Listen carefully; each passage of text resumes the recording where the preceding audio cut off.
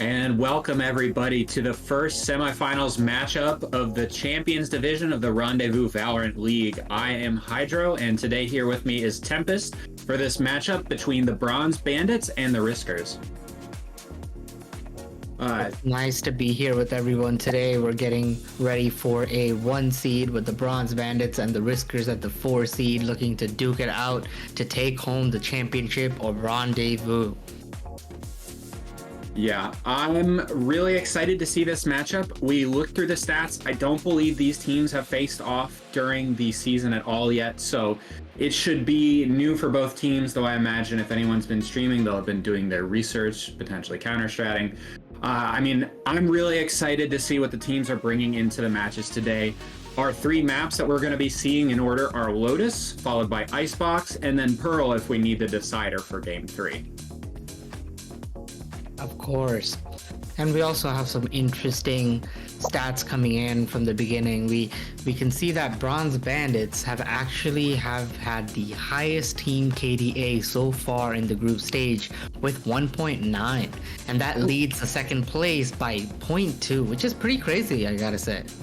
Yeah, I mean, when you tell me that 1.9 and they're leading by such a large amount, it kind of makes sense that they are the top team in our league. It speaks to generally winning a lot of very favorable engagements. Absolutely. And if their KD is that high, it also means they're probably getting a decent number of untraded like opening kills or multi-kills here. Of course, and another thing is they have not lost. They have 2-0'd every single game so far.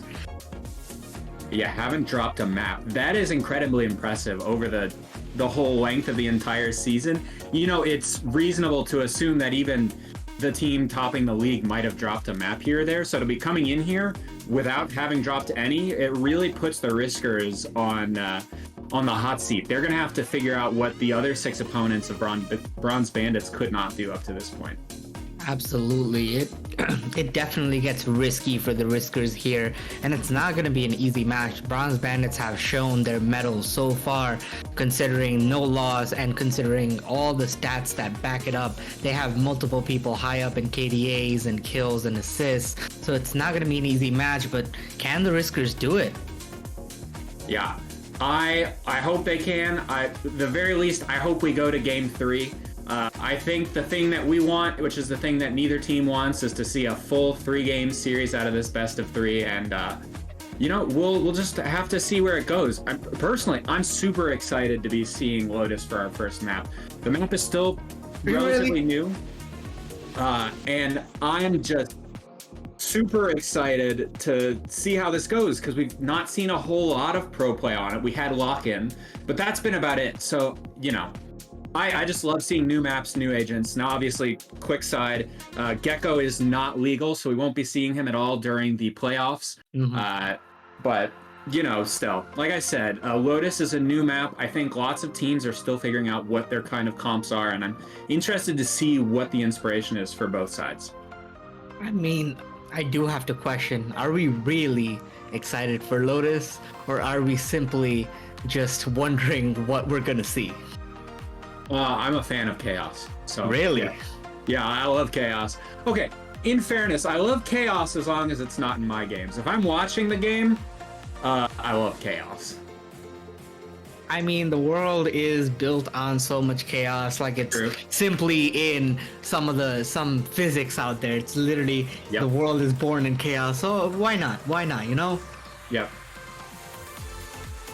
Yeah, I think the thing that's been most interesting from watching the pro matches on Lotus so far is that it really feels like teams on defense benefit a lot from having something to stall. In general, like what I've seen is, I'd say Breach is a really popular pick on this map because Breach's fault line allows him to really heavily control the A main exit for the attackers when comboed with other pieces of util in a way that Fade alone does not. And so having watched some of these games where teams opted to run a Fade without a Breach, they could have a lot of trouble controlling the A rubble area of the map. So yeah. I would say Sky is also definitely a viable option, like we were Absolutely. seeing in Pro Play earlier. She offers you a lot of flexibility with the healing, the dog for the info, and the bird flash as well. It lets you get some interesting angles and Lotus that you can play off of with characters like Astra, with Raze. I think there's a lot of flexibility with Sky as well, and potentially we could see it. Yeah, I think the thing is that that the dog is just so useful.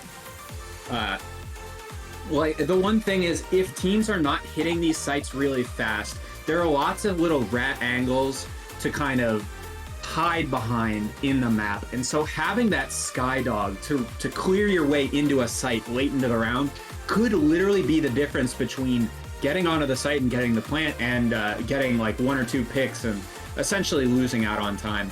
So I think that Sky is also a pretty high value pick. But honestly, we haven't seen it out of every team. So, you know, sure. I think that's the part that's really interesting, is that there is just a lot of high value picks to be seen on the map. And that's why the meta doesn't really feel solidified on this. For sure. I mean, personally, I would like to see like a Sova potentially. I think Sova does have viability on this map, can open up a lot of angles. And here we are moving on to the agent select. We're going to get some of our questions answered, see who we get. We got a Yoru! Oh, I love Yoru. Bro, I am so excited to see Yoru come out here. Oh, I am hyped now. If I wasn't hyped before, I'm definitely hyped now. Yeah, Man. no, I'm super excited. We're seeing the Omen. I think Omen is a really strong pick, especially in solo queue. He's a lot easier to run in general than the Astra. I know this is a coordinated environment, but you know, aside from the fact that the smokes are recharging, which is valuable in long rounds, his flash, there are lots of enclosed spaces where you can catch people out trying to enter sites and swing off that flash. So while you don't necessarily have the same kind of coordinated potential that Astra might with a suck or a stun, you can still get a lot of value out of Omen's kit on this map especially. Absolutely. And I would also like to add that Ratfan has been the leading, not the leading, but the second highest KDA so far within the entire group stage at 2.5, but is also leading in assists throughout the entire group stage with 130, which are both insane stats to have. That's a lot of assists. That's either a lot of getting the first kind of damage in, getting the util to help teammates, or I mean, yeah, absolutely. It's really impressive. Considering they've played 12 maps and they've won 6-0 with 12 maps, that means they're averaging somewhere between 10 to like 10.5 assists, which is insane. Yeah. All right, we are about to get this match on the way. We have a KJ, Yoru, Breach, Sky, Omen on the side of Bronze Bandits, and on the side of the Riskers, we have a Brimstone, Fade, Breach, KJ, and Jet. Definitely different comps. I'm very interested to see how these two teams play it. And we do have the Riskers starting on defense with the KJ and this Breach. I definitely think their defense side can be very strong.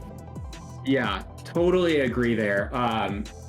The KJ and the Breach, it's just so much delaying power that with both of them on the same site, their team is going to have a lot of ability to buy time for either their team to rotate to reinforce them, or to give them a chance to flank. Right. We are going to get this match underway very soon. I believe we're having a little bit of technical difficulty. But we should be able to get started soon as the technical difficulties are sorted. But we are definitely very excited for this match to be underway. The comps are extremely interesting here. We have a Yoru going on attack, and that is their main duelist. That is simply just going to be such interesting compositional strategy we're going to see going into the rounds. Probably some sneaky Yoru strats, and we can't wait, simply. Yeah, and even if there's not flashy sort of Yoru TPs to get in places where he shouldn't be, having the TP is going to allow Yoru to be a really dynamic player for the team. On attack, he's going to be able to perform a lurk role and rejoin with his team whenever he needs, or kind of do the opposite. He can help his team entry and then TP back to be the late mid flank that can often be very helpful to winning rounds in these games. Right. Right. We can also imagine you're like breach flashed or like breach concussed, and all of a sudden there's a Yoru TP. You just hear that behind you and you're like, wait, am I supposed to turn or am I not? Is Yoru there or is Yoru not? Yeah, let me tell you about a combo that is absolutely nuts out of the Yoru and the breach. Yoru can use his ults to find a player and essentially be a moving recon for the breach to stun them. And the player who is stunned will be stunned for longer than the duration it takes Yoru to come out of his ult. So theoretically, he can find a player on site, isolate them with the breach utility, and kill them while they have extremely low chances of fighting back. So I expect we'll see that at least once out of this team if they're running Yoru. It's a very, very useful combo. So I'm looking forward to seeing how they plan to play around it. Of course, we are just about to get this on the way just as we finish Agent Select here. Yep. And the match will soon be underway. Of course, we should definitely talk about the Risker strategy as well. On defense, they do have this KJ, which can... KJ on Lotus is interesting as she's definitely powerful on one site, but her global value on Lotus is certainly diminished a little bit. Agreed. But you can mitigate that, for example, by playing KJ on B. She has quite a bit of power there with the alarm bot. The turret can hold down like another angle. So there's a lot of interesting strategy we could see being implemented here by the Riskers as well on defense. Yes, absolutely. I think it's totally fair that the KJ has the ability to play from B. She can even if she's not herself set up on B, the range of her util is such that she can place some util on C or A and play with her body on B to provide a little bit of extra cover, which is something that we may see. KJ is set up on C here. If things get slowed down mid-round, we're down to lower numbers, we may see her opt to do something like that. I do like this defensive setup. We have KJ playing alone, but Breach, Fade, Brimstone combo, they can quickly attack in, and KJ gets the first. It's the first pick, but gets traded. We're back down to a 4v4. Risky tries to go for it, but Maple trades it out. We're now down to a 3v4. The Riskers are down a little bit. They slow it down, though. They're not looking to hit. They know that there's been enough time to rotate, and so the attackers are slowly pulling back. They're taking some of this space back. They're actually giving it up. I think this is smart. When you've got numbers, you can take a little break, cut noise, and it forces the defenders to spread out a little bit. The defenders 100%. need that info. But look at this position by Funyun. It could be huge here. 4v1 though, if they can find one or two. But there's the dog. The dog does spot them out. Can they get out? Is concussed, but is safe for the moment. Teammates are coming in from both sides. Breach of Brim coming in. Tries to go for the one, but Funyun cannot find it. Remy gets the 2v4 now. 30 seconds left. I think the Breach being alive means there's still a chance. That util is really good for the retake, but it's going to be a high hill for the defenders to climb. Of course, but there's only one flash to work with on a 4v2. It's not going to be easy. Here goes the flash. And there it is. I don't think I got anyone. 3 players in tree right now? Okay, 2. Wow, one quick kill. The other 2 players in tree, and then 1 is reflanking. We have the concuss going out. But there's a counter concuss, and KJ gets one. Traded out by Zio. Zio's looking for the 1v2 here on the spike. Gets the hit. That's a fantastic double peek, and Zio is traded out by Remy. Fantastically played here from Bronze Bandits, the way they're working off of each other, I would say. Yeah, the way they stuck together, doubled up, there are no flashes left on the Breach. I'm sure they knew that at that point. So all they need to do is hold together, and it would take some incredible heroics there for the defender to have really won that 1v2. For sure, for sure. Like, the only kill that round that wasn't traded almost immediately was that KJ kill onto Spider-Man, and that's it. Yep. All right. Let's check out the buy. Okay. All right, look at that Euro TP go. Look at that Euro TP go. Yep. Okay. Second time they've run this setup with the stun into Yoru TP. Using the clone to bait some of the util.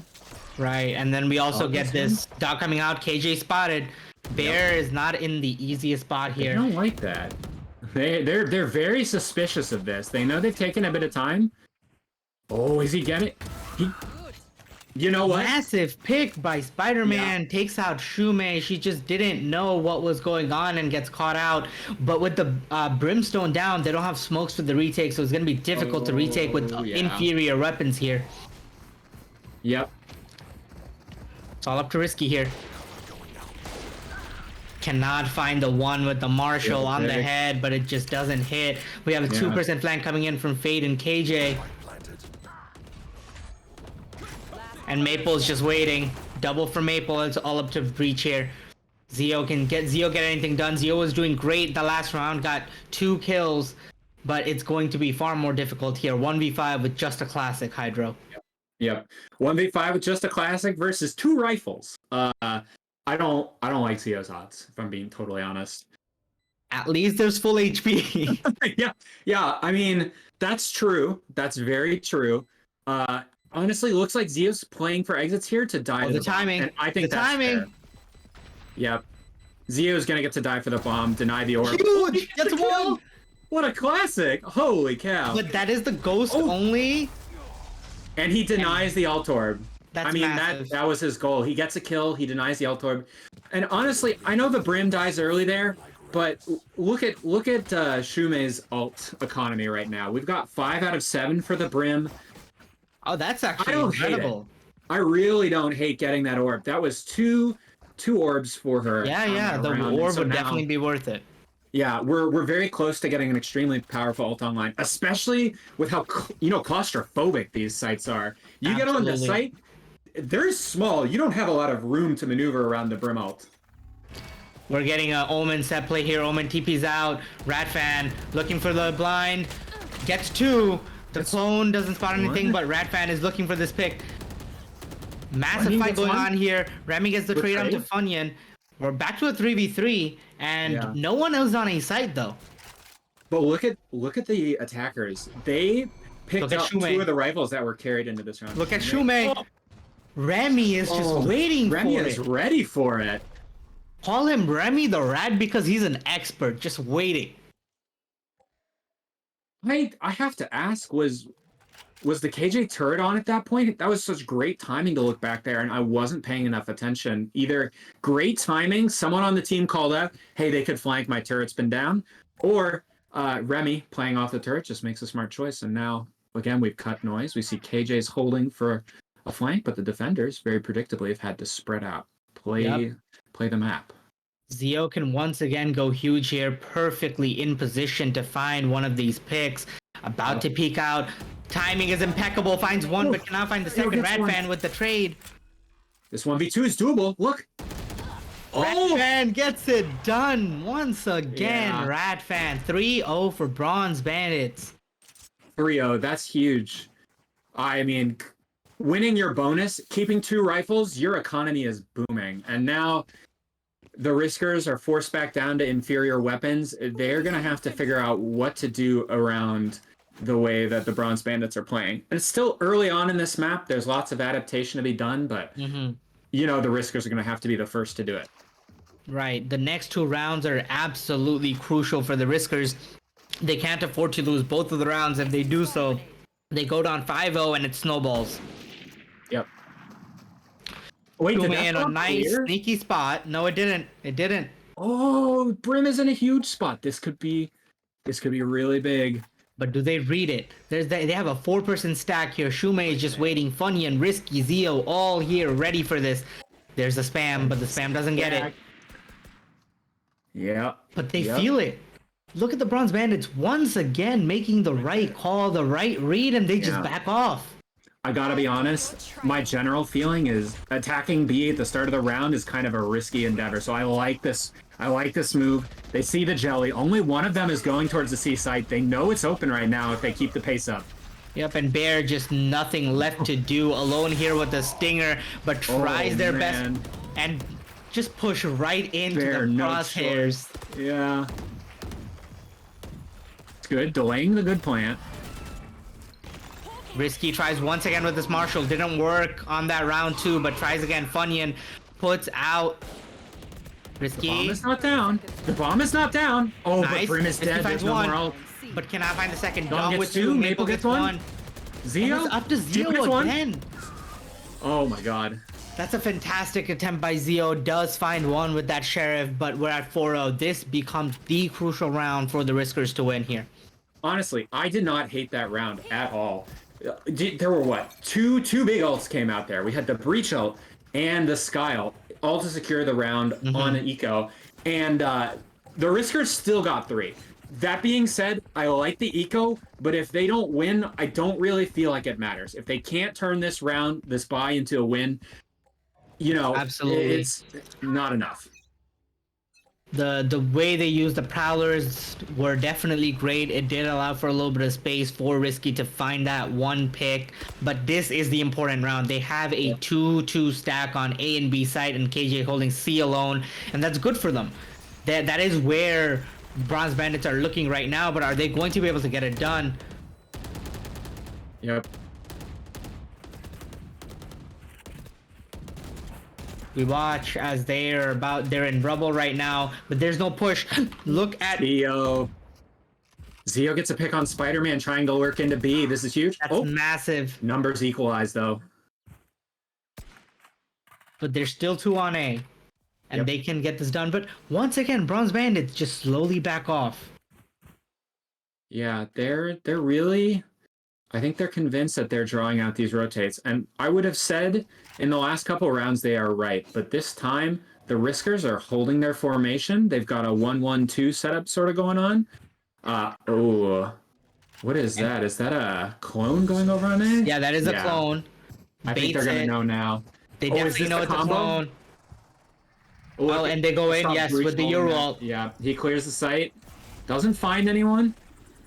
Yep, that's a Almost full keep it clear. down. KJ's alone, can't do anything, has to back off, wait for the team, but Yeah, it is Bear's going to be a holding that 4v4 retake. They do have the Breach utility, they have the Wait. Brim Look at the utility. time. Brim ult is still up. 10 seconds. Oh, they might just get it. They might get it. Oh no, risky. Maple finds one. Only 4 seconds. They can't plant. Oh, okay. Shum gets 1. Shum good for 2. The Shume. defenders went on time. Shume, that was huge. I mean, I noticed the time is ticking down and 2 major stoppage ults are up.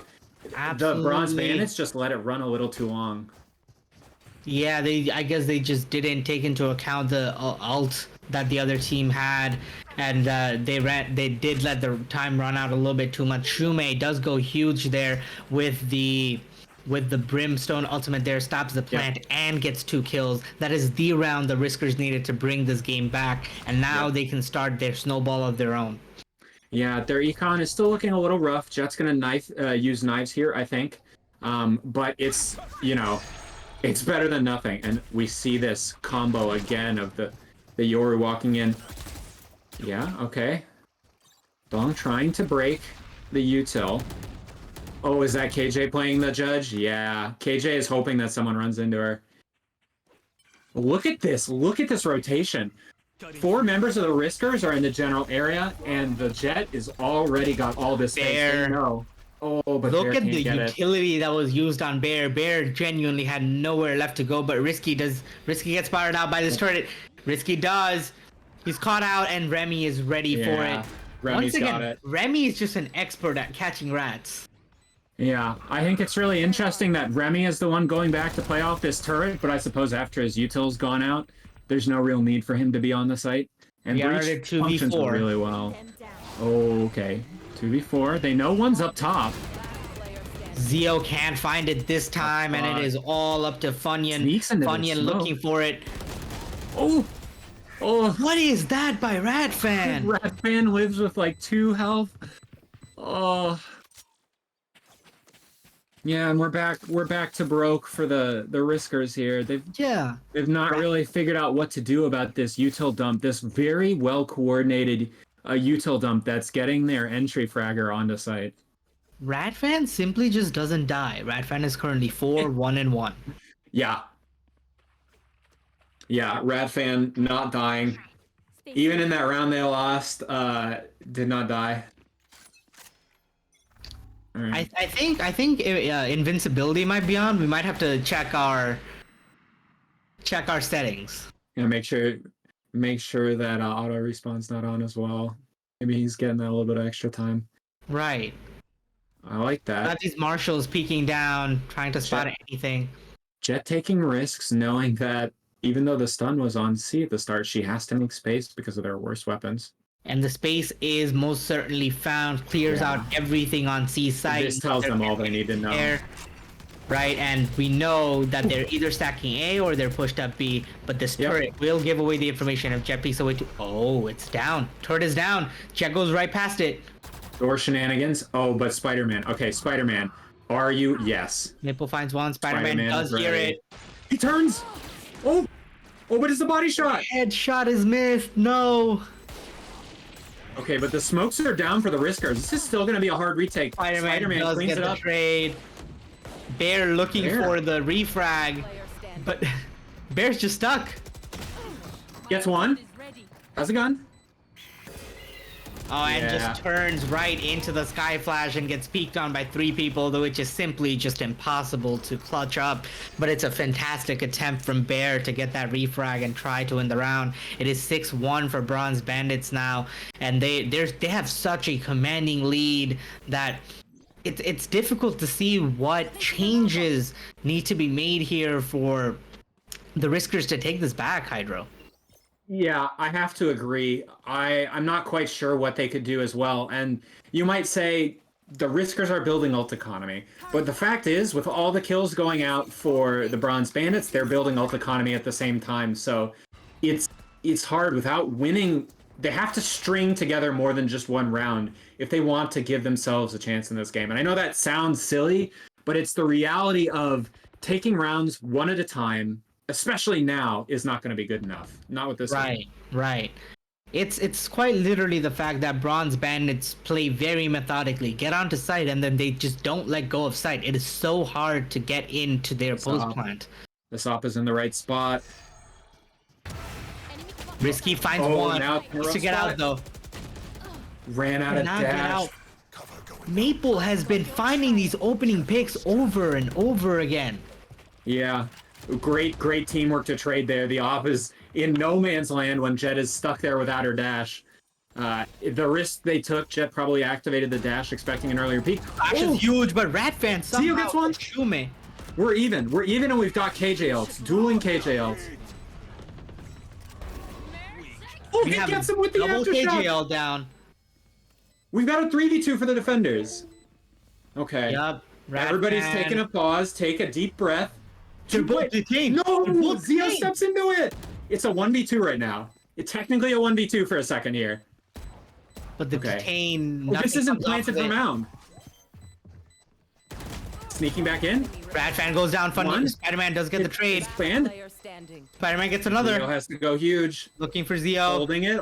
Zio finds it. Does he have time? Does he have time? Second round on the board. Oh. That is so close by Zio, but the timing by Spider-Man is impeccable. Yeah. Spider-Man knew exactly what to do there. I did not realize the bomb was planted for spam under that little spot on the site. Does a great job stopping the diffuser. I mean, listen, what are you supposed to do against Spider-Man? The Spidey sensors are just always on. The timing is just on point. Absolutely. Those Spidey senses seem to be tingling always at the right time. Give him the info. He knows where he needs to be. And honestly, I think we do have to highlight how Maple keeps getting these opening picks. Yoru creates this space and Maple just flashes and finds these picks every time. Yep. Oh no, Fade. Yeah, this is it. I told you. Look at literally nothing you can do against that. And the clone is faked out, and Shume can literally do nothing. Zio trying to fight this, trying to find something, and manages to survive with their lives. This flank by Risky here can go Wait, huge Risky's once here again. so early. Yeah, and they don't know. Sees one. I think Risky waits. Oh. Spots out the barrel. No! Once again, misses the Marshall shot. Just a little Risky, too early. Risky has been unable to find these flank picks with the Marshall. Oh, nice. Zio with the Sheriff has been fantastic. Finds another, but cannot close out these rounds. It is so difficult to win these clutches with just a Sheriff. Yeah, you know, it occurs to me with how many times we've said Zio this game. I look at the scoreboard, and Zio is the majority of the kills here. It feels a little bit like nerves, that shot. I'm not going to say that I would have hit it, but I think at this level, we expect the players to at least get the body shot there. I don't think Dong took any damage at all. Again, it's easy to criticize, but these are the kind of things that the Riskers need to be doing if they want to win these rounds. They can't be missing those shots. Like at this rank, at this level of play, it is these little things that do matter. And Zio does manage to get out. The B hit is coming on strong. Risky finds one though this time. Looking for the second. Finds Risky blows this wide open. Doors open. And Risky still here. Looking for the third. Okay. Finds the third. Risky keeping on fighting this. Bear does find the save, but Dong Dong. gets 2. We're in a 1v3. What util do we have? We have. Oh, he's got the ult again. He just ulted last round and he's got it again. Oh What my the hell? god. Oh, he's gonna fake it. Fake is good. There's the clone. Yume. Doing just fine. Yeah. Okay. That's. Fantastically played. Dong knows 2 players on the C site.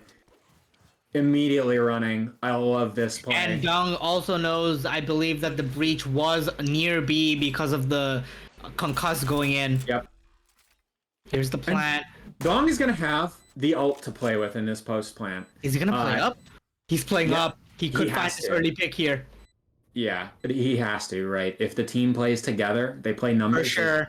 There's no way to trade. There's no way to win that if they trade. I think he's gonna hear. Oh, he hears all 3. Oh, he hears all 3. Oh my gosh. Okay. He's got 1 flash to play with here. Flash is about to go out. Flash is out. They're ready. Fantastically played. Fantastic Perfect. hold from the Riskers. And you know what? I want to say I'm eating my words here. I was criticizing Risky for missing that Marshall shot in the last round. Huge play.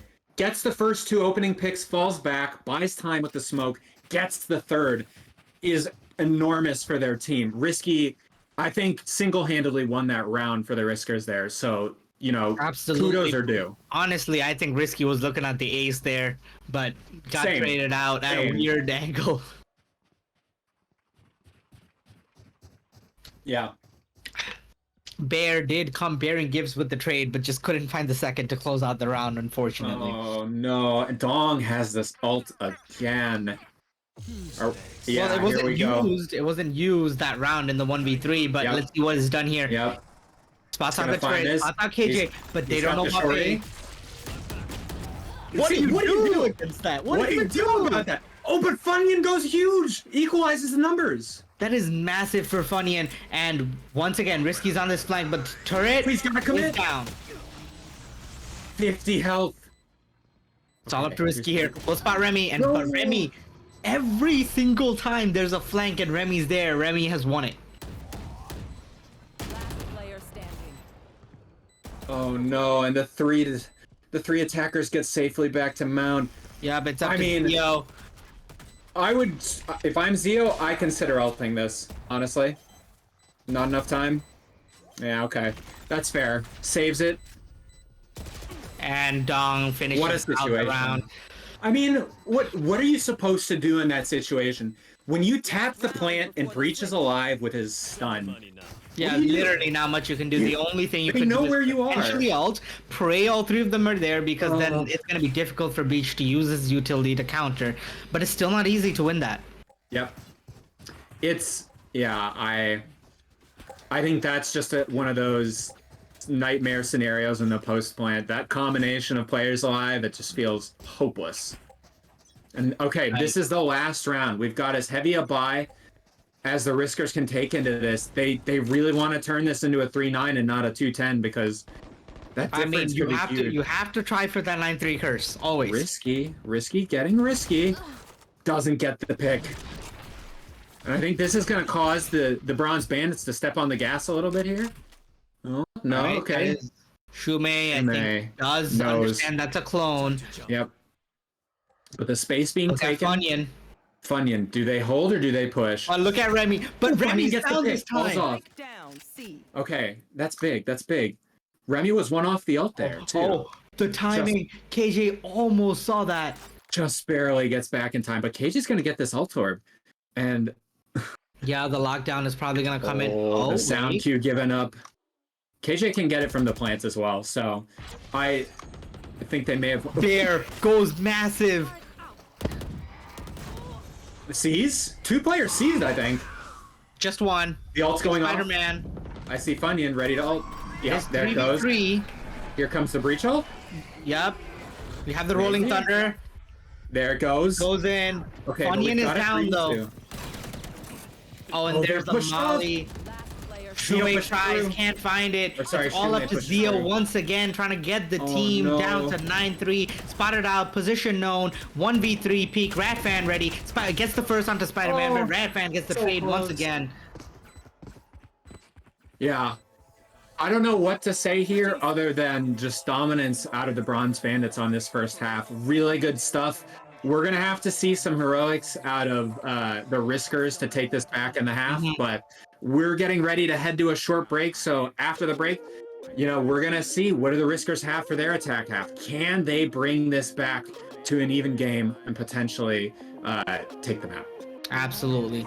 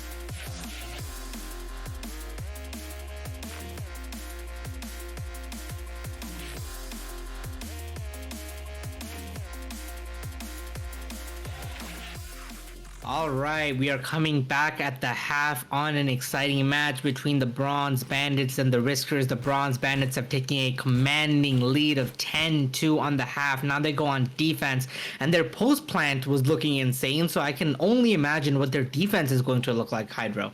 Yeah, I have to agree with you. Their coordination in the post plant was really good. The defense, I'm expecting similar things. We already see them heavily stacked towards A, and you remember how we talked about KJ can play from B and set up her util to have a semi-global presence.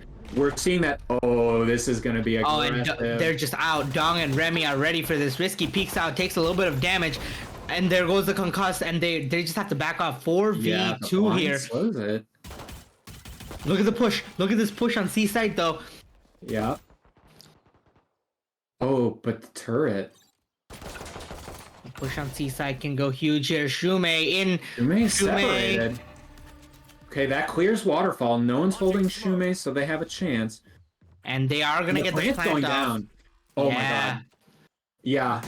Here goes the plant, and look how much time there's going to be. The Bronze Bandits are gonna have to get through this KJ Yep, turret. risky here at this very odd angle. This could go huge for them.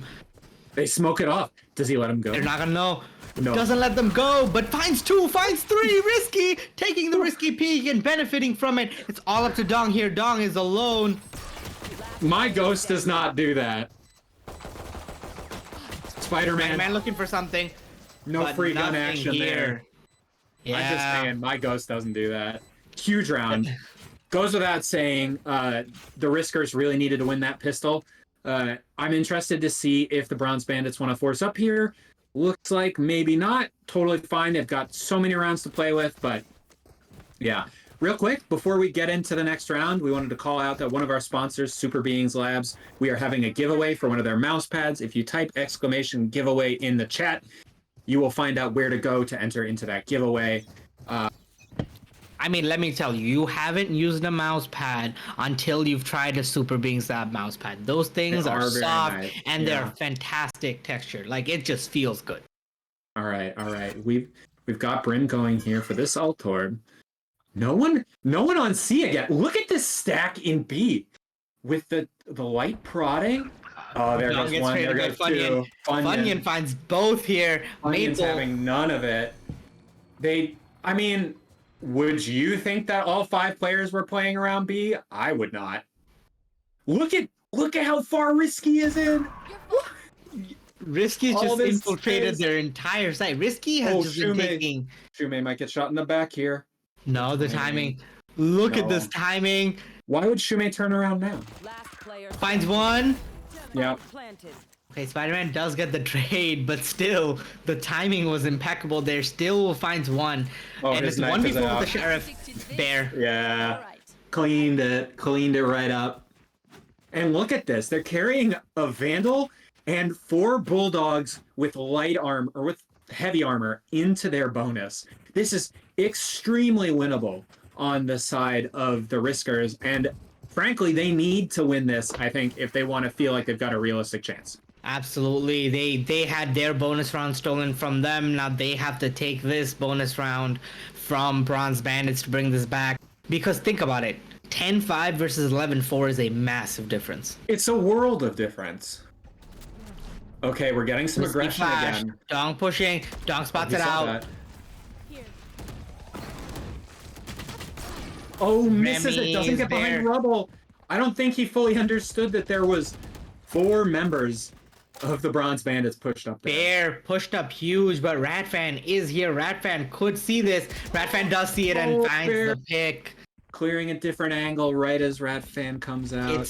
It is 3v5 and Maple is so close. Dong is right there on rubble. Maple actually but Wait, doesn't he find gets what Dong away does, with but that? Funyun fades it out. We're at a We're 2v3 at now. 2v3.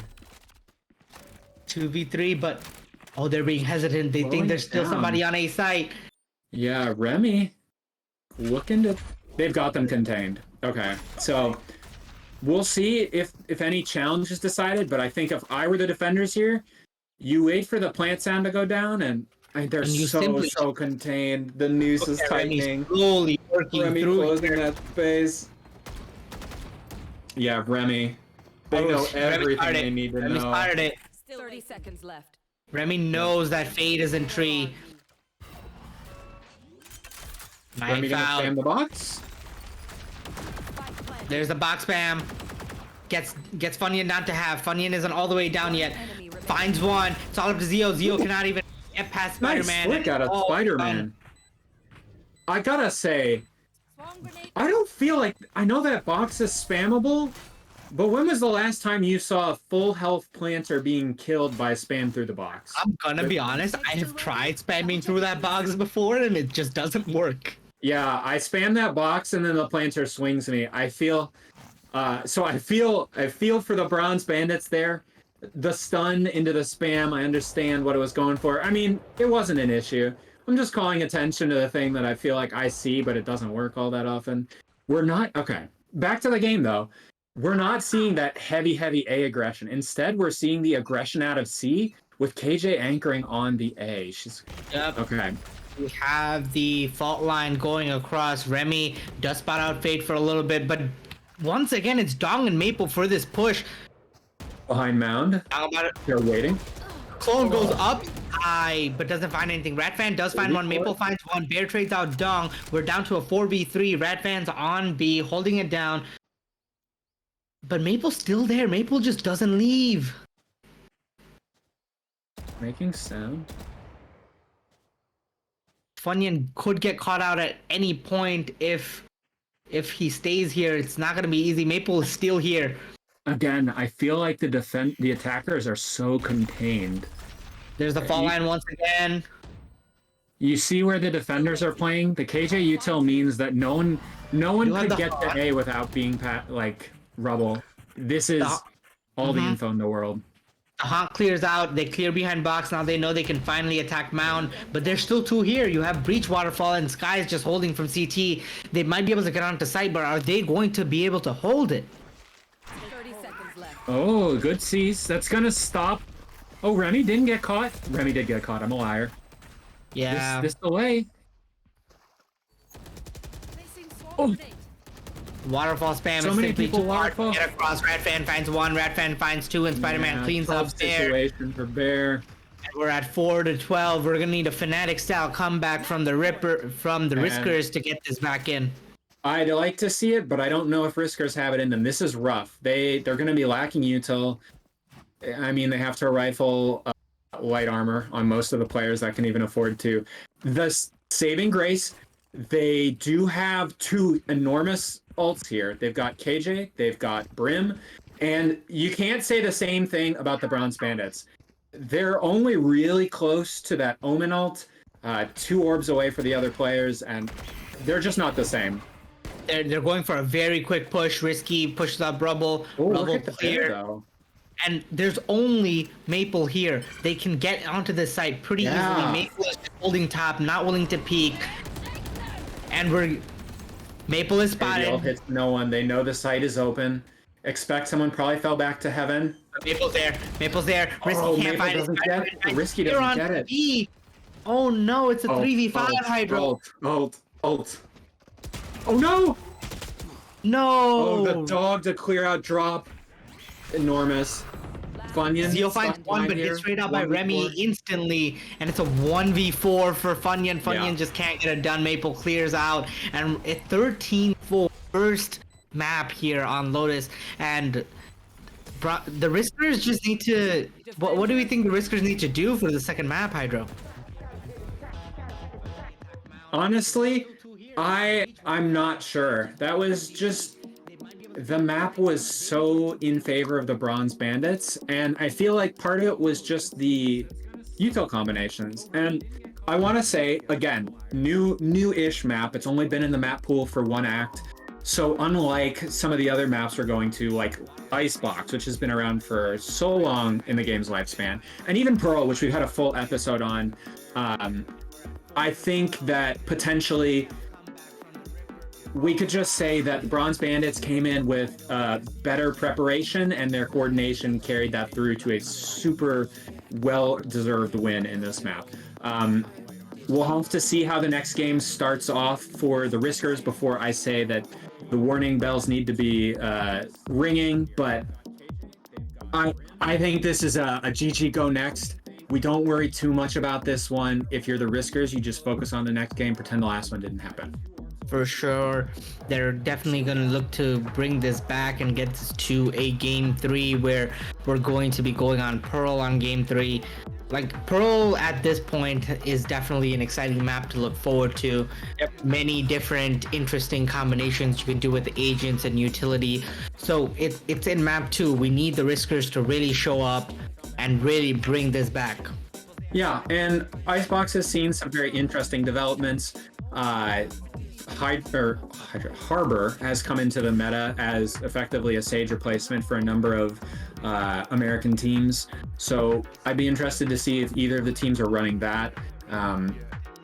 Yeah, I think we could see some really fun stuff out of the next map, even though it is a map that has been around a very long time. So make sure you stay with us, everybody. We're going to a short 5-minute break, and then when we come back, we'll be coming into game 2 of these first semifinals.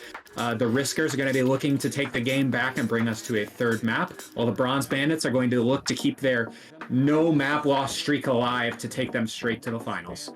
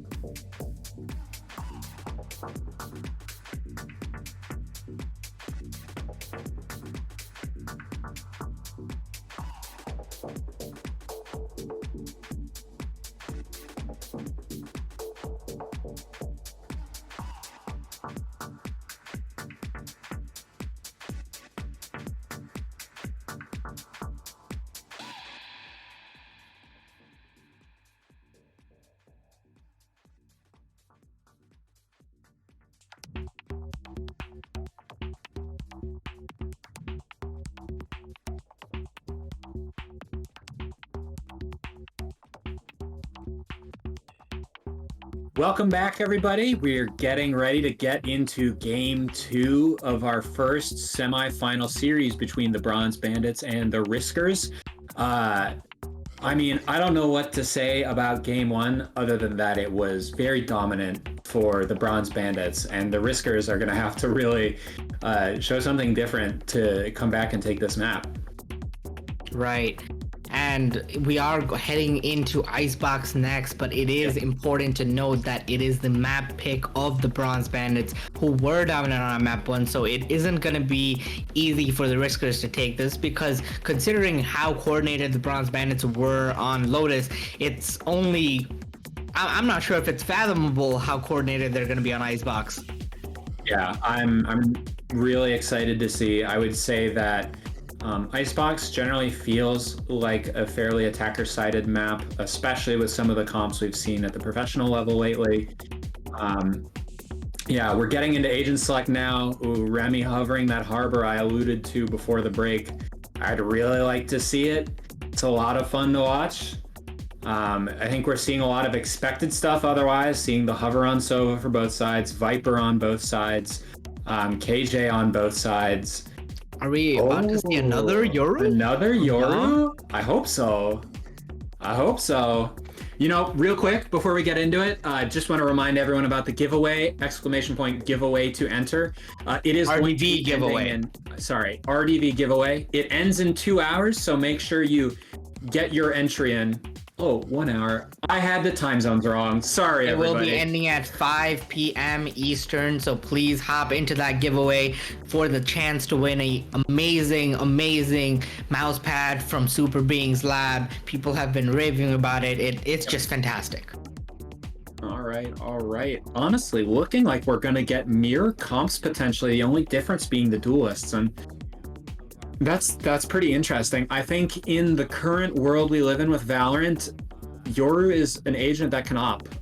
Jet does not have the luxury of holding wide like she used to. She has to pre-prime her dash, and so she generally either wants to prime that dash early and go wide, or kind of play in a normal opping spot and prep her dash to essentially re-peek or something like that. And so Yoru is now able to fill a fairly similar niche.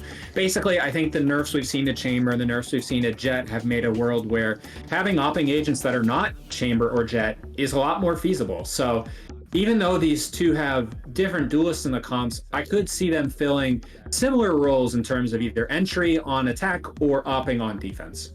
For sure. And we are getting started here with the Bronze Bandits on attack once again, and the Riskers on defense. The Riskers have chosen defense on their own, considering it is the Bronze Bandits map pick. So yep. I'm honestly excited what they're going to do with this Yoru on attack. Again, on Icebox. Yep.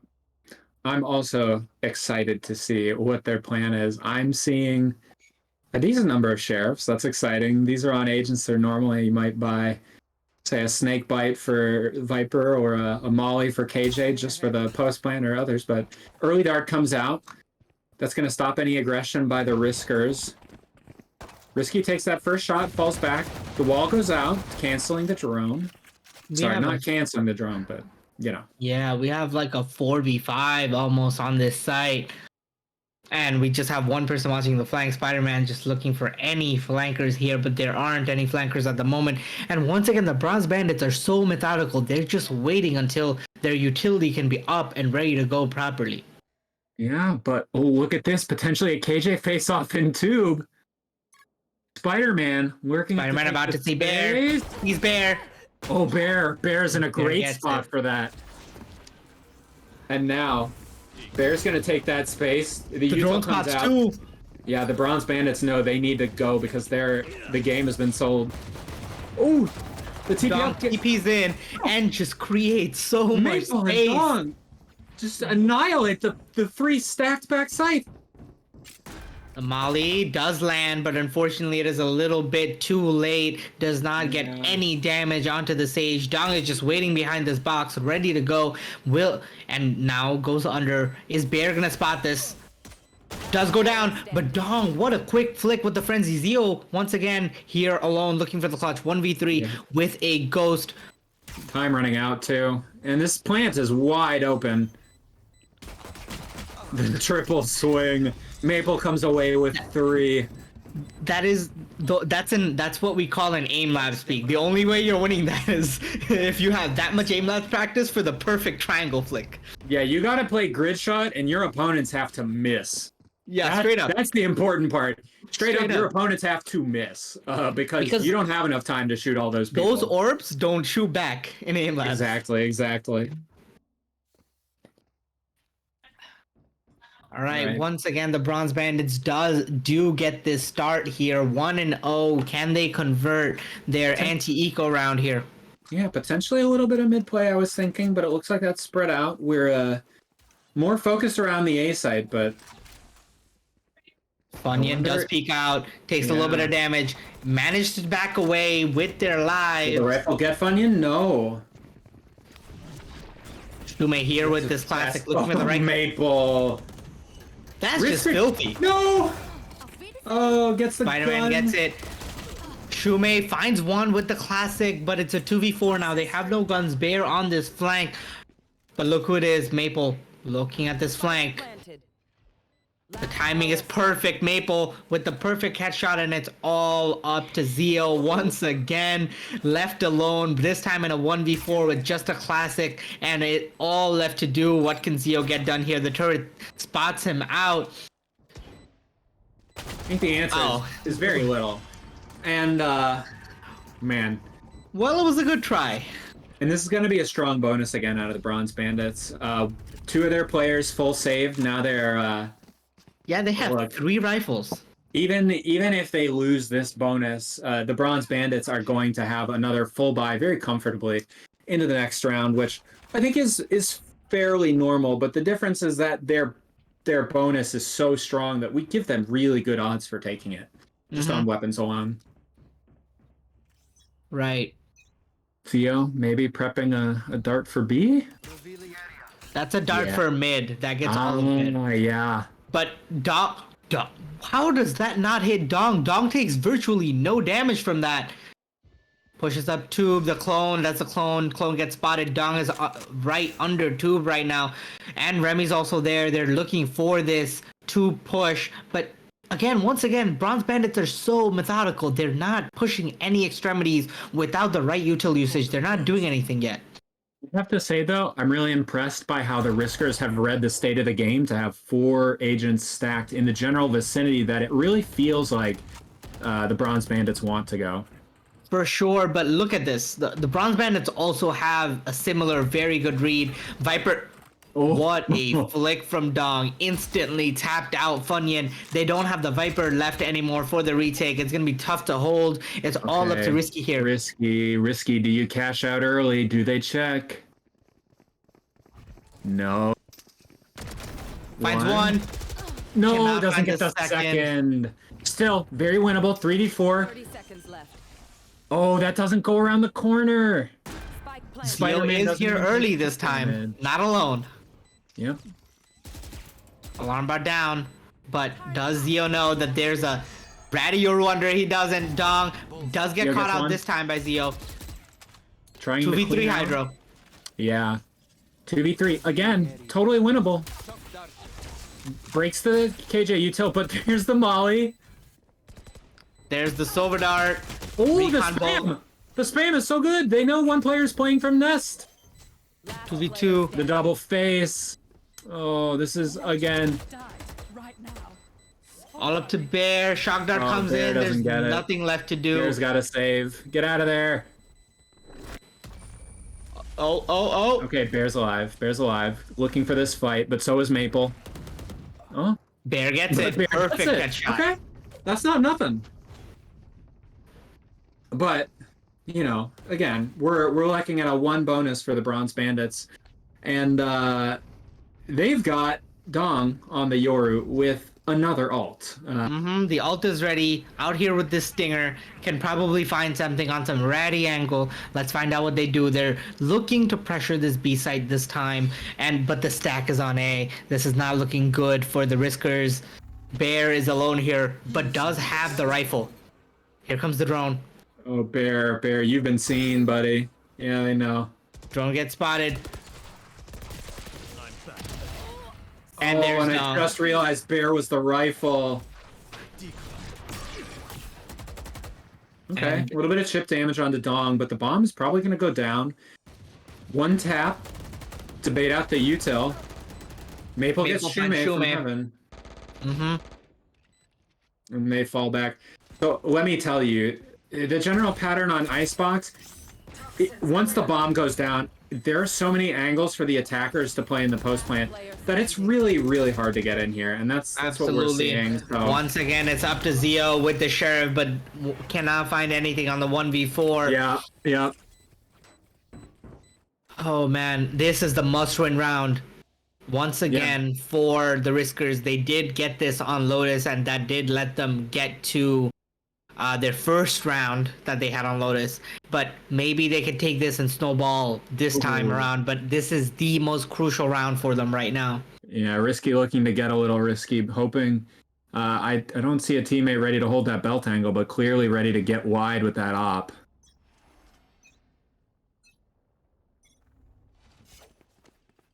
That's a nice dart from Zio. Does clear out. Does clear out this garage, but look at this mid push. We have a mid push coming in from Spider-Man and Dong. And Dong being very slow here. Not overcommitting. Onion getting the info that someone's holding in spawn. They know the play is actually fairly slow. Otherwise, you probably wouldn't hold someone that deep. Yeah, I mean... Gets one. There's Risky. This op finds value once again. Gets this first pick. That's what you want to see when you put the op up there. You want the op to get the opening picks. Right, but the drone might spot out Risky here.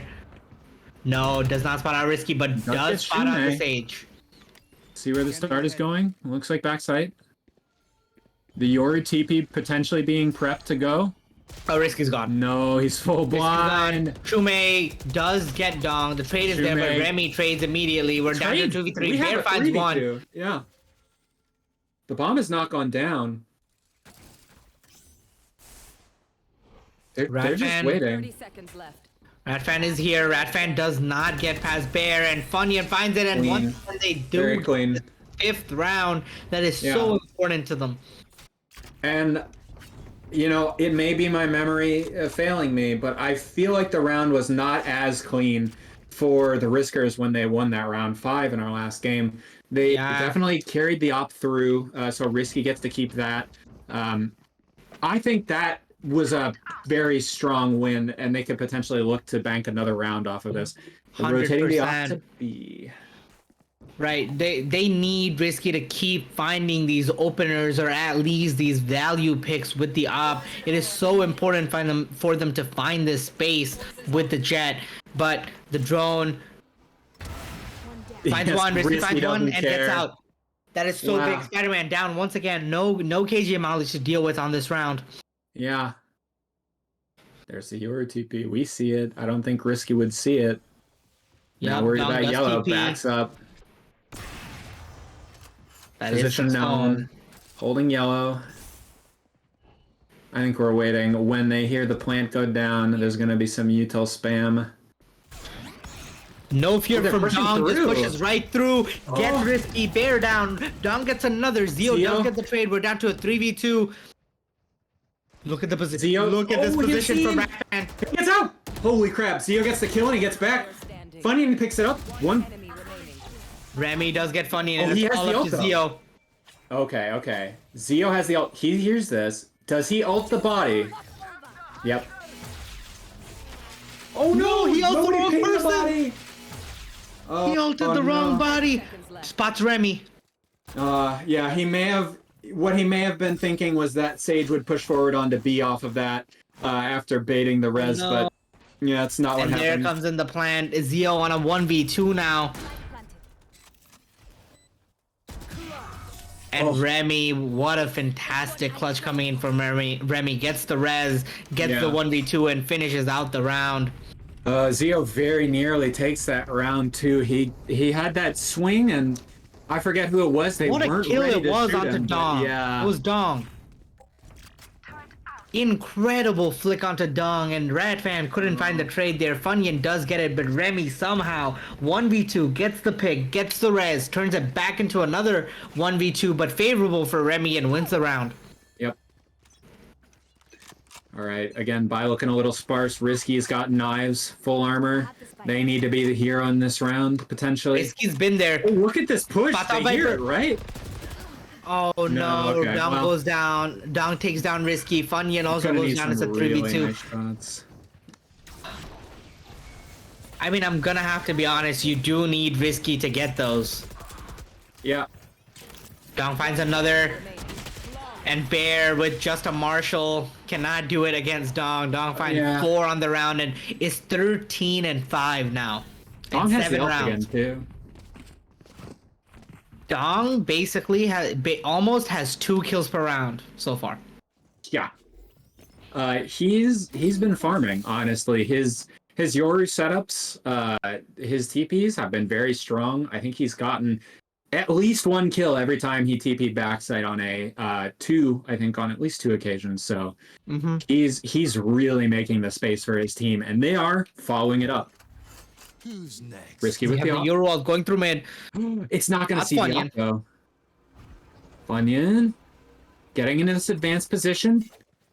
Oh, but Risky, spotted, but he Risky gets gets it, the though. pick. He gets in, and gets backs out.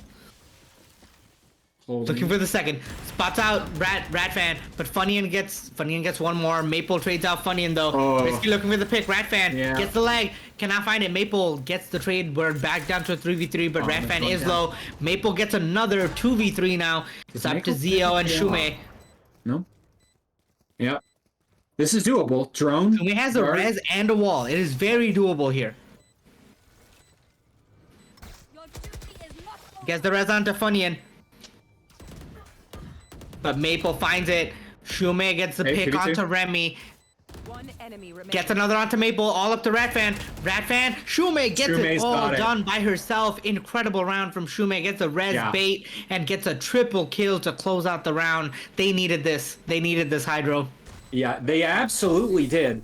Now, like I said in the last round, it's not even every other. They need to string together 2 rounds to build their economy and bring their opponents back down. But the good thing about winning that round when they had invested is that they keep the op, the heaviest investment being made there, and that Risky has consistently gotten them the first pick. Exactly. Risky has genuinely been great on this op so far and has gotten them picks, pick after pick, but just unable to find more than 1 pick so far. It's been a little difficult for Risky to find those dual picks, but if Risky can get going even further, it only looks up for the Riskers here. Breaks the dart. Now the Opera switches in. Yep, only Maple spotted out. Oh, he knows. They know it's a fake. The Opera still holding, but they're jump peeking it. They're still suspicious. Can't find the first here. Going for the second. Risky second here for Risky. I think he has to, though. Can't find the second shot either. Backs off now. But still on the angle. Risky just simply refuses to give this up. Really looking for this opening pick to set up the Riskers here. They need this 3rd round, and Risky wants to be the hero for it.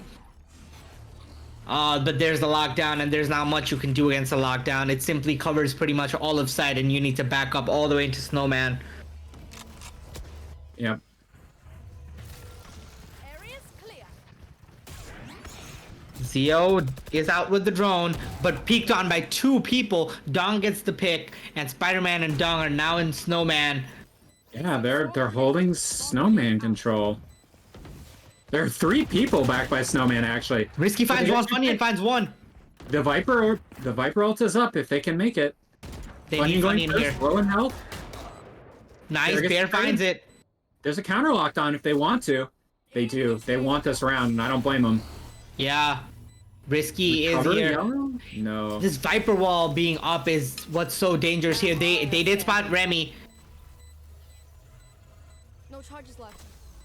Risky spots him out, but not much to do here. He's nothing. Yeah. It's gonna be, yep, no He's time. leaving, saving the up. With how deep that's planted, it could be risky here. Oh, they get Rat Fan. That's still not enough. That lockdown was simply too much. Yeah. The lockdown was strong. The unfortunate thing is that the defenders on A can't really afford to rotate, because until those attackers pushed out onto B site, every single piece of util used there could have been kind of abandoned, or it could have been a fake. Even the KJ ult is very easily usable to sell a fake and go back A. So, Right. Dom was able to rush pushes that up site. big with the op here, trying to get all Wow, the that space is possible. so fast. Yep, right into garage. Might not spot anybody here immediately, but all of the space is clear. They have mid, they have everything. They're They know. contained. Yeah. How far does Risky push is the question. At the moment, playing it safe. Dong God. just goes in. Oh, Shoemake gets finds it. 2. Yeah, but it's a 2v5 now, and they 2v4 now. They don't have anyone on site. It's all up to Bear with the frenzy and Risky with this op, and simply the angles are just difficult to fight here. Player standing. And Remy finds another on from top of 410 up to Risky. Looking at Remy here. Does find Remy. Finds Spider-Man. 1v2 now. I think even still, look at the ults. This one is going to be so hard to win. They're playing off. Rat fan about to come up onto Bell. Oh no! Oh no! And Get no out of time there. once again. Yeah. And I don't think the op is recoverable though once again. Yep. I mean, they'll take that forward for sure. Risky gonna take the risk here. But the Bronze Bandits are not. They know the op was carried through. They know there's not really a reason to go op hunting. I mean, we just have to highlight how crazy Dong and Maple are going here. Dong and Absolutely. iMaple together have 30 kills in 10 rounds, which means together they are averaging 3 kills a round. Yeah. You're spot on here. These are the two. This is the dynamic duo that is getting this team onto site, opening up these rounds consistently. Yeah. They're both playing like initiators and duelists at the same time. Yeah. Dong once again runs it right down into tube, puts down the clone, trying to get this information. Spider-Man takes down Risky though. Risky can't find anything with the op this time around. Wait, Funyun. Look at this Funyun. position that Funyun's in. Oh my god, the timing can be impeccable here. Get Spider-Man, but Spike down B. does Funyun know there's a second? I think Funyun has to. He heard the drone. Oh no. Zio Oh gets no. one. Funyun does Funyun get gets the through. timing. Now, Maple's like, did they code through? No. I mean, even now, this could be a game of ring around to Rosie. Yep, So- now Remy's in this odd spot. We got a 4v3 for the defenders. If Funyun survives, we do have a Viper's Pit that can be utilized for this retake. Yeah. Yeah, see, they're still suspicious. Okay, 4v4, the ult invested. But look at this. Importantly, no one from the enemy team, no one from the defenders. 30 seconds Yep, left. immediate rotated back snakebags A. coming in, trying to stop this plant, Yeah, and absolutely. massive damage onto Spider-Man. Spider-Man down, Shumei gets Spike one. down. Shumei goes huge. Another I one mean- from Shumei. Gets Rat Fan. Shumei goes 3, all up to Remy. Remy finds 2, but traded out by Funyun. Shumei, Yeah. what a big round from Shumei here. Oh, Shumei just gets the beautiful spam in. And I was concerned for the Riskers, understandably, seeing how the last game went. There, I think, is a world of difference, again, between a 3-9 and a 4-8, because, let's say, hypothetically, the defenders win, or the Riskers win their next pistol. 6-8 is a world of difference between 5-9. Absolutely, because think about it, you also win the bonus on 8-4. It's 8-7. It's just a 1-round difference. It is so negligible. Next. Yeah, but similarly, this is why I think that the Bronze Bandits know that this is a critical round to win. Oh man, 3-9 Euro really is ult so gives different. them so much Yeah. space. They know everything is clear, and Dong just plants himself onto Snowman, looking for these picks. TP's out into safety. Look at Risky here. Risky. Plant go down. Planted. Risky Wait. doesn't see it. Doesn't see it. Oh, But it's all misses. Oh, what Okay. a crazy flick This from is a Risky. Turns around, but tenuous Ratman spot. gets the trade. Oh, but the wall is up. Dumay gets. Oh, Good pick from Bear. Bear Bear finds gets one. one. Going through Bear's yellow, looking walking for the around. second. Finds the second. Is looking right at Maple, but Maple, Oh, Maple, with what a a nice swing. peek. we're running out of time here. One enemy remaining. They've got to stick it. They have to stick in. They Bear get goes right. huge. All right. 8-4. Yeah. Now, I think I don't remember if I said it on the cast, but the one thing that we're all hoping for as viewers, well, not all the viewers. I know some of you are here to root for specific teams, but casters, we want to go to 3 games. We want to see a lot of Valorant. I'm interested to see, can the Riskers bring it back on their own attacking half? Absolutely. We will be heading into a 2-minute break here for the teams on halftime. It's looking up for the bronze. It's looking up for the Riskers here versus the Bronze Bandits, but the Bronze Bandits have looked strong, so we will look to see how they do on defense here. And with that, we'll be heading into a 2-minute break. There, I think, is a world of difference between a 3-9 and a 4-8, because let's say hypothetically the defenders win, or the Riskers win their next pistol. 6-8 is a world of difference between 5-9. Absolutely, because think about it, you also win the bonus on 8-4. It's 8-7. It's just a 1-round difference. It is so negligible. Yeah, but similarly, this is why I think that the Bronze Bandits know that this is a critical round to win. Oh man, 3-9 Yo really is all so gives them different. so much space. They know everything is clear, and Dong just plants himself onto Snowman, looking for these picks. TP's out Like into it's safety. Look at Risky here. Risky. Plant go down. Risky Wait. doesn't see it. Doesn't see it. Oh, But it's all misses. Oh, what Okay. a crazy flick This from is a Risky. Turns around, but tenuous Ratman spot. gets the trade. Oh, but the wall is up. Dumay gets. Oh, Good pick from Bear. Bear Bear finds gets one. one. Going through Bear's yellow, walking looking for the around. second. Finds the second. Is looking right at Maple, but Maple, Oh, Maple, with what a a nice swing. peek. we're running out of time here. One enemy remaining. They've got to stick it. They have to stick in. They Bear get it. goes Right. huge. All right. 8-4. Yeah. Now, I think I don't remember if I said it on the cast, but the one thing that we're all hoping for as viewers, well, not all the viewers. I know some of you are here to root for specific teams, but casters, we want to go to 3 games. We want to see a lot of Valorant. I'm interested to see, can the Riskers bring it back on their own attacking half? Absolutely.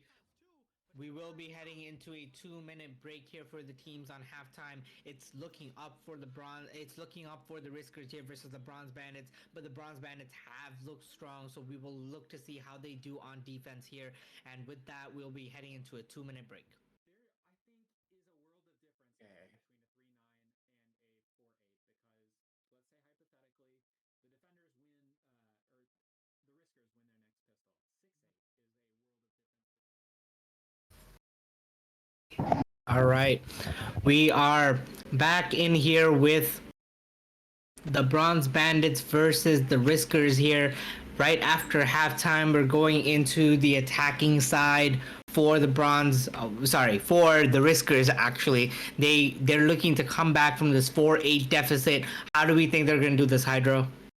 I think let me state the obvious. They're gonna have to string together a couple rounds, because if we're looking at it, there was only one opportunity right at the end where the Riskers got 2 rounds in a row, and it feels really dumb to say that they're gonna have to win the rounds to win the game. But I think the important thing is they never had a chance. Push to is quick, but Remy finds one, Maple finds one, Dong finds one, Red my Fan finds one, and God. it's literally all up to Zio Well- once again, 1v4, just like it's been on multiple pistol rounds, and it's a full flawless. Yeah. What a quick round. They just went in straight, and Bronze Bandits were completely ready for it. Yeah, I'm sorry. Like I was trying to say, I think the key to success is that the Riskers need to force their opponents down on the eco rounds so that they can really give themselves opportunities to come back. But I don't think that the Bronze Bandits have had an eco round at all this game beyond maybe arguably the pistol. So even in the last map, I don't believe that they've really had an eco round, and that hurts. That hurts as the Riskers. Yep. They're at 9-4 now. They are definitely looking for something here. Oh, Dong there's the does opening. go down. Yeah, funny advice, Dong. Now we're at a 4v5. Look at this position from Risky. Risky is so far up. Yeah, someone's gonna have to deal with them. Do they push his smoke? Oh, he just Oh. gets pushed straight in by Spider-Man and The bomb is not Maple. down yet. Funny and looking for something here on Snowman. Gets another onto Maple, but I guess- can't find Radfan. Falling back. Bear with the great reflank. This can be big here. Yeah, they Bear's do gonna have a talk, he's gonna 3v2 try to- advantage. Bear goes down. We're back down to a 2v2. 2v2. Shume and Zio. Zio's been in this position so many times, but can... The wall. One enemy remaining. Zio goes Ooh, there they huge. go. Right in between the gaps. All right. This is what the Bronze Bandits needed to get themselves... Not the Bronze Bandits, I'm sorry. The Riskers needed to get themselves back into it. They get a rifle. They're going to buy up. They'll have a full buy round. And making me eat my words again, they've forced their opponents onto the first eco round that I can remember in this series for the Bronze Bandits. I mean, they could definitely consider a name change to Alphabet Soup with how many words you've been eating. Oh my god. Yeah, you are right. Wow, heavy A presence here. I mean, so many people have been cited already. I think at least 3, so the defenders should know. But they spread out quickly. Okay, seeing if they baited any rotations. Risky Sorry. just goes in alone, but Alarmbot spots it out and has to back up. Cannot get that space this round, but wait. He got the pick. Yeah, he got the pick while triggering the alarm bot, so I don't think Risky's terribly upset about that one. They do get the plant. 5v4 here. Difficult retake for Bronze Bandits. Yep.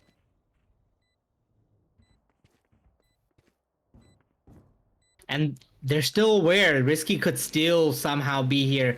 And they need to keep that in their heads. Yep. But it's a 5-man stack on all watching the spike right now. Yeah, again, this is the hard part as the defenders. The attackers have had their opportunity to get set up on a bunch of different angles. You have to push into, you can't really clear them out one at a time, and it's looking a lot more like the defenders are maybe, okay, trying to take some guns out, but I think they just want to die to the bomb. Truman finds one, and yeah. That's risky. Yep. Denying those alt orbs to their attackers. Makes sense. The bomb goes down, that's significant weapon disadvantage. You don't have to throw yourselves into your opponents and let them build their ult economy. Right. We are at 6-9 now, and full buys on both sides, but there are light shields on the sides of Bronze Bandits, Maple, Ratfan, and Remy. Remy with on a Guardian, actually. So the economy looking fantastic for the Riskers. This is their chance. This is their opportunity to bring this back. And how are they going to do it? Let's watch. Risky darts straight up. Finds Maple. Can't get the pick. But Dong is here. Dong finds the early pick here, though. He wasn't ready for someone to be that far up. Zio trying to spam, but can't find anything. There is no one there. Yep. The defenders have backed up and spread out. They don't need anyone to cover mid because of the alarm bot and the turret, so they can just devote their players to the sites. Mm-hmm. At the moment, look at this slow push from Remy. Remy on top of pipes. Does back away in time, though. You will not kill my Okay, they get the ult. back Risky, We're back yeah. Yeah, 5v5. toxins going up. Funny in. Doesn't get spotted, but goes through at a poor time. Maple finds the pick, ready for it. Maple just watching, ready for anything else, anyone else to peek. Risky does find Spider-Man. We're back down to a 4v4. He's running low, though. What are Yeah, only 30 what's the seconds plan left, here? Hydra. 30 seconds? I don't think they can rotate. And the drone spots are risky. And no, they can't rotate. 25 seconds left. They have to push this here. And how are they going to do it? They need risky to find more here. Shumei probably gonna see Maple soon.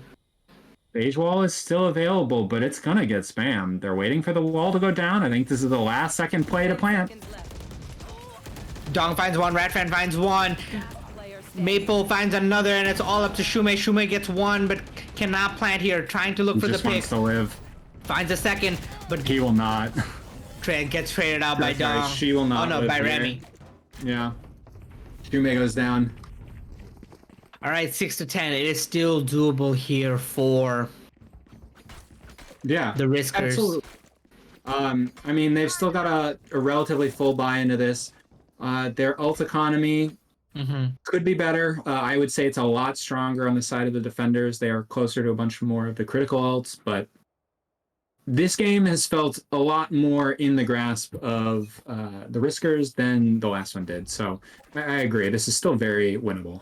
For sure, we're looking at this classic risky down mid, takes down the alarm but early, finds the Molly. Molly is shot, but Molly is out before it could be shot.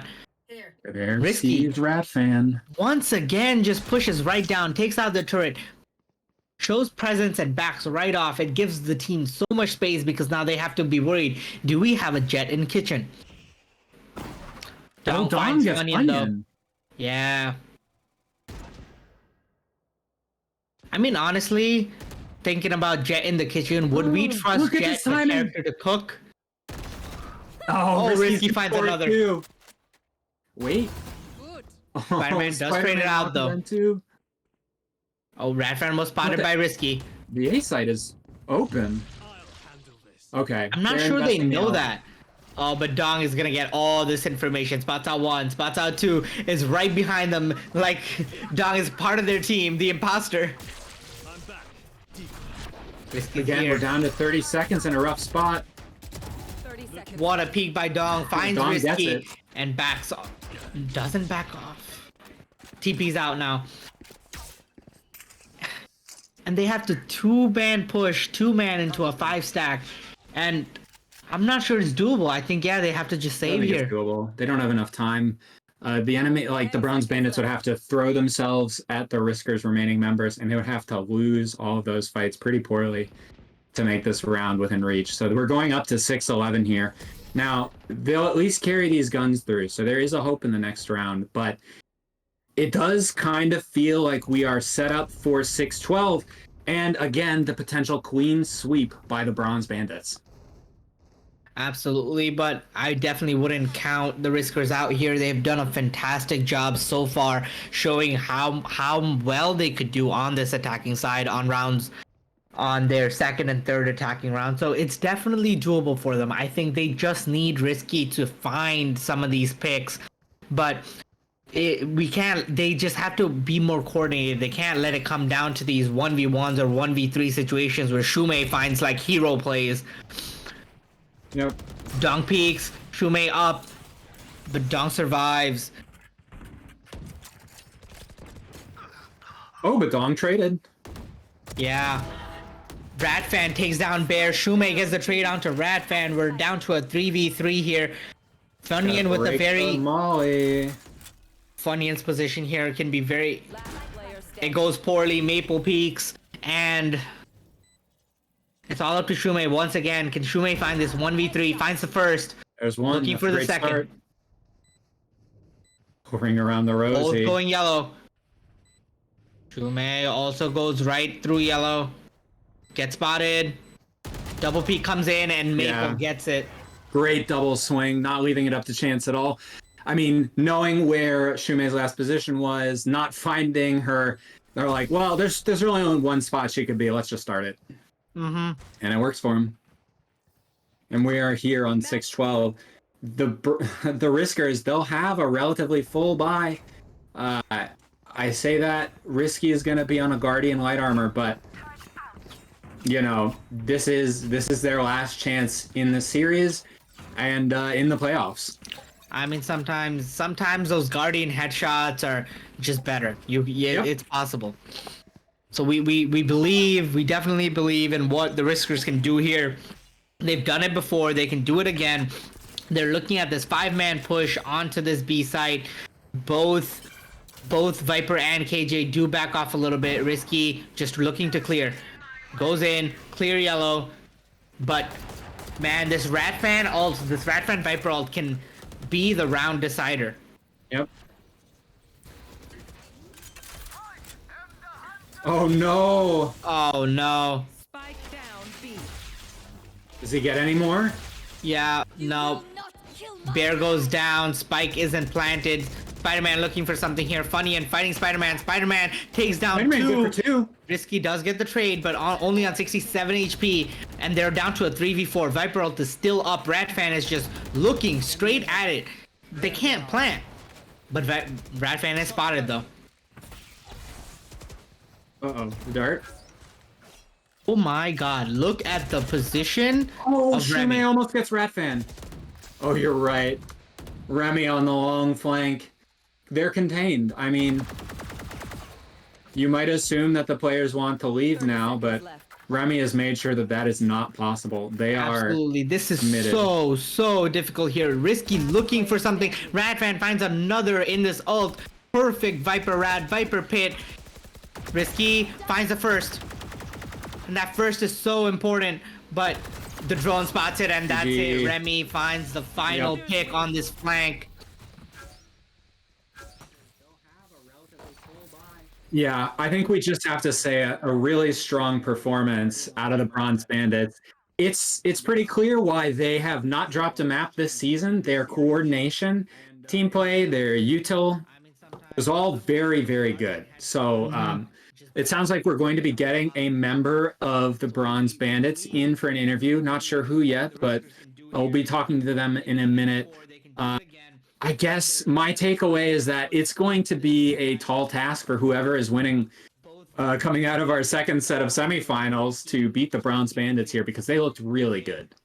Yeah, Bronze Bandits looked incredible, taking commanding leads, and it was really that teamwork. I mean, we see Dong and Maple on top of the score sheet, but the teamwork and the utility usage was insane between these two.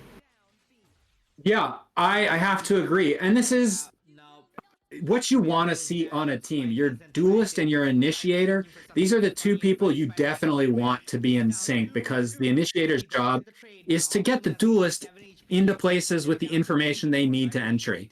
Exactly. And so they did it super well, and both of them were able to frag out while doing it.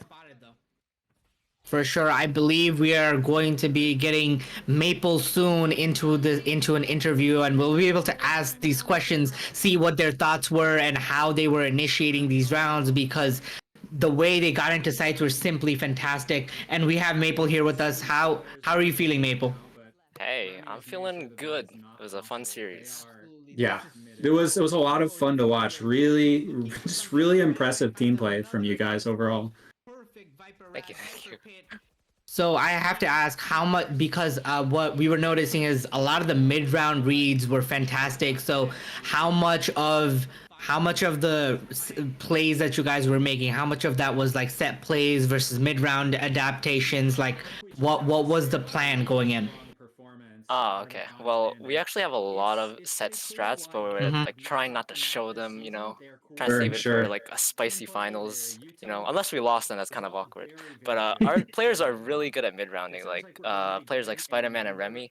These guys are like vets. These guys take control of the game for you. They make everyone's job so much easier. Yeah.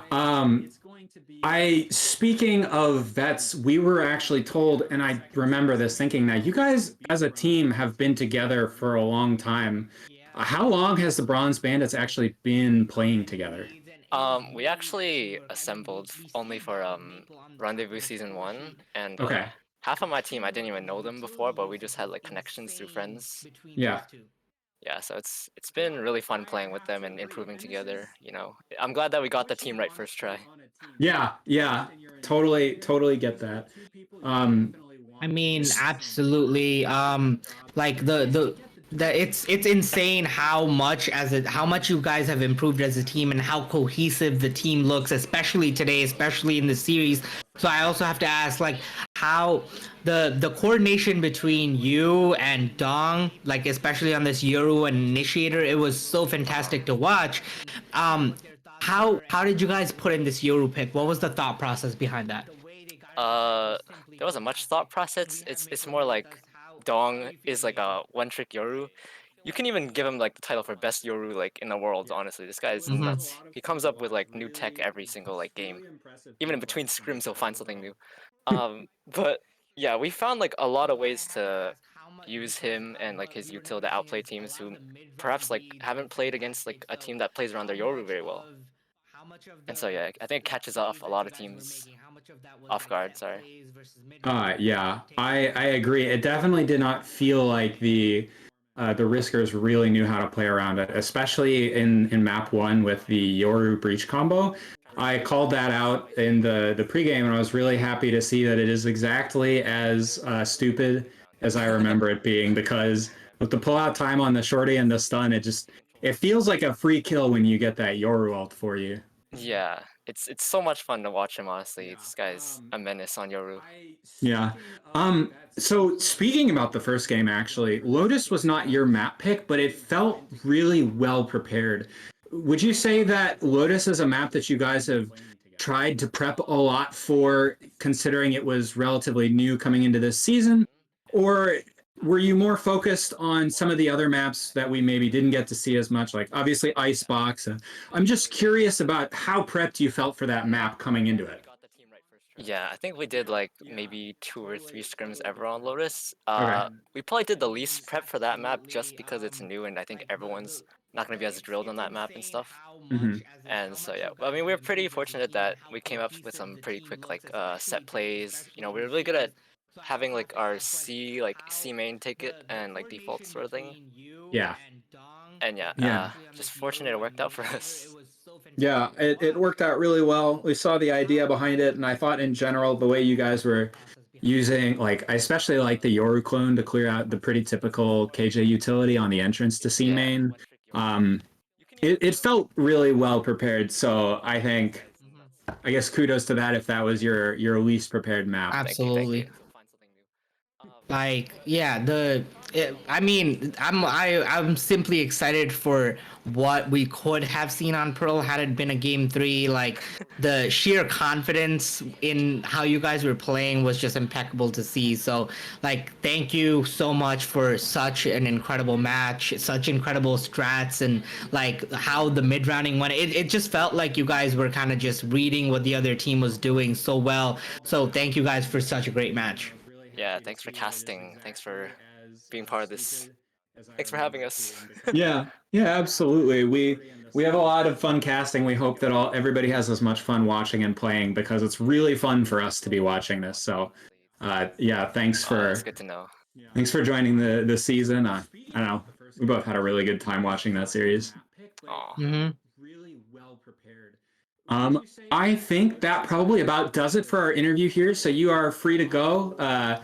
Thanks for taking a little bit of time to talk to us. Looking forward to seeing your team tomorrow in the finals. I'm just going to say it right now for everybody.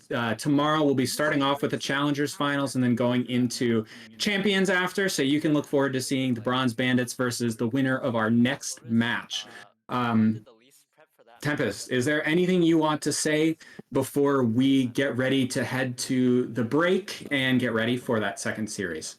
I mean, I'd simply like to thank all our players and all our viewers for such an incredible match. We had so many people coming in onto the stream, watching it, so much support, and it was fantastic to see both for us and the players. It's great to see the league grow, for the audience to grow, and it was simply a fantastic match. Like, although Bronze Bandits were a little bit dominant in some parts of the series, the way the Riskers fought and the way they kept fighting for these rounds, it was a fantastic game overall regardless. So I'm glad we had such a great series we could cast for, and I'm especially hyped for the next upcoming game, and simply just to see who the Bronze Bandits are going to come up against tomorrow, because they look so strong. Yes, absolutely. It goes without saying there were hero plays on both sides. So even though the series felt a little one-sided, there were definitely shining moments for I think both teams clearly one team had a lot of them, but I think the Riskers put in a good showing today too. And it was, like we've said many times, a lot of fun to watch, and we were really glad to be here. Absolutely. With that, we want everyone to get excited for our next matchup coming in, where we have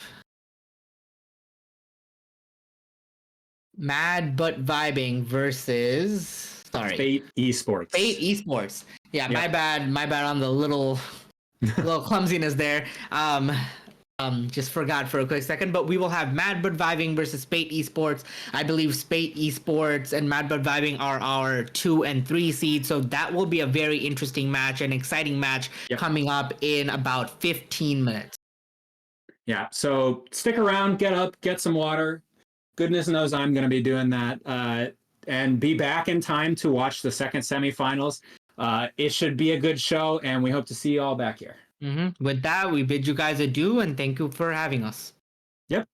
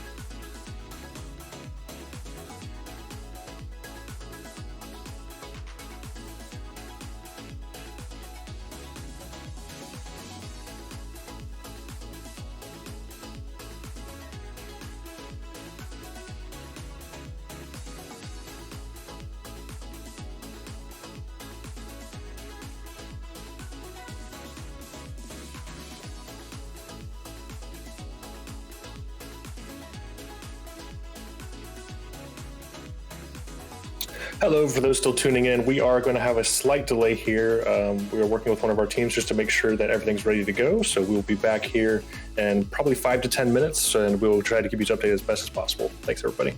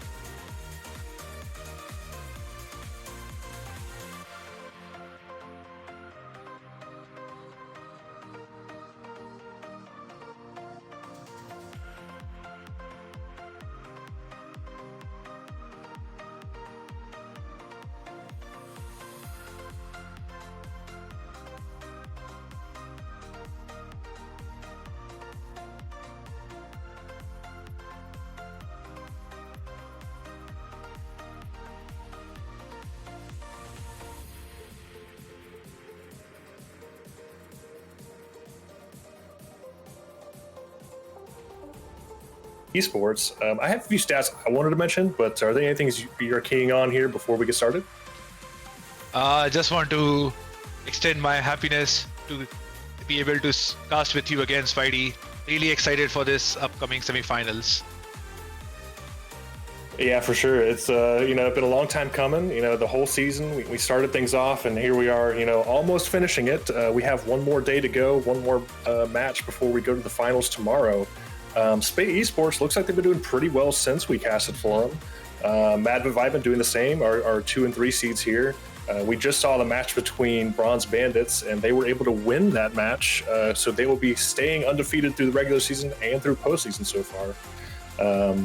Some of the stats I was mentioning before, though, looks like, even though they're not, the top dogs of the league, they do have some things that they are top at. For Spate Esports, Aces has 48 plants, and Illegal Orphan just beating them out with 53 plants. So the top bomb planters or spike planters of the season go to these two teams. So their executes must be doing well here, right? Yeah, 100%. These two teams have significantly grown during the season. That's what happens. That's why we have this league. That's why we do what we do over here. It's amazing to see the amount of growth that each of these teams have gone through, and here we are in the semis. I cannot wait to get the game going. Yeah, one of the other stats I wanted to mention was Solar has the highest KD of the entire league. Holy! 3.4 KDA. So for every time he dies, he's taking 3 people with him. Absolutely crazy. But as a team, they have 1.7 KD. So, did not mention Solar pulling his weight. The rest of the team seems to also be doing the same with, their team having the highest KD of the league. So shout out to the entire team for just working together and managing to pull off that awesome stat. There are a couple more things that I also wanted to mention. With the game, we also have Super Beans Lab, our sponsor. They're giving away mouse pads for free. And so the first giveaway happened. We raffled through the winner, and Post Tension, our very own Post Tension, won the giveaway. The second giveaway is about to start. If you don't know how to get into it, join the Discord or just go !RDV giveaway in the Twitch chat, and you'll get all the instructions on how to enter the giveaway, and that will run through the 7:30 p.m. Eastern today, and tomorrow we'll have another giveaway, I'm guessing. All right, with that we are in Agent Select. The first map is Ascent. This is Spate Esports pick. They have picked this map, and that's why they're starting on attack, because MBV, Mad But Vibing, what a great name, right? Mad But Vibing is starting defense. Nothing irregular out of the comps just yet. I am expecting to see pretty much mirror comps, Sky instead of KO. This is one of those maps after Beast where I feel like the comps have become pretty stale, and the only other variation that I usually see is the triple initiator comps. But those are pretty rare, Spidey. Yeah, I mean, you'll see triple initiator when people are constantly practicing this map. They have, 4 different lineups for the info getting on the site, and just when you see the execute happen, it's like, oh, well, there's no hiding anywhere, right? So that's the only time you'll really see that. But these are pretty standard, compositions. You got the Astra and the KJ. Those are your kind of bread and butter, right? Because they're pretty much controlling the map. And yeah, the only difference you'll see is with the initiators. So. Yep. We'll see a lot of stuff that you've seen before, but these two teams are really good, so we'll expect some really cool stuff. So on defense, we're seeing a standard, I guess, 2-1-2 comp, or a little bit cheating towards A, but that is not going to yield any fruit just yet, because it seems like a B split right off the bat for Spate Esports. Yeah, it looks like they have 2 people kind of cheating towards mid. Megumi, she's going to send her dart towards B main and get this info extremely early. They're going to try to walk their way in, but not get too far yet. Mezzo with a shot right off the bat. What a stock dart that was. Yeah, just send them back packing. But really they cheated away. The alarm bot is actually bad. Look at Jet's position. They have cheated the alarm bot. They have crossed the alarm bot. Vincent on Sova is just waiting. This is such a key position for Jet right now, Spidey. Yeah, if this Solar... Oh, are they going to peek? Oh, they might walk right into this. Oh my almost god, gets the- Solar still gets the headshot. This is amazing. K-Tabs pulls it off and manages to get him down, but he's down to 20 HP, and they're working kind of stuck in market. Orphan catches the SPAC of Sova, but doesn't quite get any shots off. Mezzo trying to hold down sight with Sova, and they're holding down 3 people lane. Mezzo gets the first one, and K-Dabs trades out and gets Megumi in the back. Mezzo gets a 3rd kill for the round, and now they have Spike down, and the rest of the team's coming in the back. Orphan going for the kill. Jack takes him down. Seconds left. It's not over just for... It's not just yet over. Mezzo has 3 kills, but he's not just over. He needs to get the 4th kill.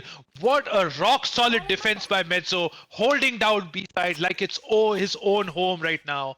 Yeah, I think they're gonna, make a decision to not try that again because Mezzo was on fire on pistols, and I don't think they're gonna be able to get into B like that anymore.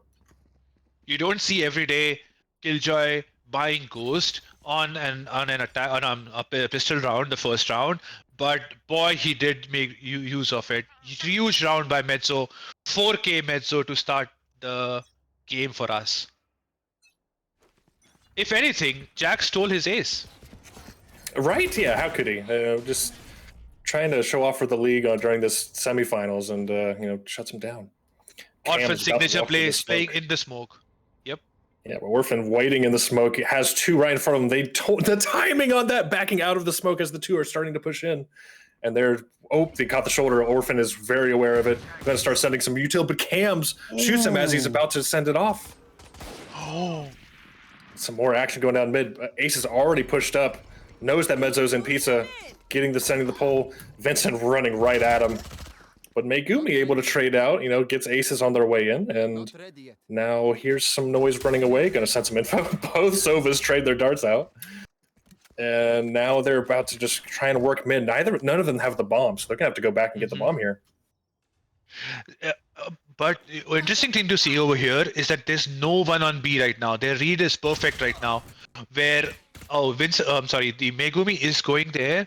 On B, she does suspect that they might sneak into B, but the attack is coming on Cat. And actually, they're leaving Cat. Oh, the Cam caught out, flash in his hand. K-Dabs, they exactly know where the last guy is. Megumi is cutting off the rotation. Solar is making noise. He's playing for, and whereas Jack is playing for contact. He closes the door, 30 seconds left. This is such an important kill because they are able to save some guns over here. 3 guns saved. That means they're going to go with a strong economy in the 3rd round. Yeah, their reads were really strong, willing to stay A there for all that time where they could have backed out and maybe expected to rotate, but they sent Megumi over, and I think if the attackers can kind of key in on that and understand that they are rotating like that, they might bite him in the butt later. So we'll see. As a result, questionable economy choice over here. Even though this is their gun round, only 2 people on the attack side have full rifles. 3 people are rocking a Bulldog, Spectre, and a Guardian over here.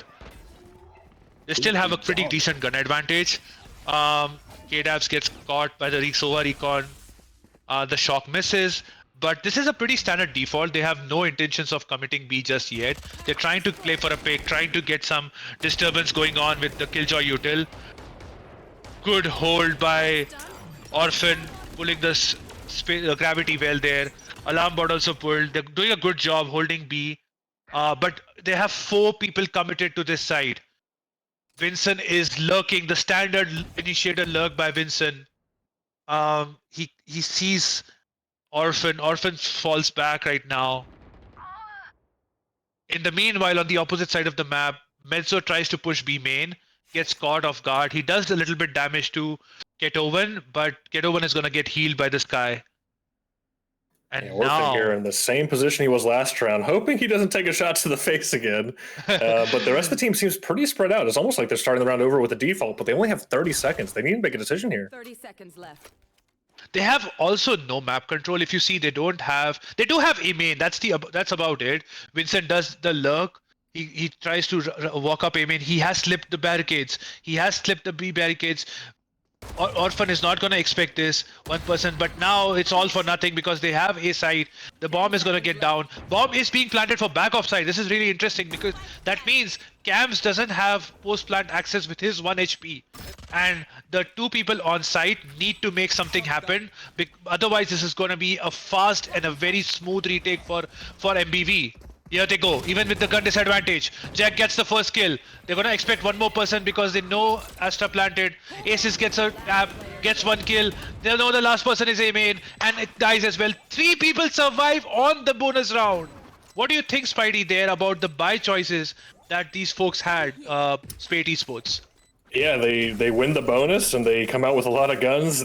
They're coming out strong right now. I was expecting, some of the defensive, shifts over to kind of bite them. But, as we saw there, the worst thing that happened was Orphan got timinged and they were able to get into A site, but they held all the people up. So they were able to rotate as a team and do a team retake.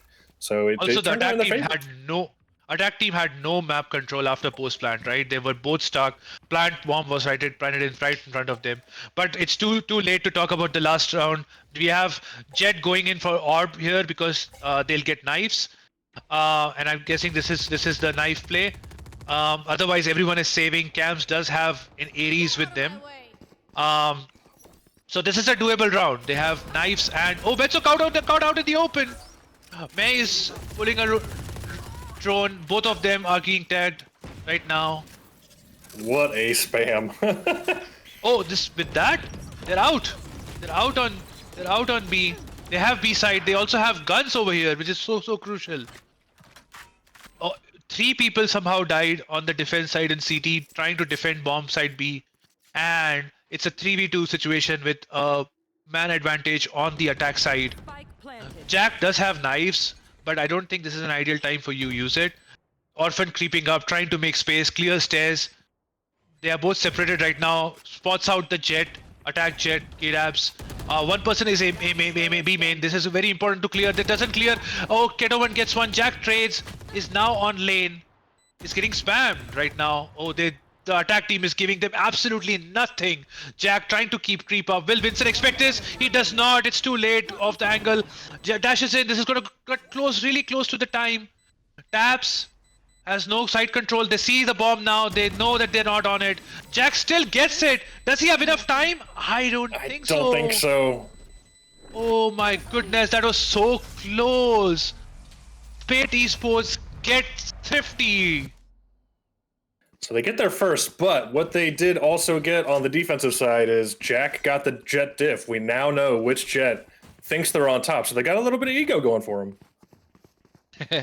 Absolutely right. But this is actually a round where you can start seeing the ultimates come into use. The 5th round, that's where we typically see this happening.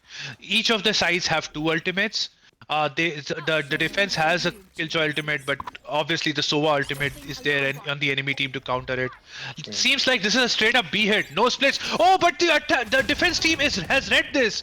They are pushing down mid, gets trades to each other, 3v3 situation. Solar, what peak pre-fires, taps his head out of the game, K-Dabs. What a shot. And He's not only blinded that, himself too on that. Still he did. Not only that, he's managed to stay alive. He got out of there. It's a 3v2 man advantage for MBV. They have 2 people on B having that crossfire. Whereas Killjoy is holding. What a shot by Cams. This is some really high aim level gameplay we are seeing right now. Dog to clear the site. They do not know right now that B is completely clear. They don't have the time or the resources to close the door. So they're going to go straight into the site. Cam's holding lane, whereas Aces is planting. They're going to come from B main, so both coming from flank, knowing that they don't. Oh my goodness! Both the utilities and out, and this is a great ult. They have nowhere to hide. Swinging, Solar gets one. Cam's trades. Solar is one more. Solar is in insane form right now. Gets his ult with that 3k. 4-1 to MBV to start things off. We'll get a replay of that. Solar getting the 3K after early round having a questionable first kill, managed to get 2 very convincing kills. That was pretty insane. I'm not gonna lie. I am pretty impressed with both the teams right now. Solar and Camps, they both jiggled. Almost it felt like they pre-fired because that was an insane reaction time by both the folks. Yeah, Cam's on that peak onto lane. Must have known that Megumi likes to sit on that ledge because that peak was just perfect, and just the the crouch into the crouch to make sure you get the headshot. Great timing. Absolutely. Right now we are seeing, I'm guessing, a 1-3-1 take over here. Cat is smoked. They are on an eco buy, so they are playing for picks. They're trying to get some guns out of their hands, back into their hands. They do get a tag. Megumi is low right now. They don't have a healer, so Megumi will be low throughout the round. This round, interesting. They did not spot Astra, but the Killjoy alarm bot is there. That spots it. Ace's position is known now. Ace smokes to get back, get that control back into mid. And right now we are seeing pretty stalemate, very stale situation right now, where Spate Esports trying to get some mid control, Spidey. Yeah, they seem to have gotten B main and A main and then gave them both up. They do have this mid control, and I'm surprised they're putting that on their Astra. So seeing the Astra in just such a precarious position, don't know if they're going to be able to help the team as much, but they are going to try to take Cat here, and takes the dog through. So they've cleared up. They know somebody is close by on site, and they're going to start sending the Sova ults and start trying to clear site this way. Sova ult on a save round with no guns and no map control whatsoever. Questionable choice, but have been proven wrong. 3 1-taps. Oh my god. Second ult initiated, invested into the save round. They do have a man advantage situation. Metso and Megumi have to respect this ult. They do have plenty of time, but it looks like they're gonna call for a save. What a great call by Spate Esports, investing 2 ults, getting the mid control, playing slow, and winning another thrifty round. Both the round wins have been thrifty round wins over here, Spidey. You always win the round you're not supposed to, and that's kind of what I've been going into with my ranked, my knowledge of ranked. Anytime I'm down 10-2 and I'm not supposed to win, this is the game we come back on, right? So every time they're down in gun economy, that's the round they're going to win. But that really not only do they win, them. I thought that was going to be an easy hold by the defense because of the position. Me too. And then the Sova ult came out, and I think that really just kind of discombobulated their positioning. Yeah. They were more worried about dodging the Sova ult. Where's he going to hit next? Versus holding the angles and keeping them off of the treatment. 100%. Great zoning ult by Vincent. They not only managed to win that round as a result of that, they managed to save 3 guns. Huge economy, and as a result you're seeing so much money being built up by the Spate Esports team right now. As a result of that, all the ults have been invested, and only 2 ults remaining on the MBV side. They're taking the mid control again. You see the typical 1-3-1 positions over here taken by the attack team. What's interesting to me is that the 2 lurks on A main and B main both are initiators, so that means that the mid, oh my god, I was gonna say the mid map control has to be taken dry, but KDabs has no problem with taking it dry. Taps, dashes out, man advantage on the Spate Esports side. Yeah, I mean, who needs an initiator when you can just win the gun, the gunfights every time? 100%. Oh, and then illegal Orphan trying to get some control back. He recognizes people are going B, puts down 2 stars immediately. Great speed shown there by our local Astra main. Oh, they speed up. They rush into side. The side is all theirs. They even get 1 kill through the smoke. Unlucky Metso. Managed to get out on site almost clean. 5 people, and then 1 staying in main. Solar going to try to take this fight in main. And Kedovan dodges the flash, but not the bullets. Solar getting the first kill going on the way in. And now the 4 people are going to stay on site with no util because of the ultimate from Solar.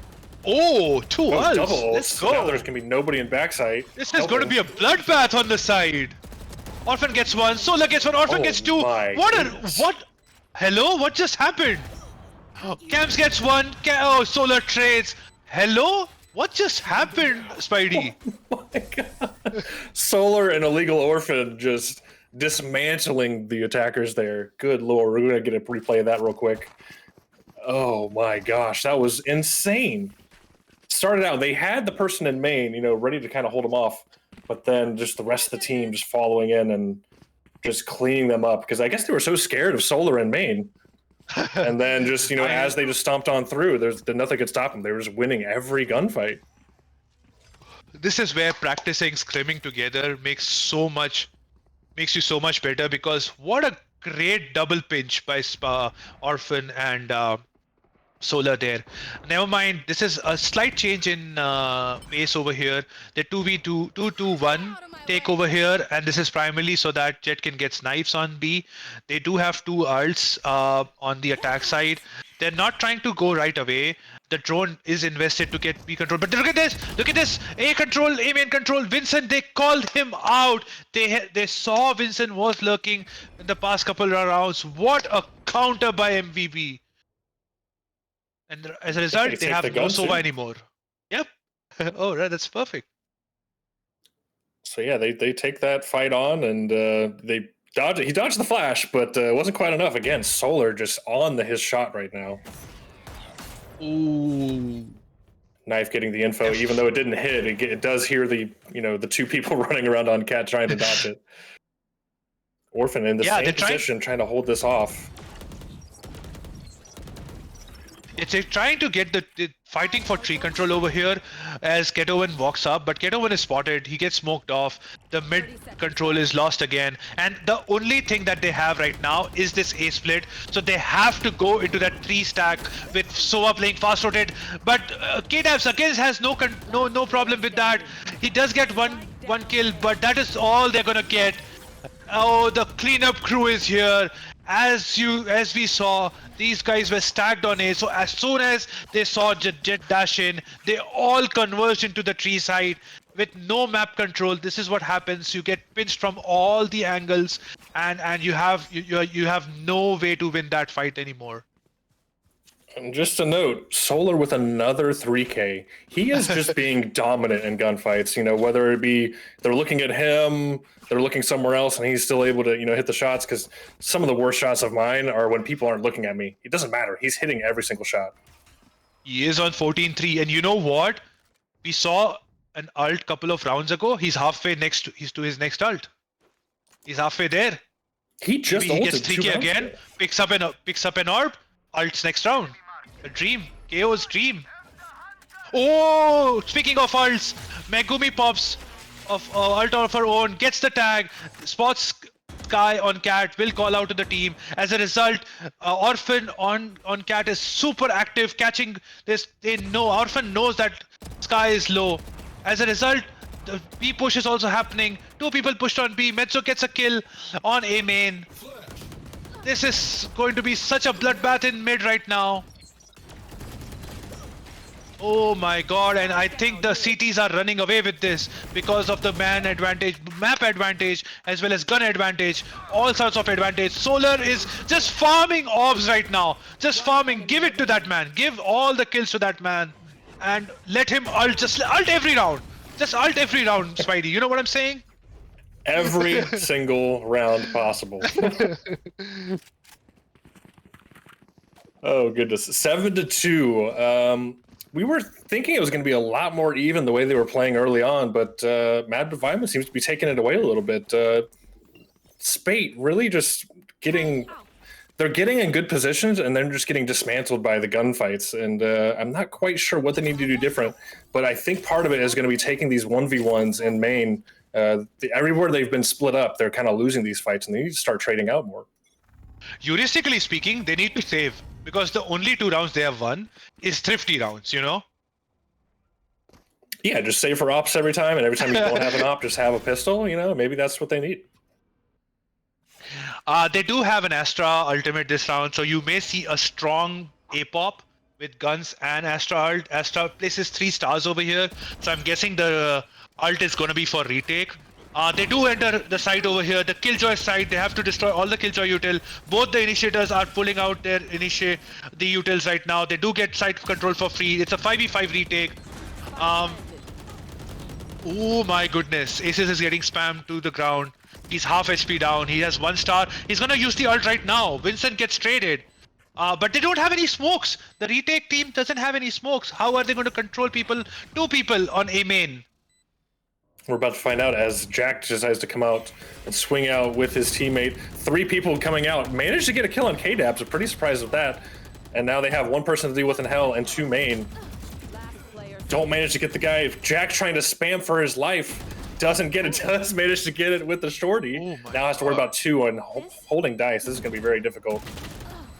They double swing and Cams gets the final kill. 3 kills for Cams, who was popping off early. And here they are, you know, getting that 3rd round win. Now they, you know, before it was 7-2. That seemed like they didn't really have a chance. 7-3. Things started looking a lot more promising. You see a lot more 9-3 comebacks than anything. So every round past this is going to be good news for them. 100%. But the good thing is, they are able to buy again.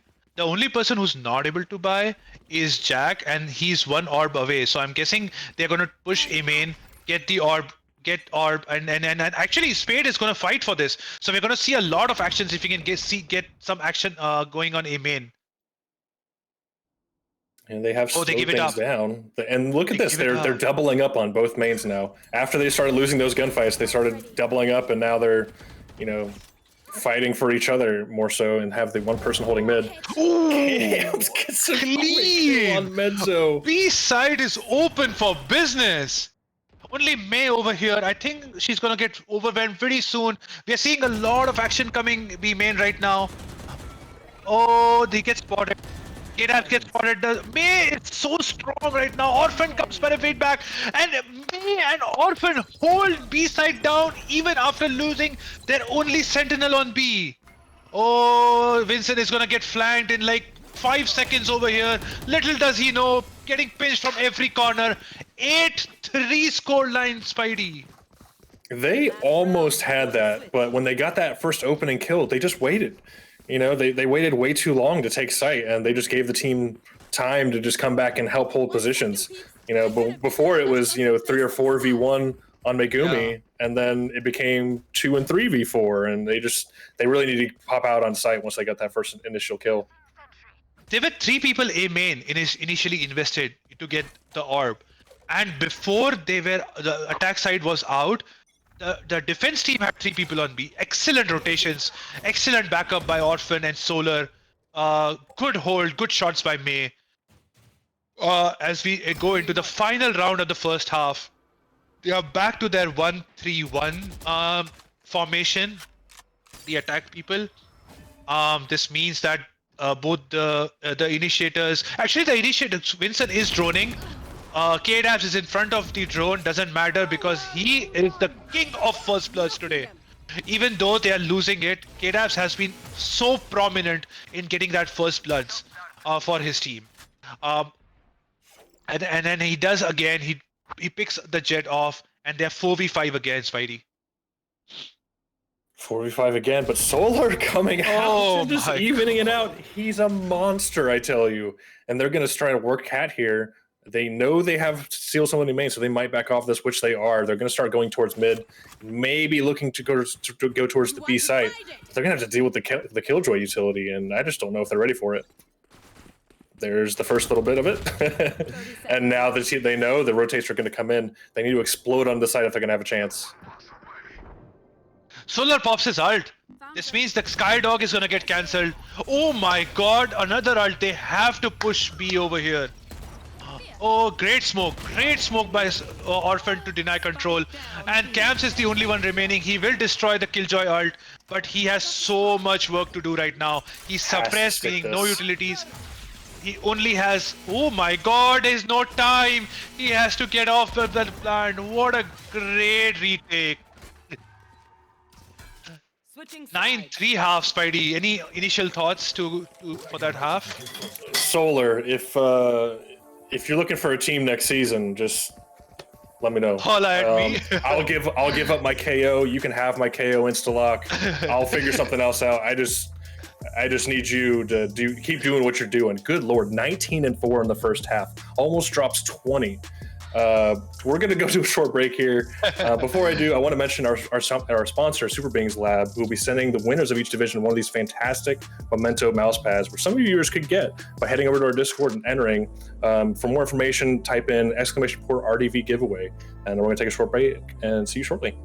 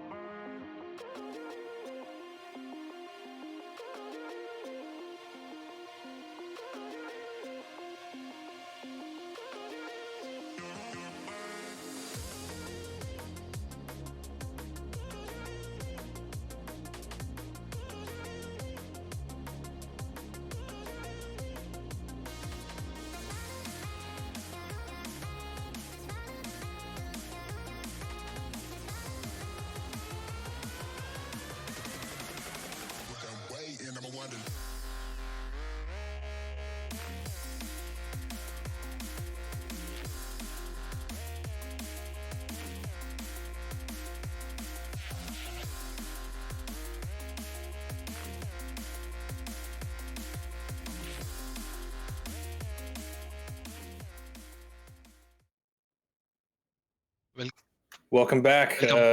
Championship Division semifinals, Spate Esports and Mad But Vibin. Spate Esports does seem to be doing some good things, but when it comes down to the gunfights, Mad But Vibin is just popping off. Solar 19-4, like we were saying before the break. Just it seems like every time we're spectating him, he's winning, and it's just how do you beat that? You can't. Solar is a renewable source of energy. And you know what? He's just popping off. He just renews himself every round. 3K after 3K. And we are off to the races on the second half. They are doing a 1-3-1 split as well. Ghetto 1 gets knife, so even though he throws the molly, he doesn't have to pop it. The alarm bot and the molly both get destroyed. Or actually, only the alarm bot get destroyed. The mid control is all theirs right now. Solar leading the charge, gets a tag on... in the meanwhile, Mezzo kills the person who was leaving market. So a little bit of a bait situation going there on B side. And that leads to a 4v4 situation. They don't have a duelist to enter, but I think they have Solar. So who needs a duelist when you have Solar, Yeah, Mezzo with the Jets trying to run and meet the team on A. I think they're going to take a little too long. The rotates are already going to be here by the time they try to execute. Solar on site already, trying to clear out. Might see cams here, does see cams. It gets the first shot off. K-Nabs with a little bit of a trade onto Orphan though. And now we're going to see the bomb go down. 3v3. Solar holding heaven from the boost. Is he going to catch one here as they're all distracted by the person at generator? Does he stand up? He's just going to hold here. I honestly like it. K-Nabs, oh my god. Oh! I spoke too soon. I spoke too soon. Oh my god. Oh he almost my did it. god. You wonder if he peeked out a little sooner if, he would have been able to save some of his teammates there, but still almost getting the clutch. Aces, though, coming out on top, puts him 9-4. He's halfway through his ult, Spidey. It's the pistol round. It's 8-point ults, the most expensive ult in the game. Yeah, I hope the other team didn't like utility, because they're not going to have it a lot if they keep letting him do things like that. Oh my god, at this point I agree. They should not buy utility, just buy guns. you're gonna get suppressed anyway. And the only buys coming in are going to be sheriffs and maybe a marshal, but looks like Jack sold it. They are going to look to kind of maybe save and get a more promising third round than anything. Yeah, 100%. A different change in approach. They are not controlling mains anymore. They're just going 5 people mid, 3 people rushing up. Cat. They are changing positions here. 1 person is going A main, so this is highly likely an A split. Aces is ready for this. Aces has placed like 3 or 4 stars. Gets 1 person, but May, what a shot! Classic queen there. Oh, Solar dies. The raid boss is dead. This is certainly doable now.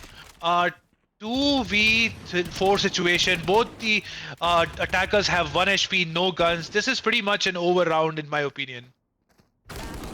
Oh, K-Dab's just ready for the lurking Megumi. And K-Dab's running out, finishing out Mezzo. And that gets him a second round. If they were looking to get a promising win, that is how you start it. You start out the first 2 rounds, and now you get a... I don't know if you have to win this round as a bonus, but it looks like K-Dab's bought an operator, so they are looking to win every single round they can.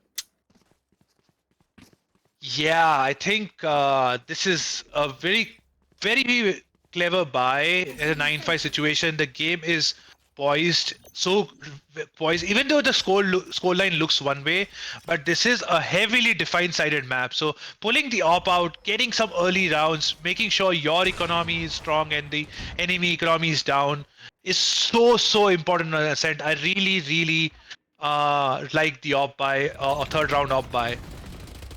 Yeah, third round op buy, and next round, no matter what, they're going to have jet knives. So I do like the buy and the combo decision there. Oh, Mezzo gets the first pick. The Sentinel is down. Oh, so Solar gets a spam from all the way from Arches to CT. Someone check this guy's PC. Word.exe found somewhere. They have full mid-side control. Market control is there. They're doing a beast flight split. The op goes down. This is not a great situation right now. What a pop flash. Vincent is blind in bright daylight. Oh, and shot down, and Megumi gets the final kill. Flawless first round. MBV is back, baby. They leave the operator down on the ground. They don't want to give it back at all. That round was mostly just avoiding the operator. They sent the smoke on Cat, and then they heard the gunshot and tried to avoid it, and then as soon as they saw that he was top mid, they smoked mid, and just everything they could do to get away from the operator and not give him a chance to do anything was really the key for that round. One interesting thing to see is not only Solar has 23 kills, he also has 10 assists. What more can he do? You know? Yeah, just anything you want him to do, apparently. Still hiring over here if you're looking for next season. But he does send his knife. Oh, I love that knife through. It really pushes out market, so it kind of helps you understand if somebody's holding off that angle on B main. They didn't get anything, so they're looking to see what's going on mid here. They got 3 people. Oh, he did it! Oh my god! Somebody make sure Jack's okay. See you, Jack. See you next round, bro. Because that was a clip. Aces gets the kill, 3v5 situation. Solar, the raid boss is dead. They're gonna get pop flash, and Megumi has to leave the angle. That gives Aces an advantage, and he takes full advantage, complete control of that advantage. And what a great round! 4 people alive. Really well done for the economy of Spate Esports over here. With that, MBV will still be able to buy. But this is the crucial round for them. If they lose this, they have to save next round. This also might be a great round to pop many ults for them. They also obviously have the Mezzo ult, Killjoy ult, but they are 1 away from Solar's, KO's ult, and Astra's ult. So very important round to explode. Yeah, they might explode, you know. They might do a little bit of default for the first 30 seconds. Oh, but K-Dab says no! Takes matters into his own control. Oh, does a great peeling play, but gets traded out. Jack comes on top this time. Well, we know it's not going to be Mezzo's for the last round. We know Mezzo's not going to be the one ulting. That's what we know for sure. K-Dab's made for sure of that. He's like, we're not dealing with the Killjoy this round. I'll take care of it. Don't worry about me, guys. and they go for Solar's ult, so they do want to deny the util on the push, and they have the bomb over towards B. Gonna have to shoot that dart and let them know that they are there. Gonna have to do something to maybe get them off, but they're really gonna depend on this KO to, nullify all of the util as they make their way in. They have two really good players on B, but both of them are heavily dependent on their util, and as a result, you see Killjoy removing themselves from the side, going really far away, so that they can get the info play using their turret and alarm bot. Orphan gets the ults over here. Vincent is all by himself, but this is Vincent's playground. He's known to make these plays from back of B. Gets one kill. Oh, doesn't expect someone on stairs. And this is where the scrim comes again so handy. They had masters of doing the pinch from both lane and stairs at the same time. 13 seconds left. Camps and one more person, Aces, both are going fast retake. They have to stick the bomb. They do stick the bomb. Megobi gets one kill. Oh my goodness, both on pistol round. Camps gets the third kill. That was so close round. Spidey. Holy.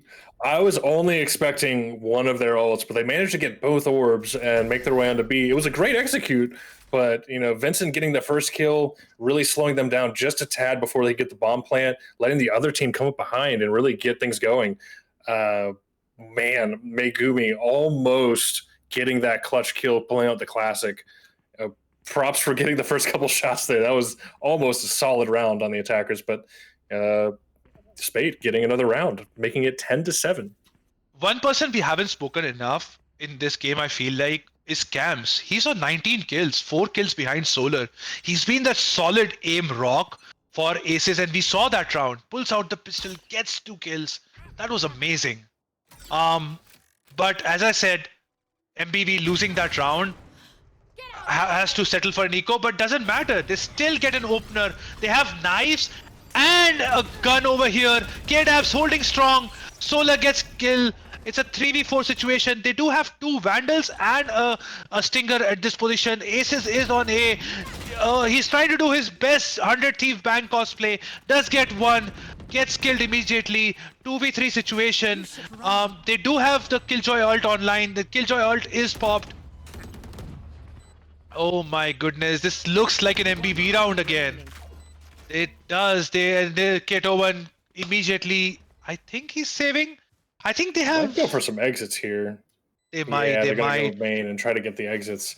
I don't know if you heard it when they were, getting the gravity well on Cat and the 3 stingers going off on that one person. That was the most terrifying. I'm gonna have nightmares about that sound. 3 stingers all at once. They had no chance. So them getting onto site was gonna happen whether they liked it or not. And here we go. We might get some exits here for Ketavan.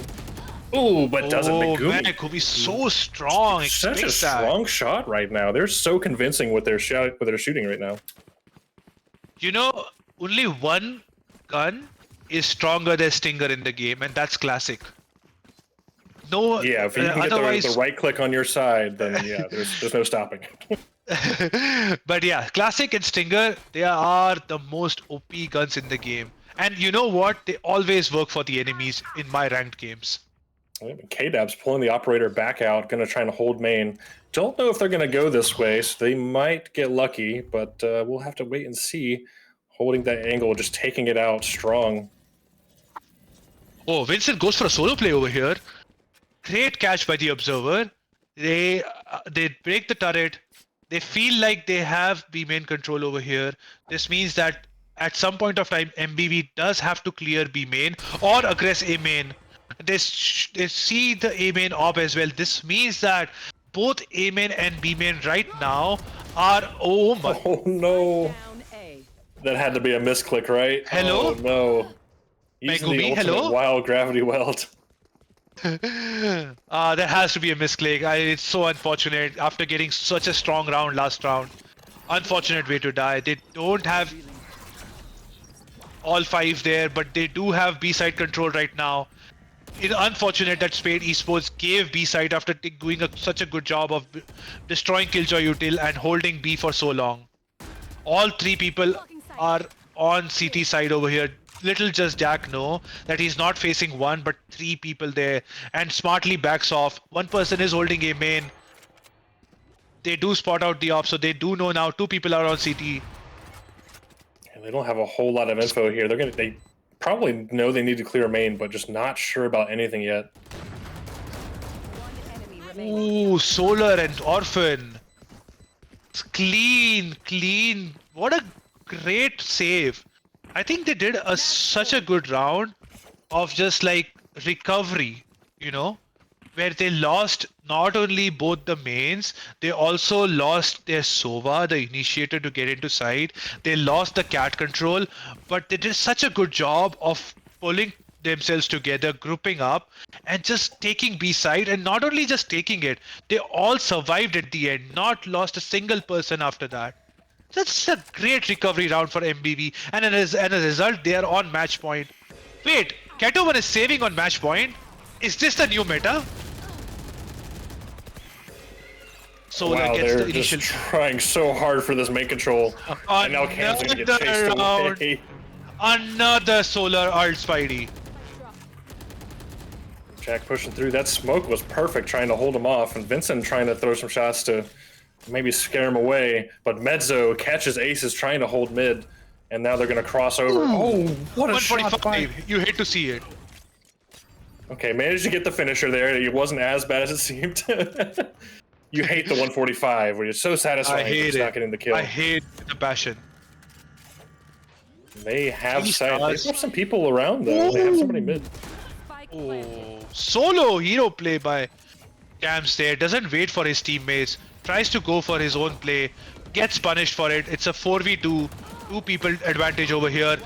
Oh, okay. That's it. 13-7 on Spate Esports pick. Wow. Yeah. So about that, Solar, I think he's got the most triple kill, like not just most kills in a match, the most times I've seen somebody with a triple kill in a round. Most times. It had to be at least, 13 million. But 13 million. Finishes the top with 29 kills, taking Mad but Vibin to the second map with a win on their shoulders. And the next map is going to be, what was it? They're going to go to Icebox here, and Spate will be on the attackers. Anything you want to say before we go to a short break? I'm just ready. Give me the break. Let's go through the break. Let's start the map because I am super pumped after watching that game. All right, well, before we go to that, we're going to take a short break. And I just want a reminder that our sponsor, Superbings Lab, is giving away one of their mouse pads. So make sure to type in !RDV giveaway for more information on that and join our Discord. And we'll be back in just about 5-10 minutes.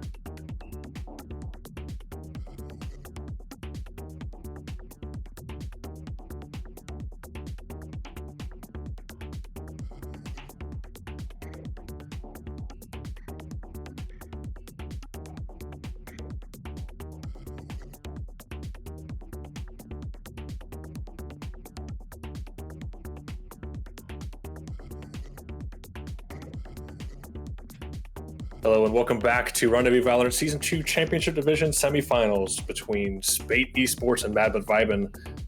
Mad But Vibin coming out with the first win. Anything you think Spate really needs to do different to come back in this? I have no idea. I have no idea what to do against a renewable source of energy, solar.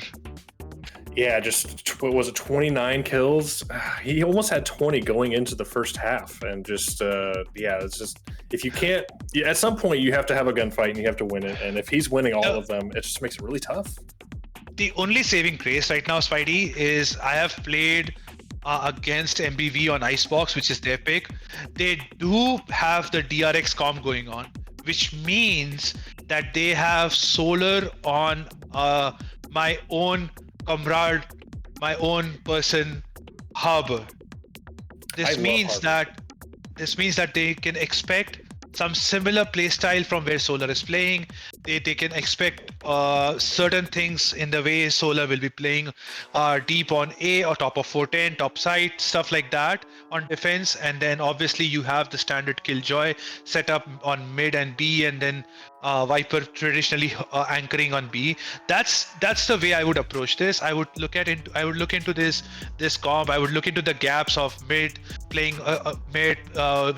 playing slow, wasting the controller util initially, especially from Harbor, and then just grouping up and attacking a side. I think that's something that could work against them because I think otherwise these guys have been pretty strong. We're also seeing a slight change in comp from Spate Esports, where Aces, the controller main, is on Sage, and Vincent is holding down the controller duty this game. KDabs, the person who was duelist on Ascent, is now on Sova, and Camson's back on duelist. This is a really good call, I think, from I think this is a really good call. This is a really good call from Spate Esports, because Camps is a duelist main, and you saw his fragging potential on Ascent, on Sky as well. So putting him back on Jet makes a lot of sense to me. I'm hoping this to be a very close game, although this is MBV's pick. 10 seconds into the round, Spidey, it looks like these guys are gonna start on A on attack. Yeah, I was going to say that having Cams on a duelist now, really just letting them let loose and get some more kills here, because they were doing really well as Sky. So just having the freedom of Jet just maybe be the difference maker here. And Jack taking the first fight against Cams. Almost trades up with Solar there to take the kill, and now they're going to make their way into sight. One man down. Keto already pushed up. Does Solar know to turn through? Oh my gosh, this is such a close scenario. I know, my butt is clenched right now, because this is going to be such a quick round as soon as they decide to push in. But we do see Vincent holding mid. He's not getting spotted by the turret while everyone else makes noise at A, so this might be a late lurk or might be a quick rotation out of them. 3 people on defense side. Solar taking control back. This is really huge. If he can go to Solar's POV, he's gonna get Ketovan right now. Oh, and he hears all of this. They know what's happening right now. They have full Solar has the read right now. Oh my god, they're gonna have so many people. Will they even get the bomb down? This is so hard. They do have a Sage, which will might help them get the bomb down over here. But this is an impossible round to win for Spate Esports. Only saving grace is the late lurk or those taps by KDabs. Oh, Aces gets one more. Aces gets 2. Oh, Aces gets 3. Sage, I'm not just your healer. Sage is here. Oh my god, also heals himself. This is a 1v2 situation. They have not. Oh my god, get spammed down. Most unlucky. But they do not have not seen Vincent yet, but it's not planned for him. Oh my god, he's gonna get half. Solar is gonna get creeped up. I'm sorry, Vincent is gonna creep up and gets half and gets stabbed. Oh my god, Aces single-handedly carried the round on his back there. What a wild round that was. My goodness. I thought the Oh, attackers had it, battles. and then Jack just says, "Hey, this is like a good spot to spam," and just gets the Sage through the box out of nowhere. What was that? Battle Sage in action though. Single-handedly won the round for their team. Huge round by Aces.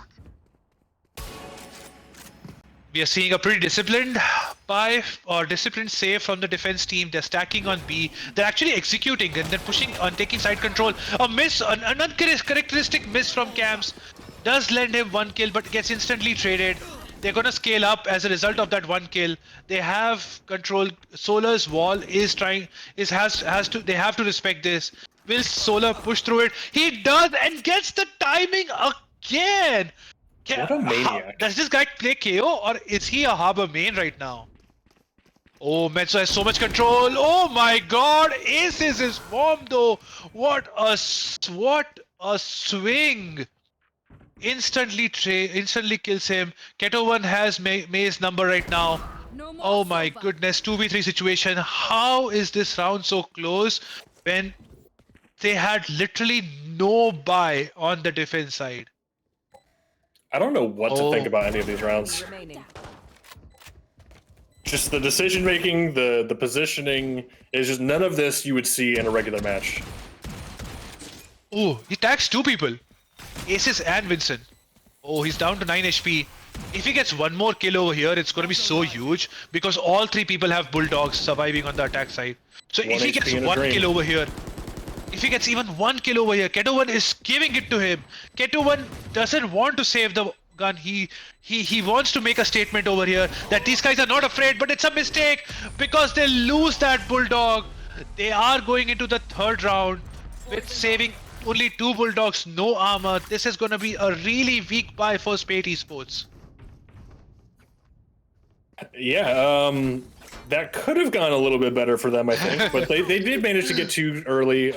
You know, I do want to say that Spate Esports does have early round, you know, potential every time. They do end up, you know, getting these early rounds, which is really good for them. But now they need to worry about getting this, you know, a lot of value out of this bonus round and then coming into the 4th round with a win. I couldn't have said it any better. Really well put. Oh, that's a good start. Here we go. Here you go. Early round advantage again. Oh, May is gonna get pinched everywhere. She does get 1 and gets out. That's huge from May. Tries to even up the number. Is 3v4 situation. She's getting so much info right now. Oh my god, she spots Jet. She spots Sage. They know that those 2 people are close. And Camps is trying to take some map control over here. Bomb gets mollied. The defense team is trying to scale up.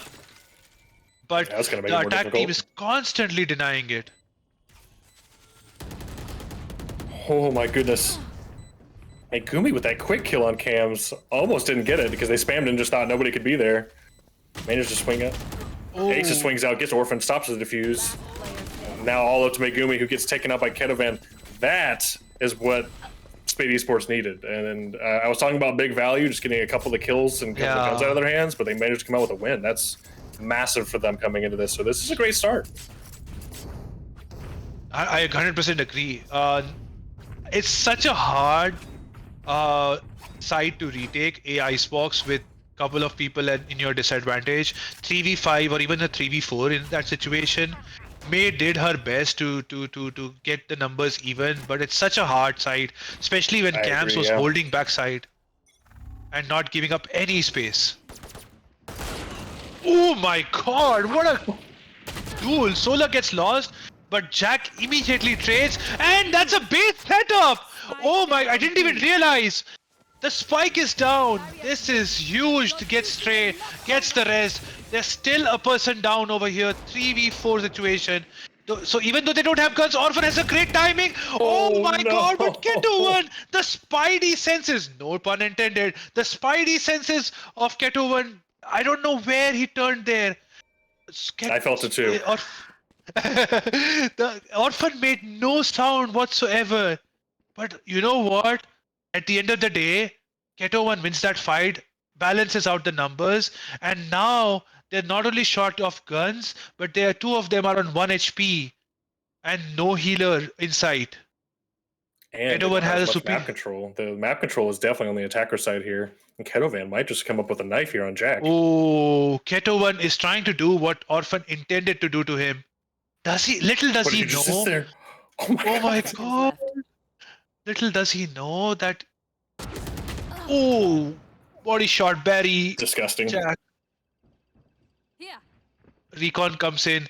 Ketovan is hearing all of this. One enemy Oh, remaining. Ketovan finally shows himself. Gets one kill. He exactly know where May is because he heard her run away to Snowman, and now they are playing for Boost Plant, giving absolutely nothing to May. They realize May is an aim demon over here. With a Guardian, she's nowhere. She could get nothing done, and that's exactly what happens. They give her absolutely nothing. Vincent gets the tap and secures the round. A great 4-0 lead, and MBV IGL calls for the timeout immediately. Yeah, smart decision. Because again, you got to think, whose map pick was this? This was Mad but Vibin's pick, and they are down 4-0, looking like they just don't quite know what to do because of the way that Spate Esports is playing. They're just doing unconventional things, taking unconventional space, lurking in areas that are just getting them info, like in this inside of tube. They hear the rotate, they decide to switch areas, and yeah, it's just a lot. Not trying to figure out how to word this. I would not expect the things that I'm seeing, and it's just I can't expect the defenders would see it. I'm seeing it in third person, and I'm seeing it real time, and they're just having to deal with it, not really knowing how it's developing like that. I think the early round advantage, as you've said, is so crucial. Instant, like 10-15 seconds into the round, Camps or like KDAP gets a kill, and that changes the structure of the round so quickly, and immediately they're in disadvantage. It's so hard to retake A. I think they need to just stop that. They need to not have those early picks thrown away with them. And oh, here we go, a full gun round. We're into the side. KDAPS is going to shoot and round. Here we go again. 10 seconds into the round, not even 10, like 5 seconds into the round, Camps takes the matter on his own hands. Gets not only one but two kills. Instantly 3v5 situation, and they have mid control, they have B control. Camps even gets healed. KDAPS even gets pinched from orange. And now in a 2v5 situation, it's so hard for them for MBV to do anything. They have no other option than to save. And that's what I'm talking about, the unconventional plays. Like you see a lot of people, just jet knife, dash on top of tube, but to go from top of tube after the kill through kitchen into spawn to get the A rotates, knowing they're going B, it's just like, if I'm solar coming out, I'm not expecting somebody to be in my spawn shooting at me with knives. Like, that's just not what you're going to expect. And taking that space is really just what's winning them right now. And I think a lot of it is just their inability to hold mid, because the mid control is what's allowing them to do these types of rotates and move around them. One enemy remaining. Oh, an uncharacteristic whiff from Camps there. But it doesn't matter. He has done enough that round. He has single-handedly won the round there. And as a result, we see MBV back on a save round with only one gun saved. They do have jet knives, so that's a saving grace. That's something that they can work with, and possibly get a round on their board. One thing to notice, Spidey, is that the first two rounds that Spate Esports won were both thrifty rounds on Ascent. Well, let's see if they can turn it around. They are pushing up mid. Same thing back. He does manage to get it. He does. Camps has an attack off right now. Let's see if he can use it. Might get a shot here on an Orphan. He did get one kill in shoulder. mid. Oh, Jack on fire!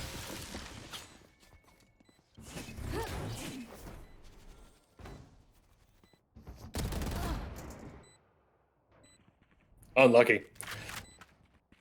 And now we have a 3v3. Bomb's already down. Megumi coming out with the drone. Does see the person Snowman, and they're going to put an ultimate down for Killjoy. Okay. Really push them off of this and see if they can get bomb control.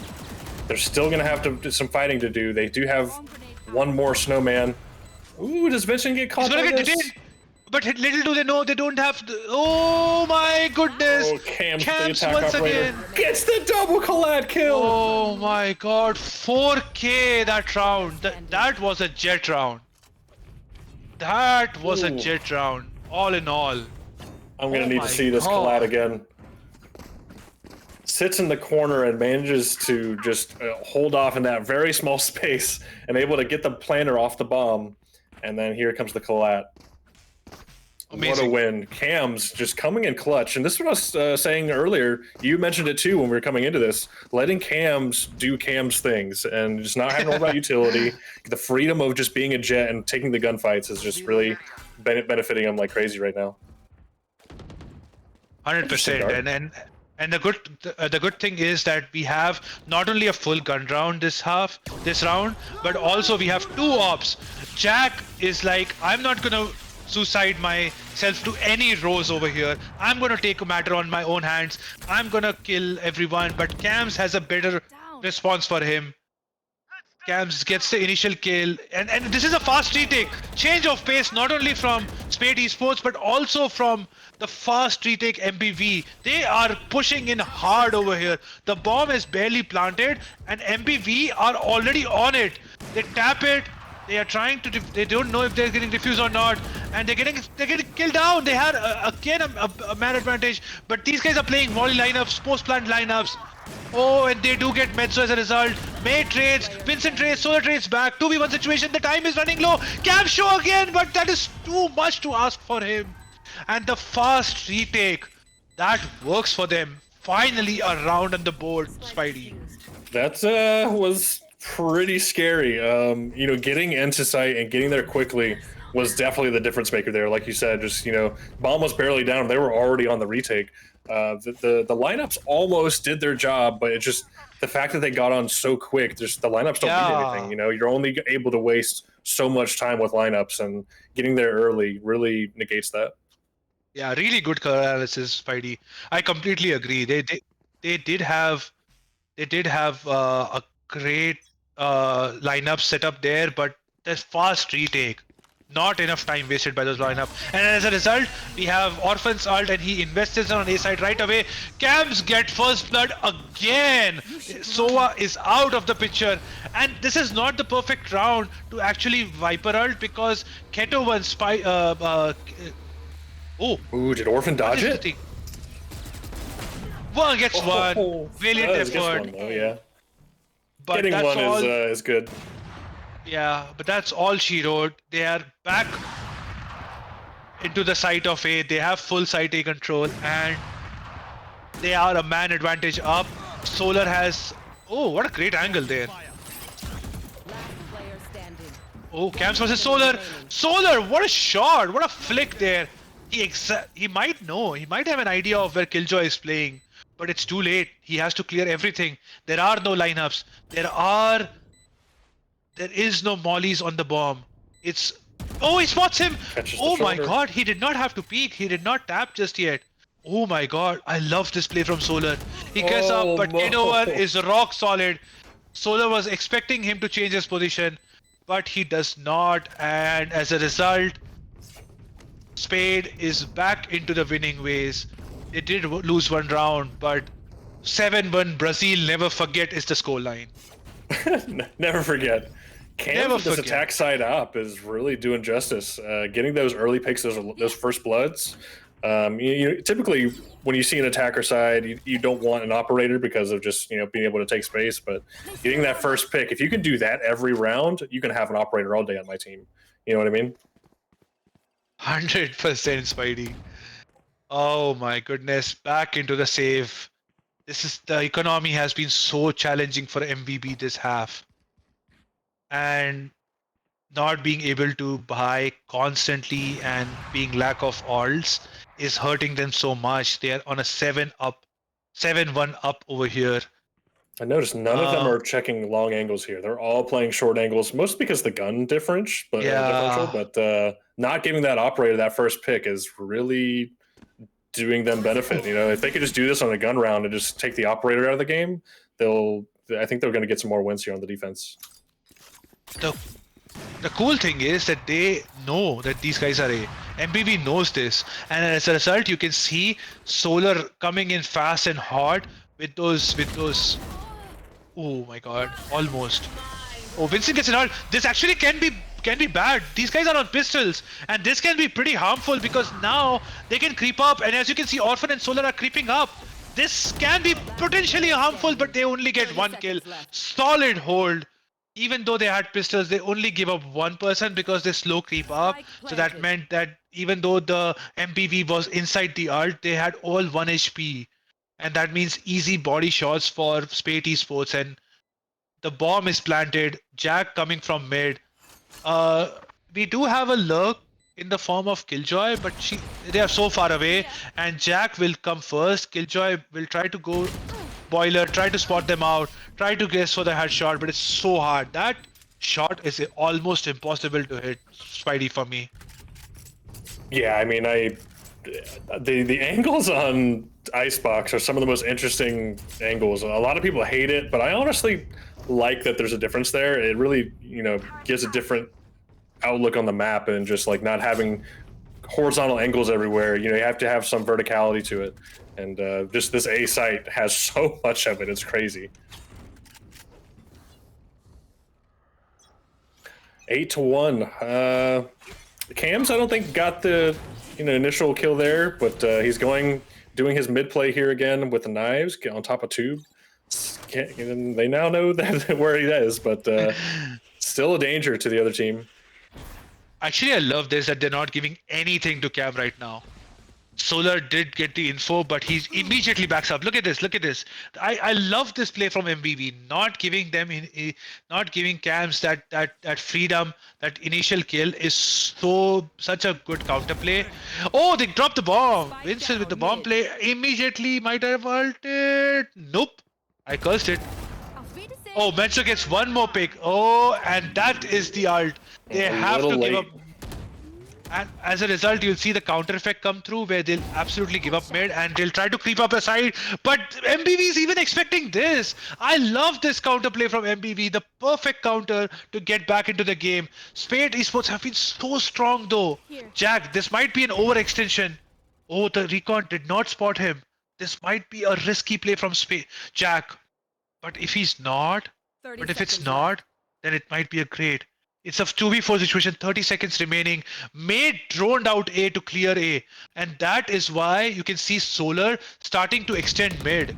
He gets a kill, 1v4 situation. Surely not, Spidey, right? Surely not. 10 seconds. No way. I'm going to cast the person down. Definitely not. No way. Oh my God. A flawless round. Dang it, Cam. That was your moment to prove us all wrong. Give me an OT this game. Give me an OT. Give me a map 3. I am loving every second of this game. Yeah, I'm sure Cam's wanted it, but 4v1, just having to push in with little to no time. Not a lot he could have done there. He's going to save again, though. Oh, nope, he's getting the operator. So operator getting Cam's hands. Yeah, that economy is so strong that they've barely saved the op at the end of the round. Because of how aggressive Cams plays, and they're still able to buy the op whenever he wants. That speaks a lot about how this game has been going. They are so strong in the economy department, Spate Esports. They exactly know where Orphan is right now. They're trying to spot him out. Orphan doing the best to trying to live through this. He might try to get away, but he gets killed through the box, through the smoke. Cams gets the first blood again. 4v5 situation, they are creeping up on Bay. Solar gets the lurk, 4v4 situation. Oh, Mezzo trying to kill Aces, and he does. Oh my God, great drone, even exactly knows where Vincent is. But Cams, he is unstoppable right now. Gets 2 kills this round already. Both the kills for his team. Go comes in. Uncharacteristic missed. Oh my god, and he has to go for it. Oh my god, he sticks it! Balls of steel by Solar. What He a sticks stick. that. Last round. Oh my god, that was like 3 attackers still alive. And the trust, the amount of trust Solar has in his team, that is amazing to see. Because he sticking that bomb that is the only way they win that round. That is amazing. 3-8, last round of the half, Spidey. Last round, and Cams doesn't have enough to afford an op this round because of just how frivolous they were with their economy. Now Jack on the defender side has an operator and gets Cam's first blood, shows him that he's here to do similar things as him. Very safe res. I thought he was going to be stuck on belt, but does end up on the backside of it. Jack just shot him so hard he just went so far away. He was safe. But let's see if he can keep holding here. They are doing some utility. Looks like they're going to back off of it, though, and get away from this operator. Yeah, we might see a fight in mid between Mezzo and Keto1 right now. Mezzo is falling back, and Keto1 is looking into the tube right now, so he might get spotted by the turret while his turret goes down. So they are leaving camps on A, and they're rotating everyone else to mid and B. This might be a very interesting round because I personally haven't seen a round where Spate Esports have entered without camps. So this is going to be super interesting to see. Camps starting to rotate as the KDAPS is about to get spotted. He gets caught, recon in his hand, does get traded. Vincent with a great trade over there. Orphan is now up and aware with his ears completely wide open. And that means Keto1, he broke the turret, he left, and he's re-aggressing tube. This might be a very, very smart play. Aces gets the bomb down. His wall does get broken, but not enough to actually stop the bomb down. They tap. They have to. This time, the Spate Esports will be super aggressive because last round they stuck it, but this time Solar is not sticking it. Very, very smart from him again. May gets Keto1 is the last person alive. They exactly know where he is. He's creeping up orange. Oh, but he's getting timinged. Oh, they're playing Ring Around the Rosie. He get Jack it? He now. sticks it Oh and keeps my it. goodness, that's amazing. Amazing awareness by Orphan. Amazing awareness by Orphan, where he knew that if he got the half, he can stick with his health. He can stick the Killjoy Molly and still get rest of the diffuse. 4-8 half. Although it turned out, it started as like really, really one-sided map. 4-8 is not that bad. It's not. They definitely have a chance here. Initially, when it was, what was it, 7-1, you made the call that it could happen, and now they're looking at 4-8. So we're going to go to a short break here, but I do want to mention again our sponsor, Super Beings Lab. If you are not a part of the giveaway yet, make sure to do !RDV giveaway in chat. We have one more hour on that giveaway, so make sure to enter and see if you can win one of their awesome mouse pads. We've heard nothing but great things about the people that have received them so far. So we're going to take a short break and we'll see you soon.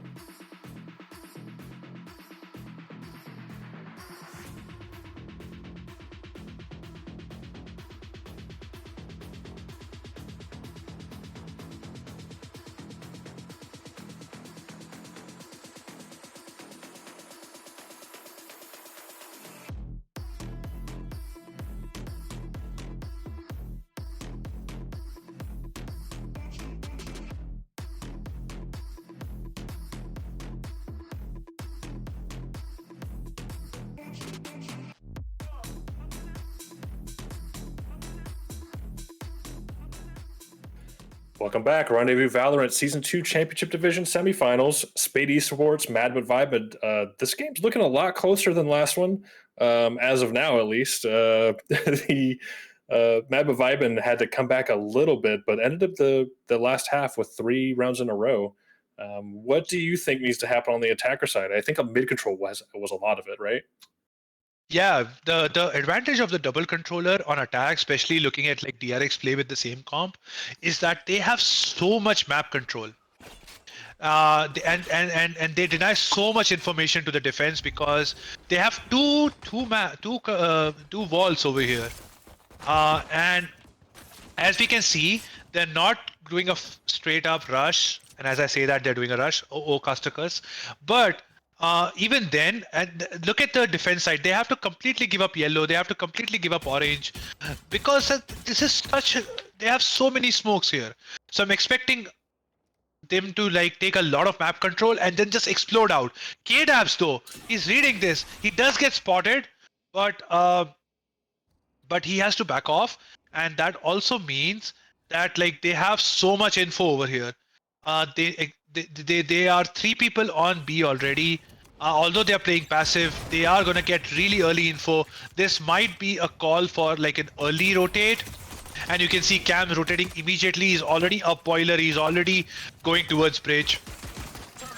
And Sage has completely left A as well as the MPV. Oh my goodness! As if aim wasn't enough, Camps is also lucky over here. He gets 2 through the smoke.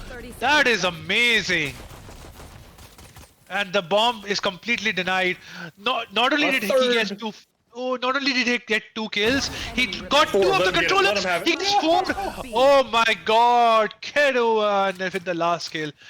After the 2 controllers die, it's so hard to keep map control on B because I think without Viper traditionally, or without Viper and Harbor in this case, B is just impossible to keep. It's impossible to even plant the bomb because the long range fight, especially with those sheriffs and ghosts, it's going to be a bloodbath on the side of defense. They're going to have a bad time, especially without a Sage, because they weren't able to put the wall up and weren't able to safely get the bomb down. They're just constantly just fighting utility, trying to do anything on that site.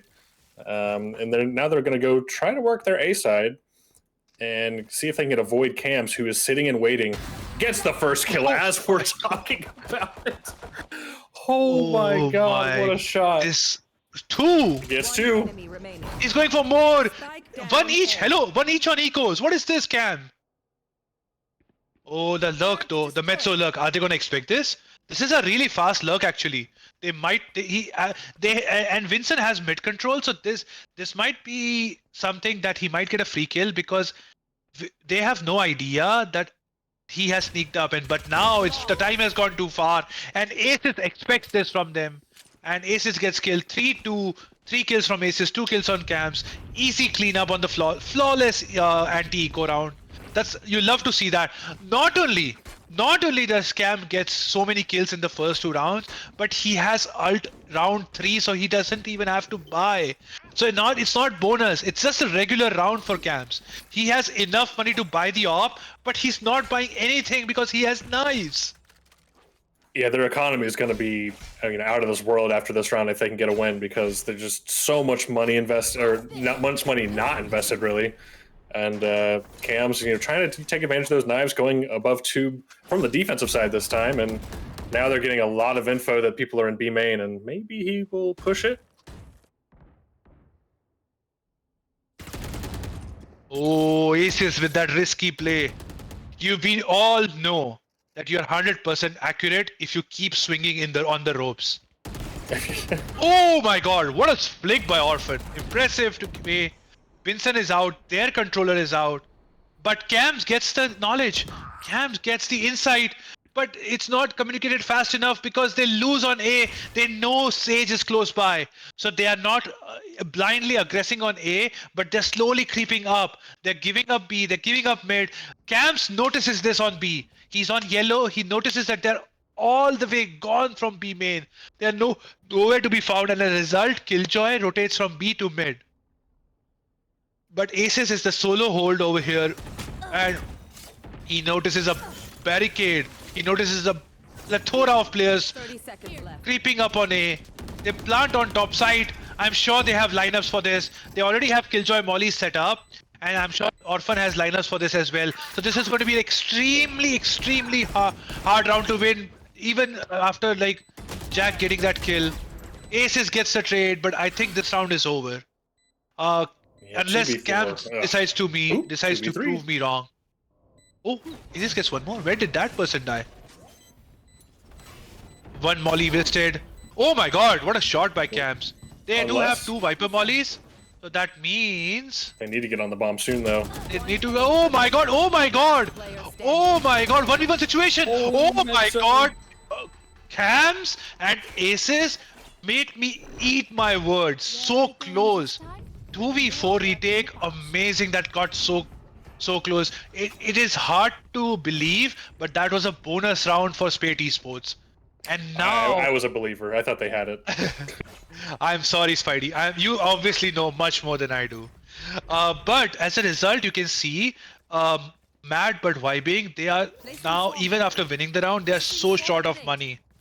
And they are going to have to farm the orb for Jack to buy his knives.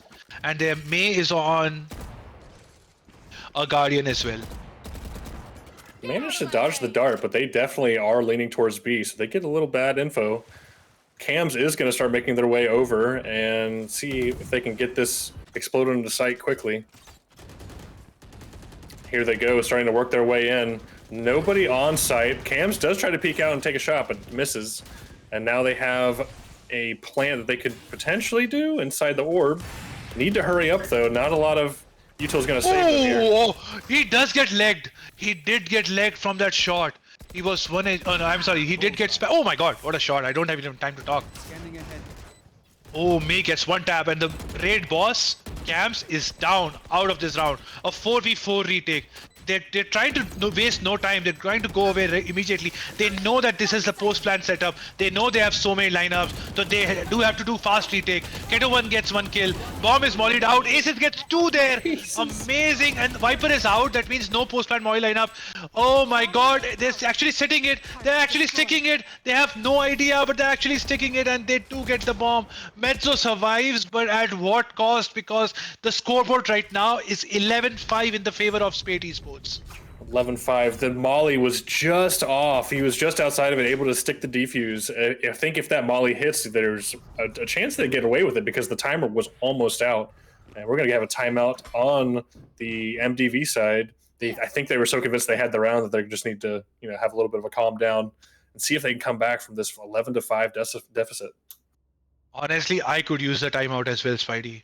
That was... You had a lot going on there. The rounds have been so explosive. They even the fast retakes. This means there's no time to rest. The great thing about those retakes is that they gave zero time for the MBV to get into the post plant situations. As you saw, 2 people got caught off guard on yellow. There was the defense team creeped up so quickly that they had no time to actually set up for those post-plant molly lineups, set up for those post-plant situations. And I'm super impressed with how Spate Esports is playing their game on Icebox. A very 180 from Ascent.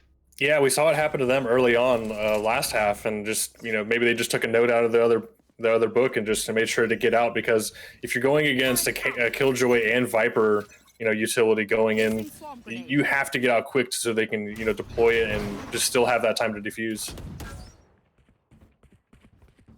Here comes the mid control. We're working their way up. Solar with a quick kill, some smoke. I love this call from Orphan. Timeout taken to call Solar go kill. Amazing. But KDAVs walking down mid there. Oh, Vincent with a win. Jack gets full advantage. Hello, Vincent. They definitely want that one back, but the 2 people pushing Snowman right now. Jack trying to hold this odd space. Ooh. Gets one, but gets shot in the back. Ace is almost saving the teammate. Now they're going to work their way in 2v4, and they got to do something quick here. This retake needs to hurry up because they still have the Viper and KG utility. And they're just not going to give up 4v2 anything. and the maybe they'll difference give in up the solo, situation. That look at this post molly lineups. If you let them set up for their post plant situations, the That's what combination of Sova, Killjoy, Viper, there's no chance to, let alone defuse the bomb. There's no chance to even tap the bomb. And they did not like even get to tap the bomb, and the round is over. Orphan does die with the bomb. That means that he's gonna be a little bit short on the money and has to go with the booster buy, which is half armor. But other than that, great call by Orphan. Great change of pace. The B split, especially with the solar entry, working out for them. And now, as a result, Spate Esports are on an eco buy. Ooh, and now we're going into, like you said, an eco buy. But the first map they played, eco buys were their bread and butter. That's where they were getting the rounds. So this might be, you know, going towards the Spate Esports. Look at camps. Look at camps and aces. Oh, Only if this was the situation on the pistol round by camps, the score lines would have been very different. And now they're both pushing the flank up, and now they know. No secrets here. The Killjoy Mezzo is just going to be waiting. Look at Jet. They have so much map control over here. And the bomb is planted for them. They don't need to worry about they don't need to worry about flank. They also know that there's no one snowman. This is another post plant setup. Oh my god, solar. Oh, the Moy lineups. They gotta wait out for the molly. Oh, the Killjoy mollies. Holy. And now you just go for exits. They don't even get to tap the bomb once the mollies go down. KDAPS does get 2 kills. Yeah. Really important kills, actually. I love that. Really important kills. Oh, almost get that third, almost saves almost got another, but it was solar we're talking about. You know, that's just there's no wins there. He's actually been kind of quiet this match. You know, 16 and 14. Yeah. Not really doing as much, and Cam sitting on 25 and 17, sitting pretty for the team. The player, I'm gonna be honest, the underdog, the player that has impressed me the most is my Indian brother Aces. He has gone not only 20 and 12 in as Sage, but there have been a couple of rounds where he has won them single-handedly. And I'm so impressed with this guy right now. No charge. Yeah, pushing early to get this wall down on A, making them really kind of show their hand of how many people they have on A, trying to spam out the wall. And they hear the person jump up pipes. Do they hear him? They're not respecting it very much. Cam's seen out by the drone, and now they're going to deploy the Killjoy utility. But they have ultimate. They have Sovald. Yeah. The enemies have Sovald. Do they choose to use it? This is a fake. This is a fake all along. It's going to be B. Are they fighting for the fake? I don't think so. Oh, Ketuvan spots it. They dropped the bomb. Yes, the fake. Amazing call by Spate Esports. They don't bite into the fake. They do lose cams, but they have no side control anymore. They have to go back to A. Oh my god, Mezzo dies while rotation, but Jack is successfully able to carry the bomb towards A. There are 2 people on A. They're trying to hold strong, but this is again a situation of really fast retake, and they've lost both Viper and Killjoy so that means no post-plant Moy lineups. They have to fight this. Oh, and the Aces also used. Oh my god. Aces gets the kill again. He also resists the raid boss. May gets both of them though. KDAPS is running up really quickly. Oh, Heads gets half. That's really important. Gets half. They get the stick now. They get the stick now. Oh my goodness. Megumi, she has an amazing round of 4 kills, but the round is still lost. So nice try by them. But I think a great read by Spate Esports Spidey. They did not bite to the fake there.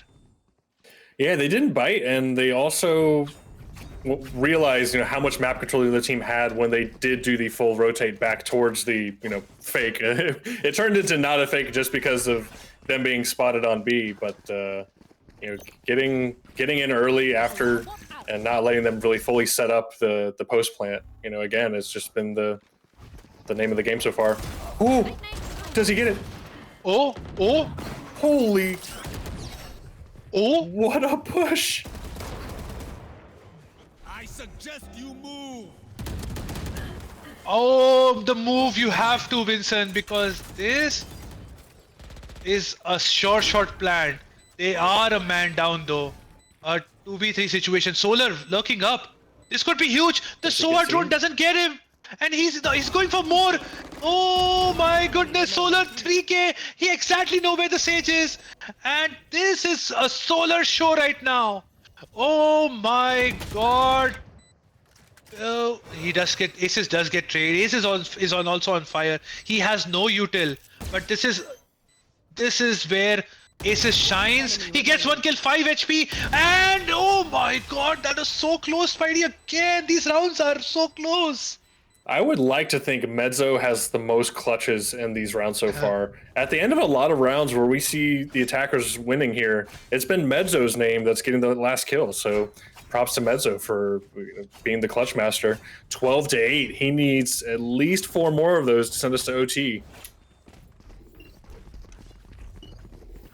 This is again what might be an explosive round just because we are seeing the jet knives that might come into the play, especially on the defense. Even though they are on eco, you know what KMS is capable of. Oh my goodness. And he just gets spotted.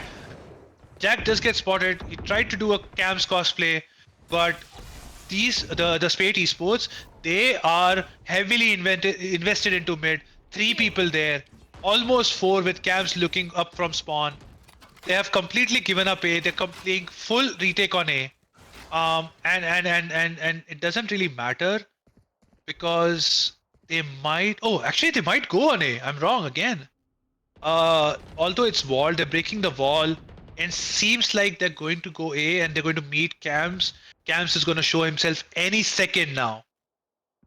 They do have the Viper ult, so that might be the primary motive. Jax does get an opening on mid, and this might actually.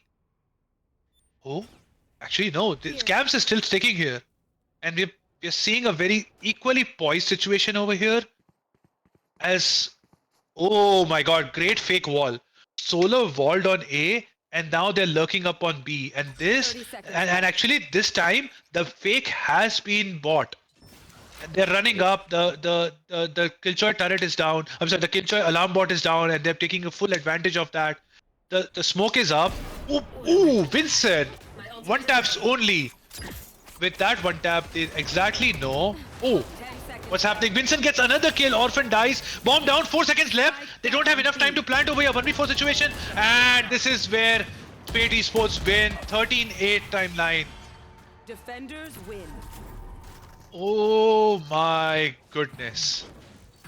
Spidey, I would love to hear from you. What happened there? Looks like we're going to a map 3.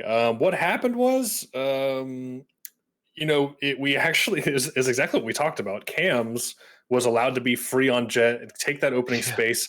10 first bloods out of the 21 rounds. Half of them he was getting the first kill. Opening up the maps like that really just kind of set your team up for success. And that's how the cookie crumbles. They got mid control constantly.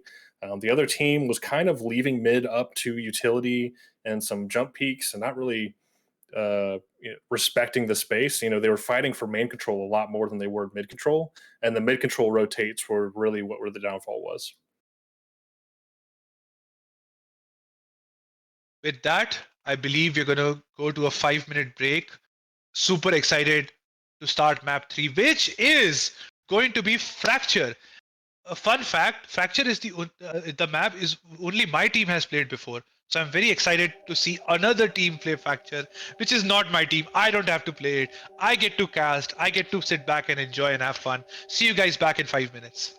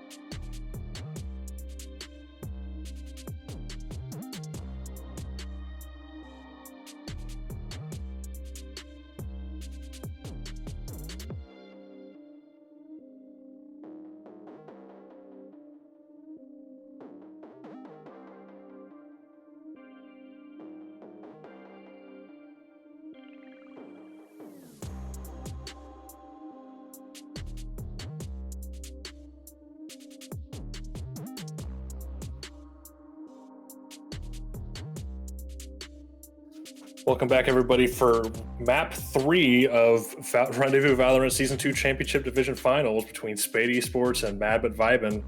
Spate able to come back and get a W themselves on map 2 for Icebox, and we're going to look into a Fracture. You said I think your team was one of the only teams to play Fracture this season, Hippie. Any thoughts? I'm pretty sure that we played Fracture on the first week, and then we got Fracture banned against us every week after that. So I'm really excited to, yeah, and I am really excited to see the comms because we haven't seen a lot of Fracture this season. So we haven't, but we have seen Solar on KO, and he's bringing it back. So they're tired of getting stepped on, and Solar's going to come back on KO, and we also got Megumi instead of the Sova. We got her on Breach. So that'll be exciting. I am very excited to see I'm very curious actually to see what Camps is gonna play. This guy was insane on Jet, and it would be an injustice to put him on a Initiator again, or even a Sentinel or a double controller. But wait. Is this real? Wait. Lock it in. Camps, don't listen to your team. They are trolling. You are the real person. Camps, lock it in. If he plays lock it in. Lock it. Oh, the bait. Dang it, I mean, sorry. I think you and we just got baited. All right, whatever. We're all whatever, bro. See, the composition could be anything. We just want to know what Camps is going to pick. That's going to be the decision here. but the good thing is that it's a very even comp. Oh, there it is. That's what we wanted to see. We got KO Solar versus Jet Cams. Who is going to be the winner this round? Because having KO and of Solar from his first map and Cams' Jet from second map, these two clashing, I'm excited to see which one comes out on top. I'm really interested to see the double Initiator versus double Duelist combination over here. And I'm actually also a little bit disappointed that we don't have any Fade, because I am a big fan of the Fade lineups, even though I don't know anyone. But hey, you know what? I shouldn't complain. This is the third map of the semifinals between the two powerhouses, seasoned IGLs over here, Illegal Orphan versus Vincent. These two teams have been practicing day in, day out, week after week. They've come up to show, and this is so exciting to see right now. And shout out to Twitch chat. We do have two people, on the side of Spate Esports, and then we have a bold prediction: 13-11, Mad but Vibin, and we'll see which one comes out on top here.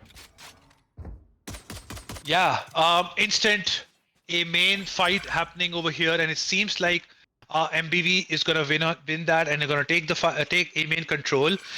Solar is showing some presence in nice B to make sure that the B person doesn't rotate. They have a very interesting setup where they have Brimstone to keep things at bay for the B rushes, and then obviously the Killjoy holding A main control. But as we see this, they do a Sands control where Killjoy util is ineffective. May is gonna push up, get the turret down, and they're gonna do an A split. They barge in, spot the alarm bot, and I think they're gonna play a retake. Spate Esports. So the A sites is there, and the plant is gonna come down at any moment, but not without Vincent making a statement over here. Jack gets 2. The nade is back in their hand. They have one person handing on top Kito 1. Jack gets 3. Oh my goodness, those stabs are so clean. They do spot a person on drop, but they don't know that both the people are coming from drop right now. They have CT control.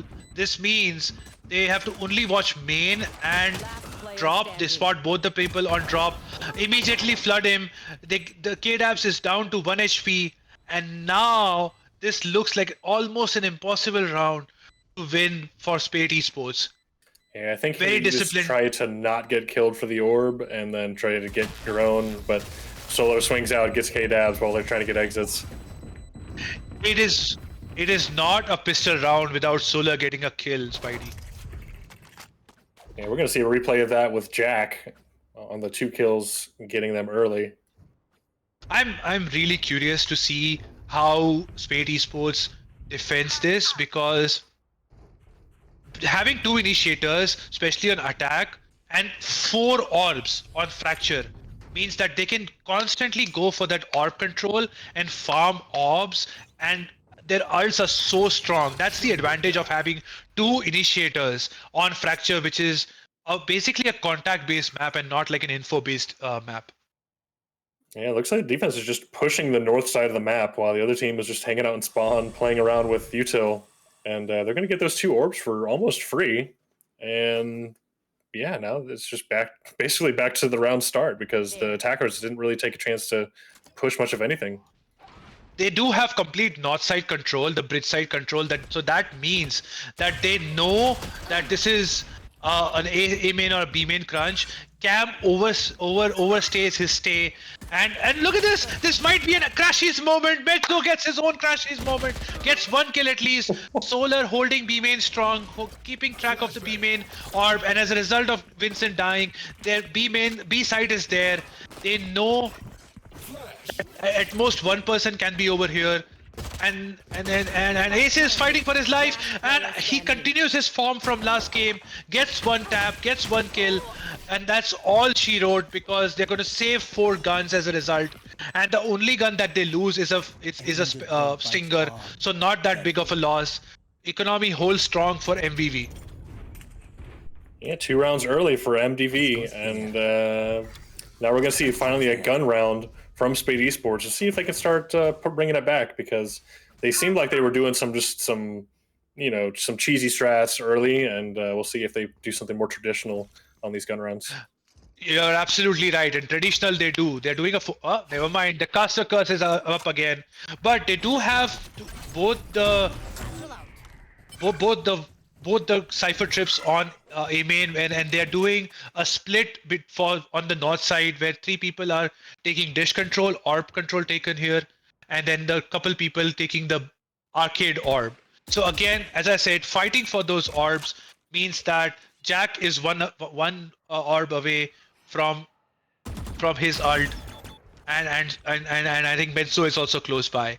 The trip on A main is broken. That means A main control is lost, and these guys have to speed up on arcade or on dish. And it looks like on this bonus round they're gonna group up on arcade and hit arcade any second now, Spidey. Yeah, they need to start hurrying up, because the other team's going to start figuring things out when they stop hearing any noise. And because they've already pushed out A main, they keep peeking it. They know they're there. And here comes the info coming out from Megumi. And the early ult from the Rays, a little bit of a Sabrosa ult. And they're going to get right on the site. Yeah, but on the site for pretty much free. This is a little unusual. Ooh, Jack, we all saw it. But at least you got the last shot. You got 1. Yeah. You were only supposed to be good for 1, but with those shots, we were kind of questioning things a little bit. But a 3v4 retake.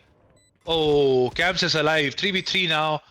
They do a fast retake. They see that they're not on the bomb, and they do. The illegal orphan is going to play the long game over here.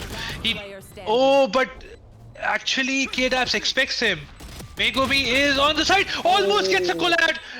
Taps both of them. But the curse of the Spectre, the long range nerf. She doesn't get any of the kills. 2 people survive. Not a bad bonus. Even though the Raze ult was invested. Even though the Raze ult was invested, it's not a bad bonus, Spidey, because they get 3 players, and as I said, their comp is so strong that they can farm orbs over here again and get those ults online really quickly. Yeah, they have 3 people just almost on their ultimate, so just farming these orbs constantly every round and just getting on top of things they should be fine here. But getting that round was important, but losing 3 guns is probably gonna bite them here. Again, smoking deep for that orb control. Look at this. Look at this. They're fighting for it. This is amazing to see. Even though they lose a player, Vincent. Oh my God, he's hiding. He's hiding. He doesn't get it. It's all for nothing. because the Cypher ult comes in. Very soon they're gonna know B side is completely open. Plants, Megumi plants as open as possible. And they have Heaven, it's planted for Heaven, it's planted for A main. As I speak, Mezzo dies, Camps with the hero buy, gets 1 kill. Solar versus Cams, here it is. This is what the viewers want. Solar comes out on top. And now Solar's overheating a little bit, trying to get on site. Gets another kill. Going for a 3. Gets the 3rd. We know he's good for 3. And now let's see. 1v3. Can Mezzo or Kedovan pull it off? Oh Solar my god, what a team play. What a great team play there, Spidey. Breach stun. As soon as the stun gets online, all 3 of them peek. They not only the Ketovan has to dodge the stun, but he has to look at the 3 different angles. This is impossible even for a grid shot guru. Yeah, I mean, you nailed it. That's just the triple peek onto one person. You see that a lot from NDV. Just the basics, really, of just peeking with each other and doing those sorts of things is just outstanding. You know, that's why they're here, the top 4 of the league, and we're probably going to see a lot more of it here. But again, they're in spawn. This is probably the weird thing for me, is just how much they just stack one side of the map. I think to win there, you have to deny A main and B main control as defense people. But as you can see, even on the first full gun round, Solar has his ult. And this makes it so difficult. And as I say that, Spate Esports is fighting to retake A main control. They don't see anyone. They immediately rotate, and Solar popping his ult confirms that he's up, and he spots Ketovan. Illegal orphan gets over, but they don't have any smokes. Luckily, the smokes, 2 smokes are done. That means that the free bomb can be planted, and now it's a 4v5 retake. But they have so much control over here. Mezzo gets a kill, makes it even. K-Dabs goes on, gets completely blind. Rosa ultimate. Smokes are gone. This means it's going to be a fast retake. 2 people Heaven, 2 people A main. I'm sorry, B main.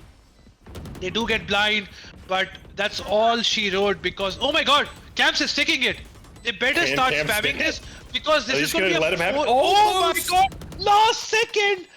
They are going to expect that this is going to be implanted, but no, my god. I was on the edge of my seat that whole round, Spidey.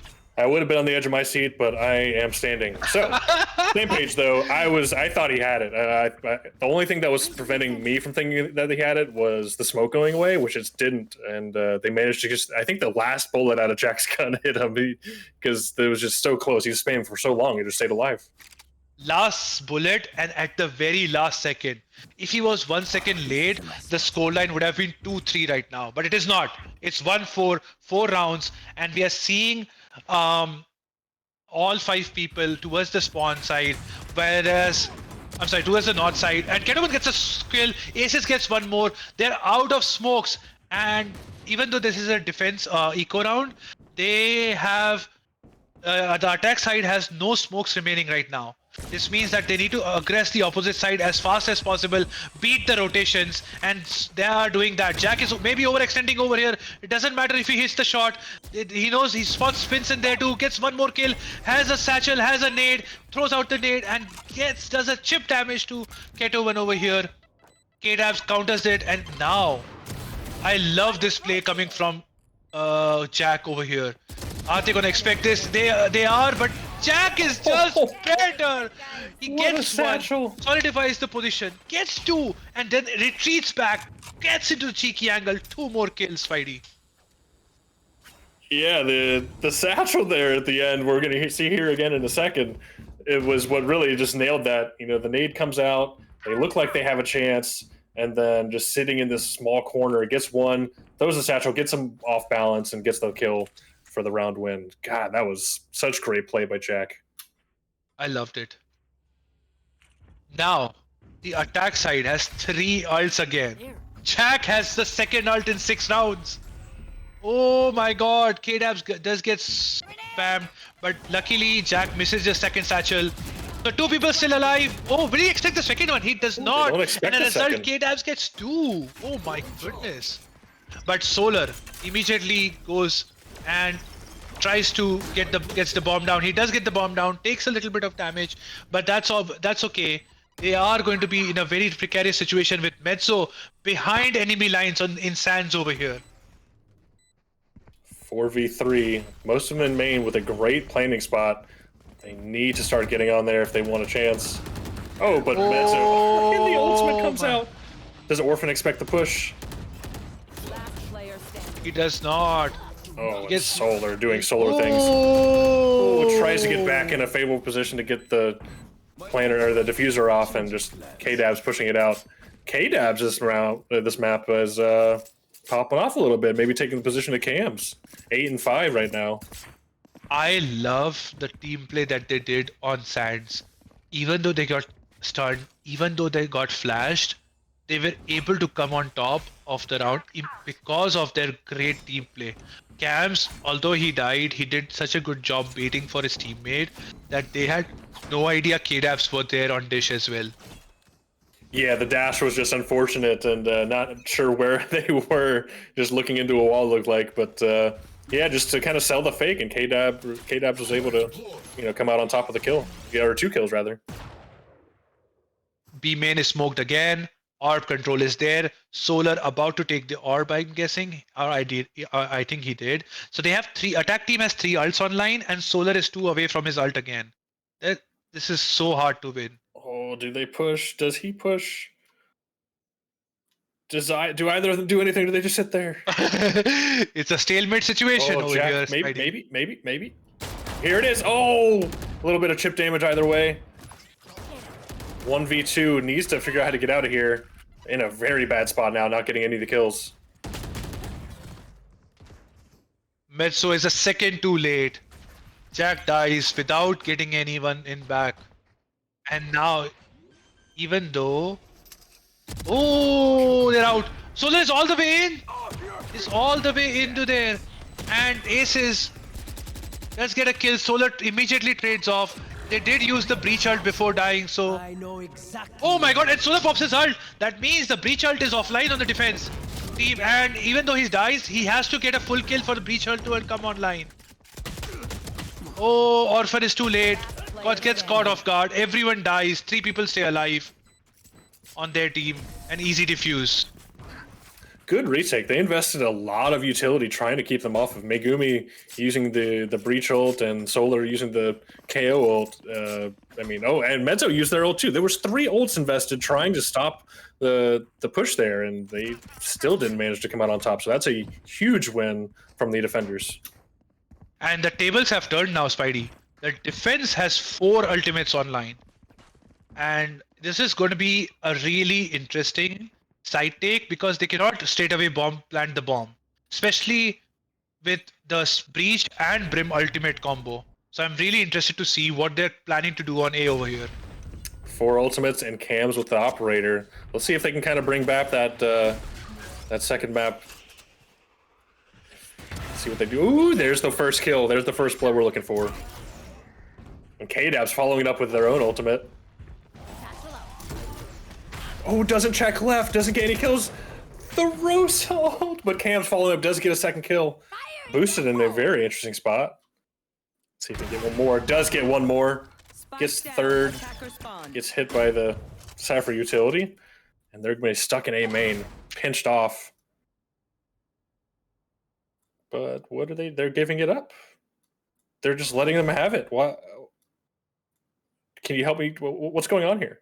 I think they are expecting people to be out sands, and because they have so many ults online, they just want to give it up and play for that fast retake, play for that bomb site, making sure that they do not die, but also keep their economy strong. So I think, again, a really good call, having a 4v2 situation, just give it up, let everyone regroup, especially on the opposite side of the map, play for the ults. So I really like that call from the Spate Esports team. That's fair, and just the attackers, like they had all the room they wanted on A, and they went to the one spot where there were 2 people. Yeah, I guess what MBB was trying to do was also trying to get some kills before they plant the bomb because they knew that so many ults were online. But anyway, too late. Again, Jack has already gotten a first kill as we are speaking about the previous round, and the looks like this is they're playing retake again. Spidey, to your point, they have completely given up A, and the Breach Brim ult are close to ult themselves. But will they ult on tap or will they do it for post plant? Really interesting to see here. Breach does not ult. Breach ults now. Breach a little late with their ult. They were able to get the bomb down. Bomb was not able to plant. But as I said, because the Breach ult was so delayed, and because it was not concentrated towards the sands area, even though the 2 ults were invested, they were not able to get a single kill after Jack died. I think a little mismanagement on the timings there on the ults, and obviously the retake not clearing sands religiously. I think that cost them the round, but that leads us to a very close game of 4-6. Really well poised situation over here. Thanks. Yeah, Cam's not really getting much with the operator that round, especially the way they were playing so far off of A. And you know, with an operator trying to retake A, it's just not much you can do because they smoke off ropes and spawn, and you just don't have any long angles to hold. Oh my God, Jack has number on Kidabs right now. Kedovan gets 2 though. Both of them. Yeah. Takes some damage from the grenade, but gets both kills, and now it's a 4v3. They are still trying to take A site, even though they don't even have the bomb. They gotta push through A site and get the bomb on satellite. This does make the 2 people rotate off of. They're keeping Solar there. Solar has completely cut off noise, and when 2 people are taking ropes right now, and they are trying to retrieve the bomb. The good thing is that defense, as you said, has given up the bomb, so they would have no problem taking the bomb right now, although they are doing their due diligence, watching the front, watching their back, taking cam back, taking the camera back. And I think this, with the remaining time, the time remaining, it's going to be an A split between Dish and A main. Killjoy does have a retake ult, but being so much in an advantageous situation, I do not expect it to be used over here, especially with Vincent giving so much pressure to Solar over here. Oh, but he doesn't, there's no one checking his back, and they do not get only 1, but they get 2, and Cypher ult comes online, gets popped, they exactly know where this is, and the tables have completely turned from a 4v2 situation to a 2v3 situation.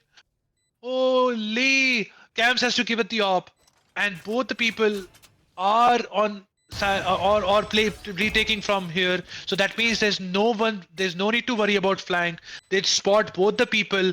They have no. Oh, they do have Brim ult for post plant, and I think that's what is being played by Orphan. So they have so much time to waste over here. There we go. The Brim ult comes online.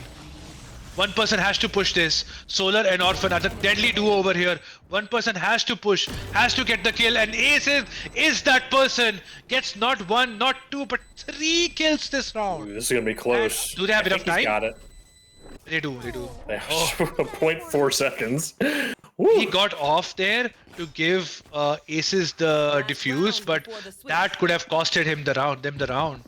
Anyway, 5-6. This game is getting closer by the minute, Spidey.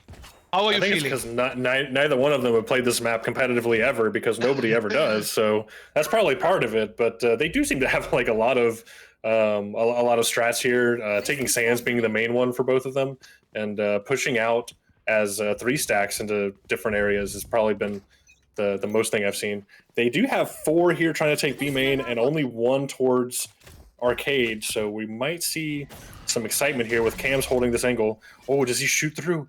He's holding. Oh my gosh, just take the shot. Oh, if only they had the vision we did. If they had the vision we did, it might be a little bit, it might be a little bit banned, but. So this is very interesting position because MBV thinks that they have B main control. And after taking the orb, they might have gotten some stir. But now, Cams is rotating because he saw no one came out of the smoke. And as a result, the Sentinel is gone. Cam evens the score, 4v4 situation. I want to remind you the Killjoy ult is still online. And as a result of that, they are playing retake on A with the Killjoy setup there. And I think to counter that, MBV is going to rush into B actually. And double satchel Jack I really love to see this. Oh, I don't want to get spammed. Solar tries to plant open, but nice. K-Dabs does get traded. Keto1 with the fast ultimate over here. They oh, it's planted. It's actually ulted in the open. They can spam that. They can spam the ult and they can get rid of it very fast, but they choose not to. Keto1 gets 2 kills immediately. Megumi, it's too much to ask from her. She does get 1 kill. She's trying to do the anti-op play right now, and she might have been successful in another world, but not in this universe because Camps has something to say about it. 6-6. Spidey, what do you think? 6-6, you know, so one map went one-sided for one team, the second map one-sided for the other team, and now the third map they're dead even. So it's kind of exactly what I expected. So we're gonna take a short break here. We'll see what the other teams decide to do on their team switch, and we'll see if maybe Rami, you know, Rami put in chat 13-11 MBV. So this is right on par with a 13-11 map score. We'll just see which team it is, and we're gonna take a short break and find out here in just a minute.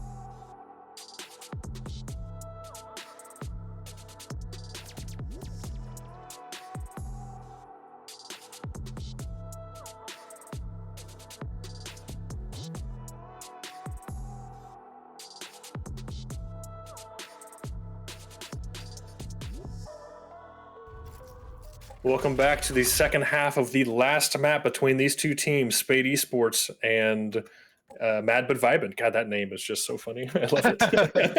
Spidey, I obviously Solar and Camps are doing great, but right now I'm seeing a couple of underdogs rising. Aces and Jack.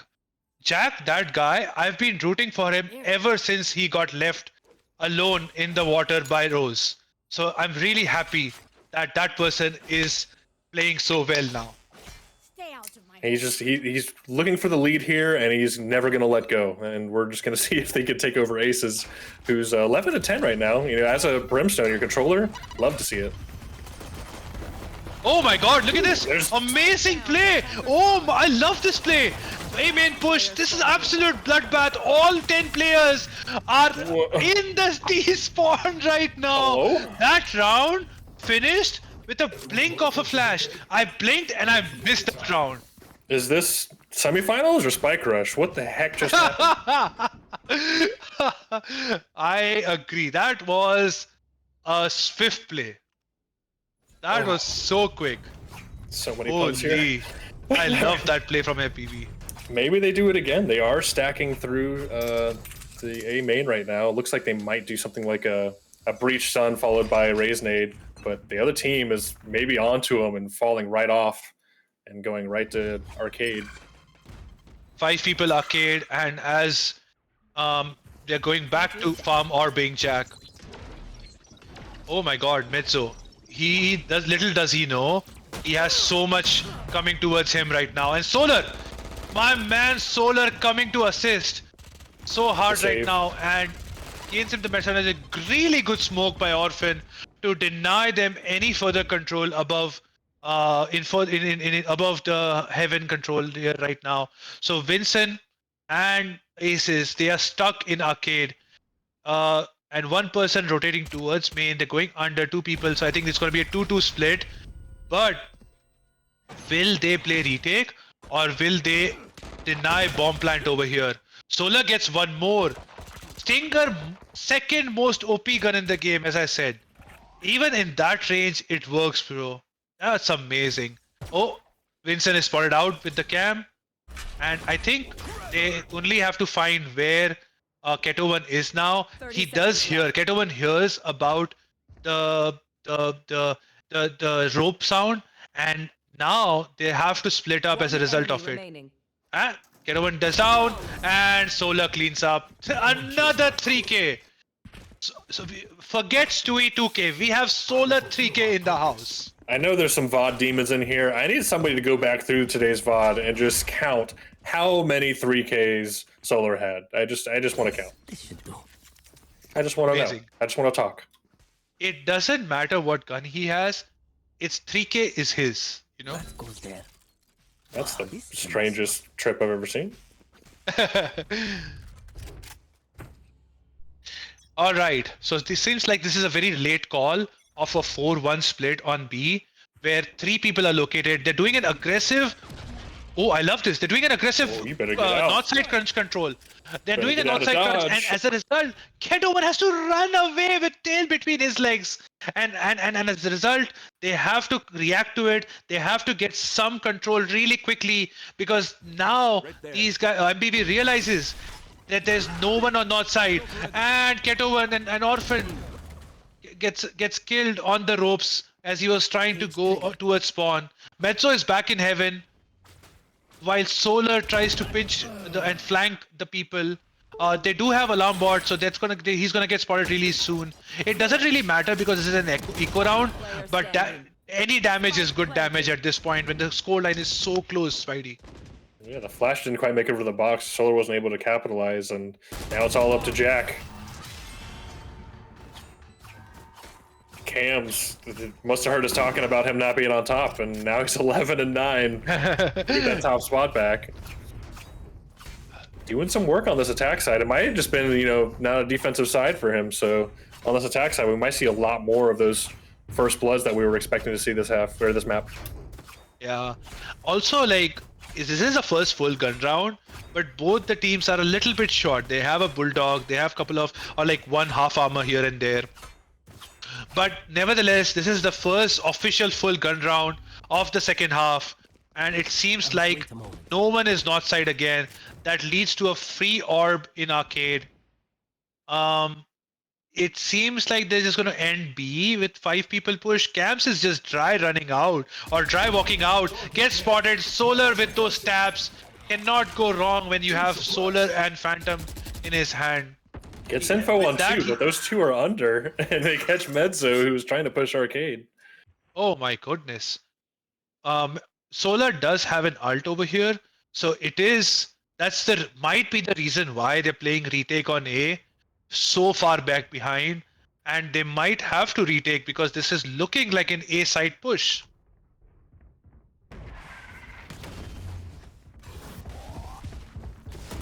Here they are executing on the A site. Nobody on site, all playing off site here. Jack trying to hold off on Rafter and doesn't get any. They're gonna get the bomb down here, waiting for the retake, which isn't really coming, and now they get a setup for free here. People coming in from all angles though, and yeah, here comes the retake. Oh, but he gets shut down immediately by Ketovan. And Orphan gets one from K-Dabs, and now they're gonna see if they can pick up Solar. Need to get him up quick as the bomb is ticking. Orphan gets a quick kill. Jack does as well. Jack gets 2. Getting bomb defuse here. What's interesting is that even though Solar was down, his ult did not go offline. He was not fully killed. So that means they were not able to use any abilities. Aces was not able to do a second round of smokes, and other people were also not able to use utilities, so they just creeped up. And then Orphan raising Solar was also clutch, because we all know how powerful is Solar's aim. So it was a win-win situation, and with that, they cement the lead and they double their lead in this map. 9-7 scoreline. Killjoy ult is still online after all these rounds. One day they'll use it. But right now, they're just going to lurk and spawn on the north side of the map while the rest of the team maybe walks under, and maybe they try to get control here to get usage out of that ultimate. But right now, they have to fight for Arcade. Solar's stuck behind Dice, just waiting for somebody to make a bad decision and walk up on him. Oh, they're doing an Arcade crunch from under, and interesting. Oh, gets two. My What God. a great flash. Is he also going to get out? He also gets out. Oh my God! He comes back for. He comes back for more. Oh my God! Why does this guy not just play KO every map? That's such an amazing play. Exclamation That was point, such a another good 3K call. for Solar. Make a counter, please, somebody. Please. I am so amazed by his ability to just not get multi kills, but also get away, play for those late round positions, because as we know, KO suppression, not being able to use their abilities. Oh, never mind. I cursed him again. The caster curse is back. Solar is dead. They are they have B, but they are in a 2v4 situation with 10 seconds to remaining, and the bomb has to rush. They have to run. There's no time to stop right now. Orphan, if he gets caught over here, oh my God, he gets one tap. But this means that he has to plant over. He has to get off. Oh my God! And even though Vincent survives, oh my God, he doesn't even survive. This is a really good showing by MBV on their defense side. I'm pretty impressed with how they are playing this. They're giving up certain parts of the map and taking really strong control of certain other parts of the map. And then if the attackers do come towards the place where they don't have control, they're doing such a good job of coordinated, fast retakes. I'm really impressed with how MBV is playing. We're going to see a grenade from Jack. We said never let go, but he lets go of that nade pretty early. Doesn't get anything out of it, though. He hits the roof. I think he got a little scared because they started spamming at him. But now they're going to just run right through. Are they going to take sand, or are they just going to go right out main? They have a 4-stack waiting for them to take A site. And Jack, she's sending the ultimate, pushing him back. They're still stuck. Oh! Is this real? Am I seeing a Killjoy ult? Only to get destroyed. Oh my goodness. Oh, the hero rifle coming into the action actually. That ult was a mere distraction because they are planting the bomb now. Oh my God, 2v5. What just happened? Solar's online, does get one 2v4 situation. They do have a breach ult for post plant. They use it fast. Oh my God, and Solar doesn't affect. It doesn't affect Solar at all. Gets 2 kill in a 1v1 situation. He does have ult aces and he runs away. He's going towards Sands actually. It might be possible that the ult actually suppressed the noise of the door, and Orphan might not expect him. Oh, he did, but Orphan's just better. Does he have enough time? He does have. He just has so much time. He has so much time. I really want to applaud the efforts of Cam, the hero buy rifle there. But at the end of the day, this is not a one-man show. This is a team game. A decent effort. A great round for an eco round. But the reality of the situation over here is it's 11-7. They're 2 rounds away, MBV, from winning the situation, from winning this series. And they also have the Solar ult online available. I think there are 2 types of rounds. One, where you don't have Solar ult, and 2, where you have Solar ult.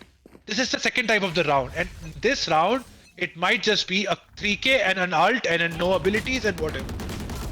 Walks out with the grenade. Oh my God, 1k! Lives? Jack, how could you steal Solar skills? I can't believe you managed to throw the grenade without getting shot down. But hey, that is a really good play. because now they're in a 3v5 situation. Two people are low on MBV side, but I don't think that is that big of a disadvantage, as big as two people just disappearing for this round. Cam Drive walks out again and takes the control of A side. This does mean, oh my god, that was so close. Jack too. He was low. He is half HP or less than half, I guess. Orphan is ready with the smoke, so as soon as the bomb gets tapped. Oh my god, what? That was an amazing shot by Pixel hold. But he was able to drop a smoke. That means it's really hard to for Ketovan to drop down immediately off of drop. The ultimate. Here comes the ultimate 4v3 situation. He spots one person. Oh, the spots second person. They might expect. Oh my god! All down to 1v4, but it is Cam's. It is Cam. He just got. Oh my god! Jack is doing an amazing job of holding Cam. Oh my god! Look at the team play. This is exactly what I was talking about, Spidey. They do such a good job of just giving sight away, giving space away, and then having such a good, well-placed, well-coordinated, good speed retake, where the enemies just get no chance. This is amazing gameplay. Yeah, that was as clean a retake as you can get. I thought they were going to have not enough time because of how long they waited for Solar, but they were just ready. As soon as he used the ultimate, they were ready to take sight, and just props to them because that was a clean retake, just like you mentioned. That goes there. We enter a potentially series point, not potentially, a series point over here with two ults online on each side of the map. One ult gets popped. Camps is looking for some kills over here. He's running down mid, destroys the... Oh my god, dashes in Solar. Little bit of a suicide situation over here. KDAPS has to go for a Rosa because he's gonna get KO knife. KO is doing some damage over here. Oh, finally dies to Keto1, but not before doing so much damage that Megumi gets one taps over here, and then Vincent bears the breach ult, gets the taste of his own medicine. 4v3 situation, gets one kill, gets two kill, really good flick. Jack does get traded back. Metso gets played 1v2 situation, he knows exactly where they are. KDAPS. Oh my god. Raze versus Raze. We are gonna see a Raze diff over here. Oh, 1 HP! That is one shot away. Keeps them alive, 8-12. Great play by KDAPS to hold on, keeping their team in the match.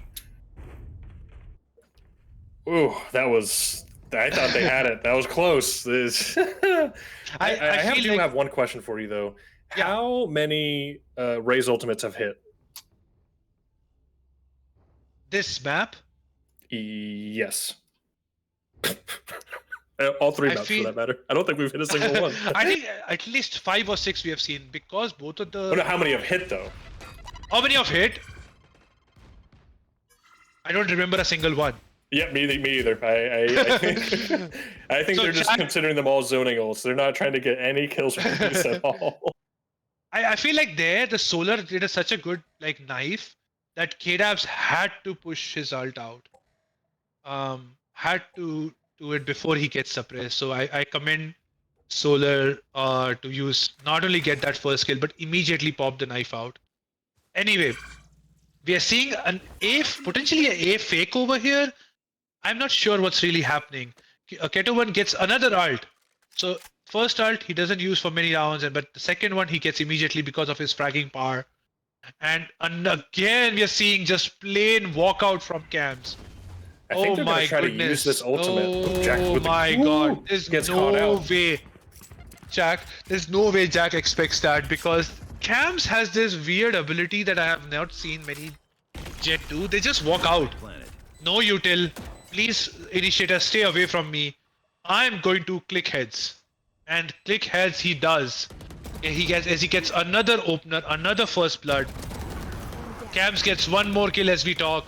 3v5 retake. 2v5. They might choose to actually save over here. What does the money look like? The money is not too good for MBV. So having a safe call, there we go. This is actually, I like this call. Playing disciplined, even though that they are 4 rounds away. respecting their opponents, playing for the win, not playing for round difference, because hey, we are in playoffs, we are in semis. The round differential doesn't matter. All it matters is you win, just like Mr. Khalid said. I'm really surprised they're going for exit kills here because they're not very, don't have very good economy themselves. They need to save these guns too. They do come out on top though with 9-12, 3 more rounds. 2 more rounds if you think Rami was right. That's it's getting close to that. All I have playing in my head is that water boy scene. Is just like, that ain't no guess. That's what it's gonna be. Salute to that reference.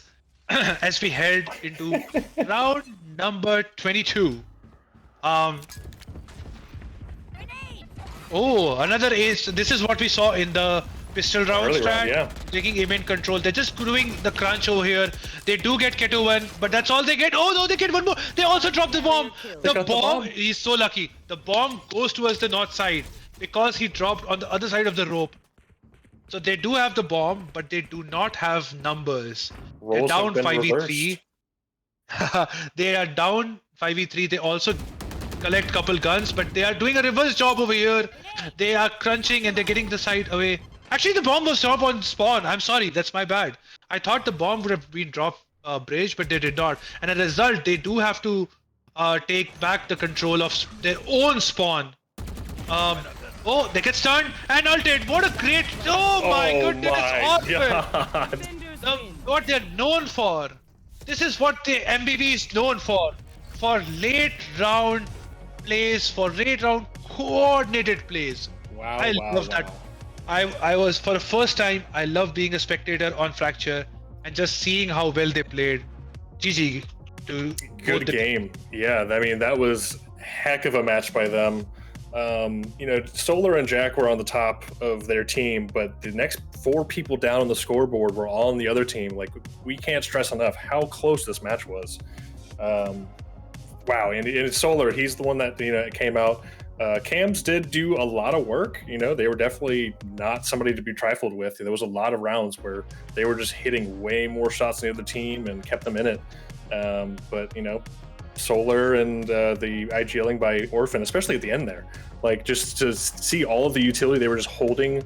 They sent the Cypher cage out, just waiting for them to push spawn against them. As soon as they got any indication that they were going, there was going to be a stun and an ultimate right behind them, and it closed it out. And that's just kind of goes to show what kind of team what kind of gameplay they were pushing. It was just, we're going to be calculated on everything we do. This map was so close. I feel like I missed so many moments.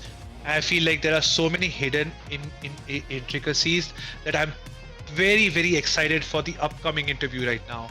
We have the IGL of MBV joining very soon with us. It's going to be our very own illegal Orphan. He was the controller for all the maps, and also he was their IGL, as you correctly pointed out, Spidey. So very soon we're going to see that. I'm excited to ask him some questions, and yeah, it went last to the very last second, and I love that. And with that being said, we have our very own illegal Orphan in the house. Orphan, are you here? Can you hear us? Can you unmute? Tell me, how's it going, bro? Yeah, it's going well. Just off the high of the win. Doing well. It definitely got a bit sketchy on Icebox, but we were able to come out and win the series, which is awesome. Yeah, so how much of Icebox was Solar not playing KO? So we've scrimmed with that comp multiple times. I think we just had an off game as a team for that map. We got hard countered a couple of rounds with a couple of our plays. I don't know if they've VOD reviewed us from our previous matches, but yeah, putting Solar on KO and telling him to go kill is our number 1 strat. It's a good strat. I'm going to be honest. I don't know if his contract's up this season, but I might poach him next season. I'll just let you know there's a 2 mil buyout for that. So, with in-game credits or? Yeah, Orphan, talk to me about the third map. Going into Fracture, I think Fracture is one of the least played maps of this season. especially in the championship division. If I understand, you choose not to pick. I think you banned maybe Haven or some other map, and you left Fracture for the last map. Was that like an intentional decision because you were practicing on it, or because you knew that both the teams would be equally unprepared for it? Yeah, so like as a team, like we practice, like our map was pretty developed because we've been playing together as a team for, it's got to be like the third season now, almost like a year and a half. Part of it is just comfort. Like we scrim that map, we scrim other maps, and we just felt comfy on it with all the maps that we played today. Yeah. I definitely felt that 6 rounds on attack, it looked pretty even, but then you just ran away on the defense side, especially those aggressive pushes. What was the call there? Can you please go through it? Because this pistol round, it definitely caught me and Spidey off guard. The change of pace, it still felt that you were attacking. Yeah, so the thing is, like on Fracture, CT is also attack side, at least the way that my team plays it. It's a map with 4 lanes with 5 players, and it's hard to hold all of the lanes, so why not group up and push? That's kind of the play calls we make. Crunches work great on that map, especially if teams aren't expecting it or can't adapt or adjust quickly. So yeah, that's kind of it. Right on. So speaking of like, just kind of stratting things up and teams expecting stuff, you guys are up to play Bronze Bandits for the finals. Have you guys played against them this season, or have you been VOD reviewing or getting ready for that team? Yeah, so we have not played them this season. The only experience we've had with them, I believe, was the previous Rendezvous season, where we had a scrim against them on a few maps. And from what I can tell and what I've seen, they're like a solid and very fundamental team. They play off each other really well, and I think it'll be a really good matchup, and I'm looking forward to it. Yeah, absolutely. I was watching some of that first map, and like you said, it does seem like they're very structured and very, solid on all the things they do. So I think it'll be a great matchup for you guys, because you guys had a lot of the same thing going on for you with the 2 and 3 stacks on all the pushes and peaks. Yep, I think it's just, it honestly boils down to playing as a team and playing in doubles or triples and trading down, because trades win rounds, and that just leads to map wins. And speaking of playing as a team, you have had a pretty difficult season in terms of like players swapping in and out.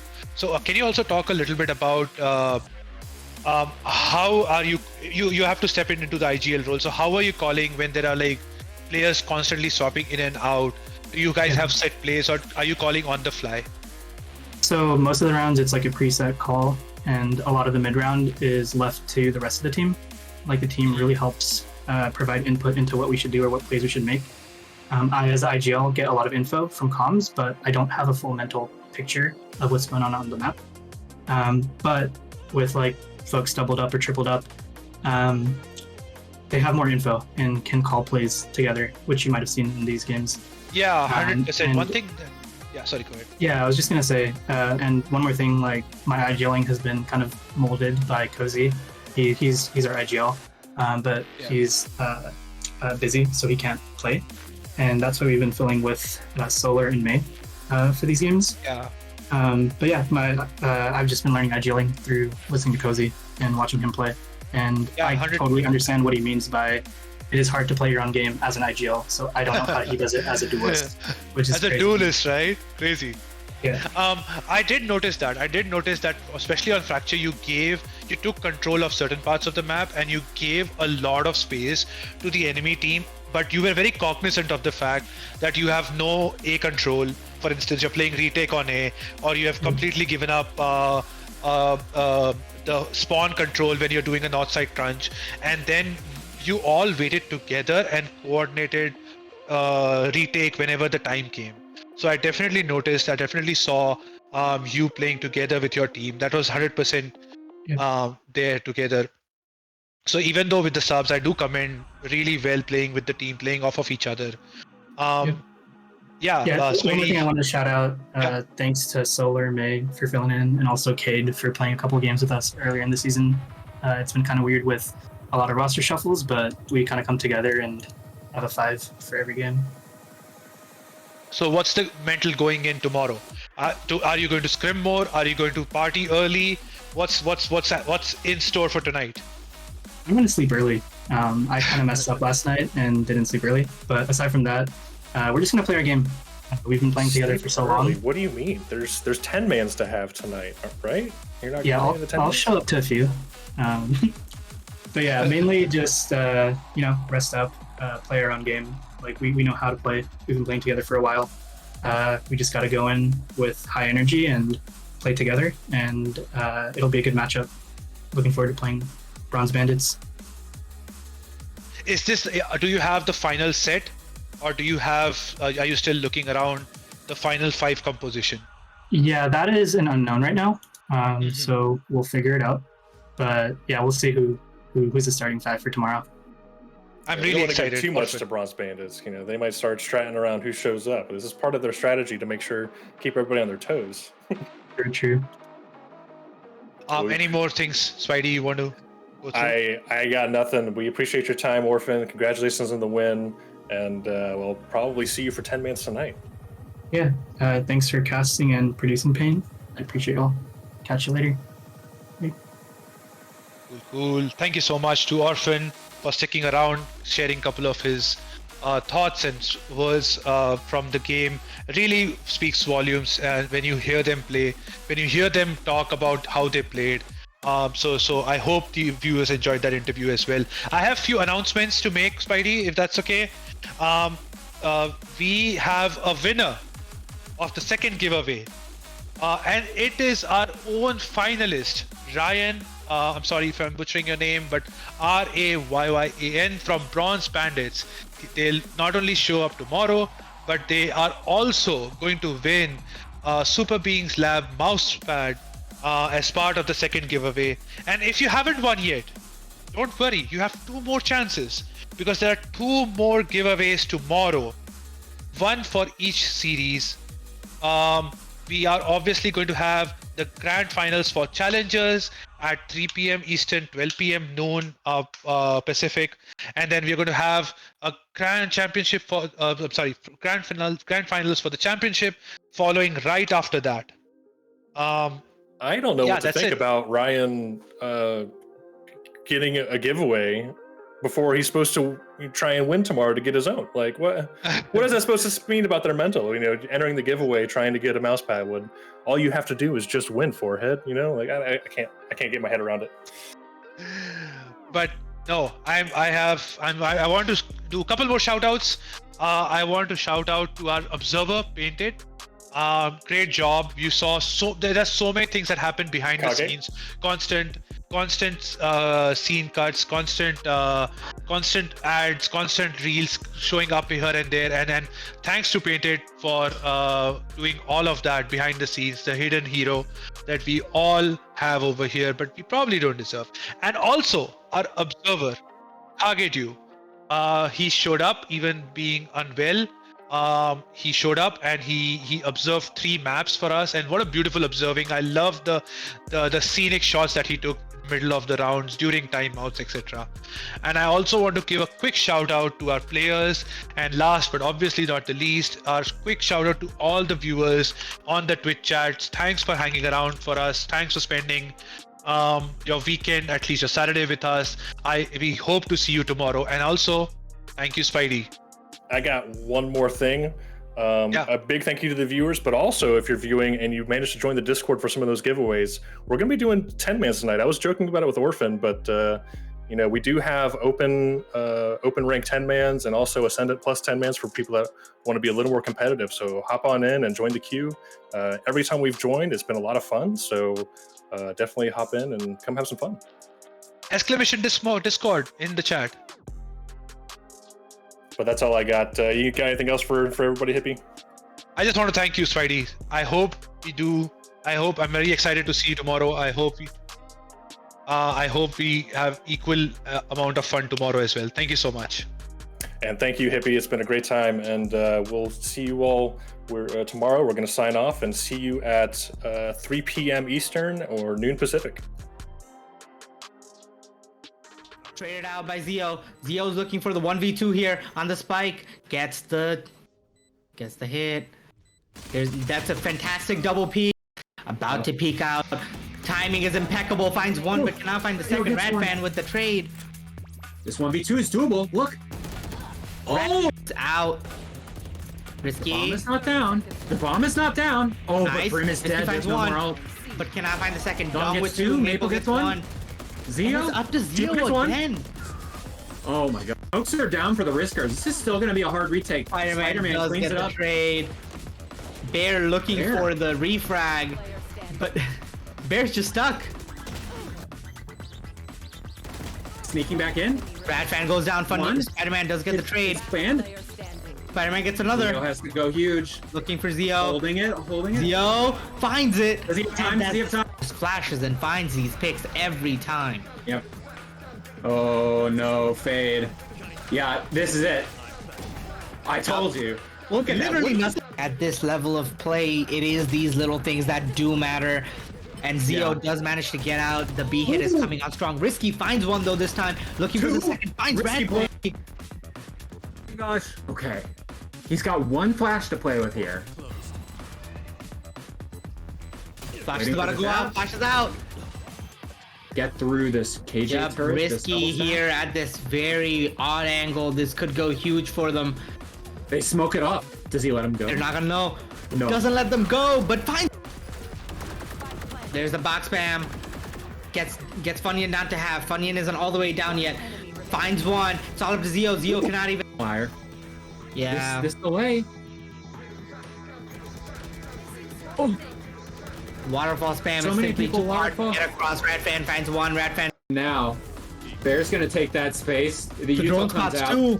Yeah, the Bronze Bandits know they need to go because the game has been sold.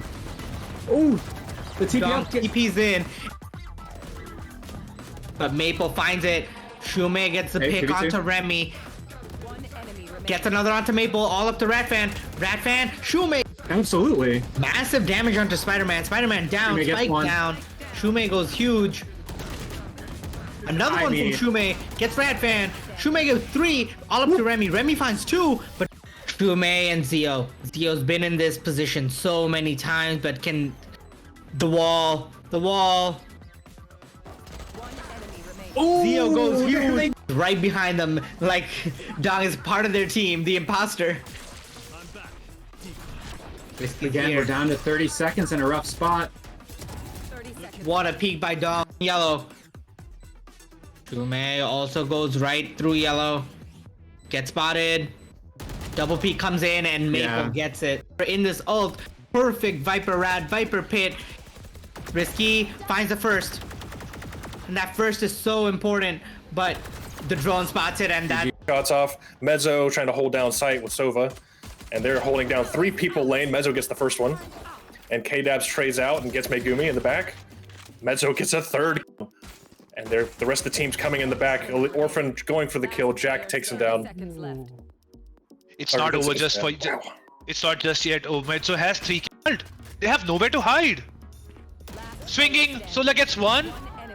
Camps trades. Solar is one more. Solar is an insane form. Backside. This is going to be a bloodbath on the side. Orphan gets 1. Solar gets 1. Orphan gets 2. What? Hello? What just happened? Camps gets 1. Don't manage to get the guy. Jack trying to spam for his life. Doesn't get it. Does manage to get it with the shorty. Now has to worry about 2 and holding dice. This is going to be very difficult. And Camps is the only one remaining. He will destroy the Killjoy ult, but he has so much work to do right now. He's suppressed, being no utilities. He only has... Oh my god, there's no time. He has... Is he going to catch one here as they're all distracted by the person at generator? Does he stand up? He's just going to hold here. I honestly like it. K-Dabs. Oh my god. Oh! I spoke too soon. Op goes down. This is not a great situation right now. What a pop flash. Vincent is blind in bright daylight. Oh, and shot down. Seconds left. Camps and one more person. Aces. Both are going fast retake. They have to stick the bomb. They do stick the bomb. Megumi gets 1 kill. Oh my goodness. Both. Camps there. Doesn't wait for his teammates. Tries to go for his own play. Gets punished for it. It's a 4v2. 2 people advantage over here. Oh, okay. That's it. Vincent yet, but it's not planted for him. Oh my god, he's gonna get half. Solar is gonna get creeped up. I'm sorry, Vincent is gonna creep up and gets half and gets. On cams, almost didn't get it because they spammed and just thought nobody could be there. Managed to swing it. Ace just swings out, gets Orphan, stops the defuse. Now all of they're still gonna have to do some fighting to do. They do have one more snowman. Ooh, does Vincent get caught? He's gonna get detained. But little do they know, they don't have to. Oh my goodness! Oh, Camps once again. But these guys are playing volley lineups, post-plant lineups. Oh, and they do get Mezzo as a result. May trades, Vincent trades, Solar trades back. 2v1 situation, the time is running low. Cam show again, but there's no mollies on the bomb. It's... Oh, he spots him! Oh my god, he did not have to peek. He did not tap just yet. Oh my god, I love this play from Solar. He for situation. Surely not, Spidey, right? Surely not. 10 seconds. No way. I'm gonna cast the Surely person now. not. Definitely not. No way. They are so strong in the economy department. Spate Esports. They exactly know where Orphan is right now. They're trying to spot him out. Orphan doing the best to trying to live through this. He might try to miss. Oh my god, and he has to go for it. Oh my god, he sticks it! Balls of steel by Solar.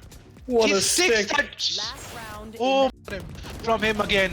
May gets Kedovan is the last person alive. They exactly know where he is. He's creeping up orange. Oh, but he's getting timinged. Oh, they're playing ring around the rosy. He get Jack it? He now. sticks it. Oh, up boiler. He's already going towards bridge. And Sage has completely left A as well as the MPV. Oh, that is amazing. And the bomb is completely denied. Not only did he get not only did he get 2 kills, he got 2 of the control. Oh my god, what a shot by Camps. They do have 2 Viper mollies. So that means they need to get on the bomb soon though. They need to go. Oh my god, oh my god. Oh my god, 1v1 situation. They're trying to go away immediately. They know that this is the post-plan setup. They know they have so many lineups. So they do have to do fast retake. Keto1 gets 1 kill. Bomb is mollied out. He does get Aces does get trade. Aces is also on fire. He has no util. But this is where Aces shines. He gets 1 kill, 5 HP, and oh my bot. And they're running up. The Killjoy turret is down. I'm sorry, the Killjoy alarm bot is down, and they're taking a full advantage of that. The smoke is up. Ooh. What's happening? Vincent gets another kill. Orphan dies. Bomb down. 4 seconds left. They don't have enough time to plant over here. 1v4 situation. And this is where Spate Esports win. 13-8 timeline. The alarm bot. And I think they're going to play a retake. Spate Esports. So the A sites is there. And the plant is going to come down at any moment. But not without Vincent making a statement over here. That they know that this is an A main or a B main crunch. Cam overstays his stay, and look at this. This might be a crashy smoke. They do a fast retake. They see that they're not on the bomb, and they do. The illegal Orphan is going to play the long game over here. But actually, K-Daps expects him. Megumi is on the side. Solar comes out on top. And now Solar's overheating a little bit, trying to get on site. Gets another kill. Going for a 3. Gets the 3rd. We know he's good for. Oh my god. Camps is sticking it. They better start spamming this because this is going to be let him have it. Oh my god. Last second. They are going to expect that this is going to be flat damage to Keto1 over here. K-Dabs counters it, and now I love this play coming from Jack over here. Are they going to expect this? They are, but Jack in 6 rounds. Oh my god, K-Dabs does get spammed, but luckily Jack misses the second satchel. So 2 people still alive. Oh, will he expect the second one? He does not. Comes out. Does Orphan expect the push? He does not. Oh, gets Solar doing Solar things. Oh, full kill for the Breach Hurt to come online. Oh, Orphan is too late. God gets caught off guard. Everyone dies. 3 people stay alive on their team. They're just letting them have it. What? Can you help me? What's going on here? I think they are expecting people to be out sands, and because they have missed over here. There we go. The Brimult comes online. One person has to push this. Solar and Orphan are the deadly duo over here. One person has to push, has to get rid of it very fast, but they choose not to. Keto1 gets 2 kills immediately. Megumi, it's too much to ask from her. She does get 1 kill. She's trying to do the anti-op play right now, and she. The controller, love to see it. Oh my God! Look at this! There's... Amazing play! Oh, I love this play. A main push. This is absolute bloodbath. All 10 plays. Up Solar. Need to get him up quick as the bomb is ticking. Orphan gets a quick kill. Jack. Interesting. Oh, gets two. My What God. a great flash. Is he going to? Is he going to go get out? He gets out. Oh my God! Run. There's no time to stop right now. Orphan, if he gets caught over here, oh my God, he gets one tap. But this means that he has to plant over. He has to get off. Oh my God! And even though Vincent survives, actually, it might be possible that the ult actually suppressed the noise of the door, and Orphan might not expect him. Oh, he does the ultimate 4v3 situation. He spots one person. Oh, the spots second person. They might expect. Oh my God. All down to 1v4, but it is camps. It is camp. He just got. Oh my God, Jack is doing an amazing job. Bears the breach ult, gets the taste of his own medicine. 4v3 situation, gets one kill, gets two. They did not, and as a result, they do have to take back the control of their own spawn. Oh, they get stunned and ulted. What a great. Oh my. Traded out by Zio. Zio's looking for the 1v2.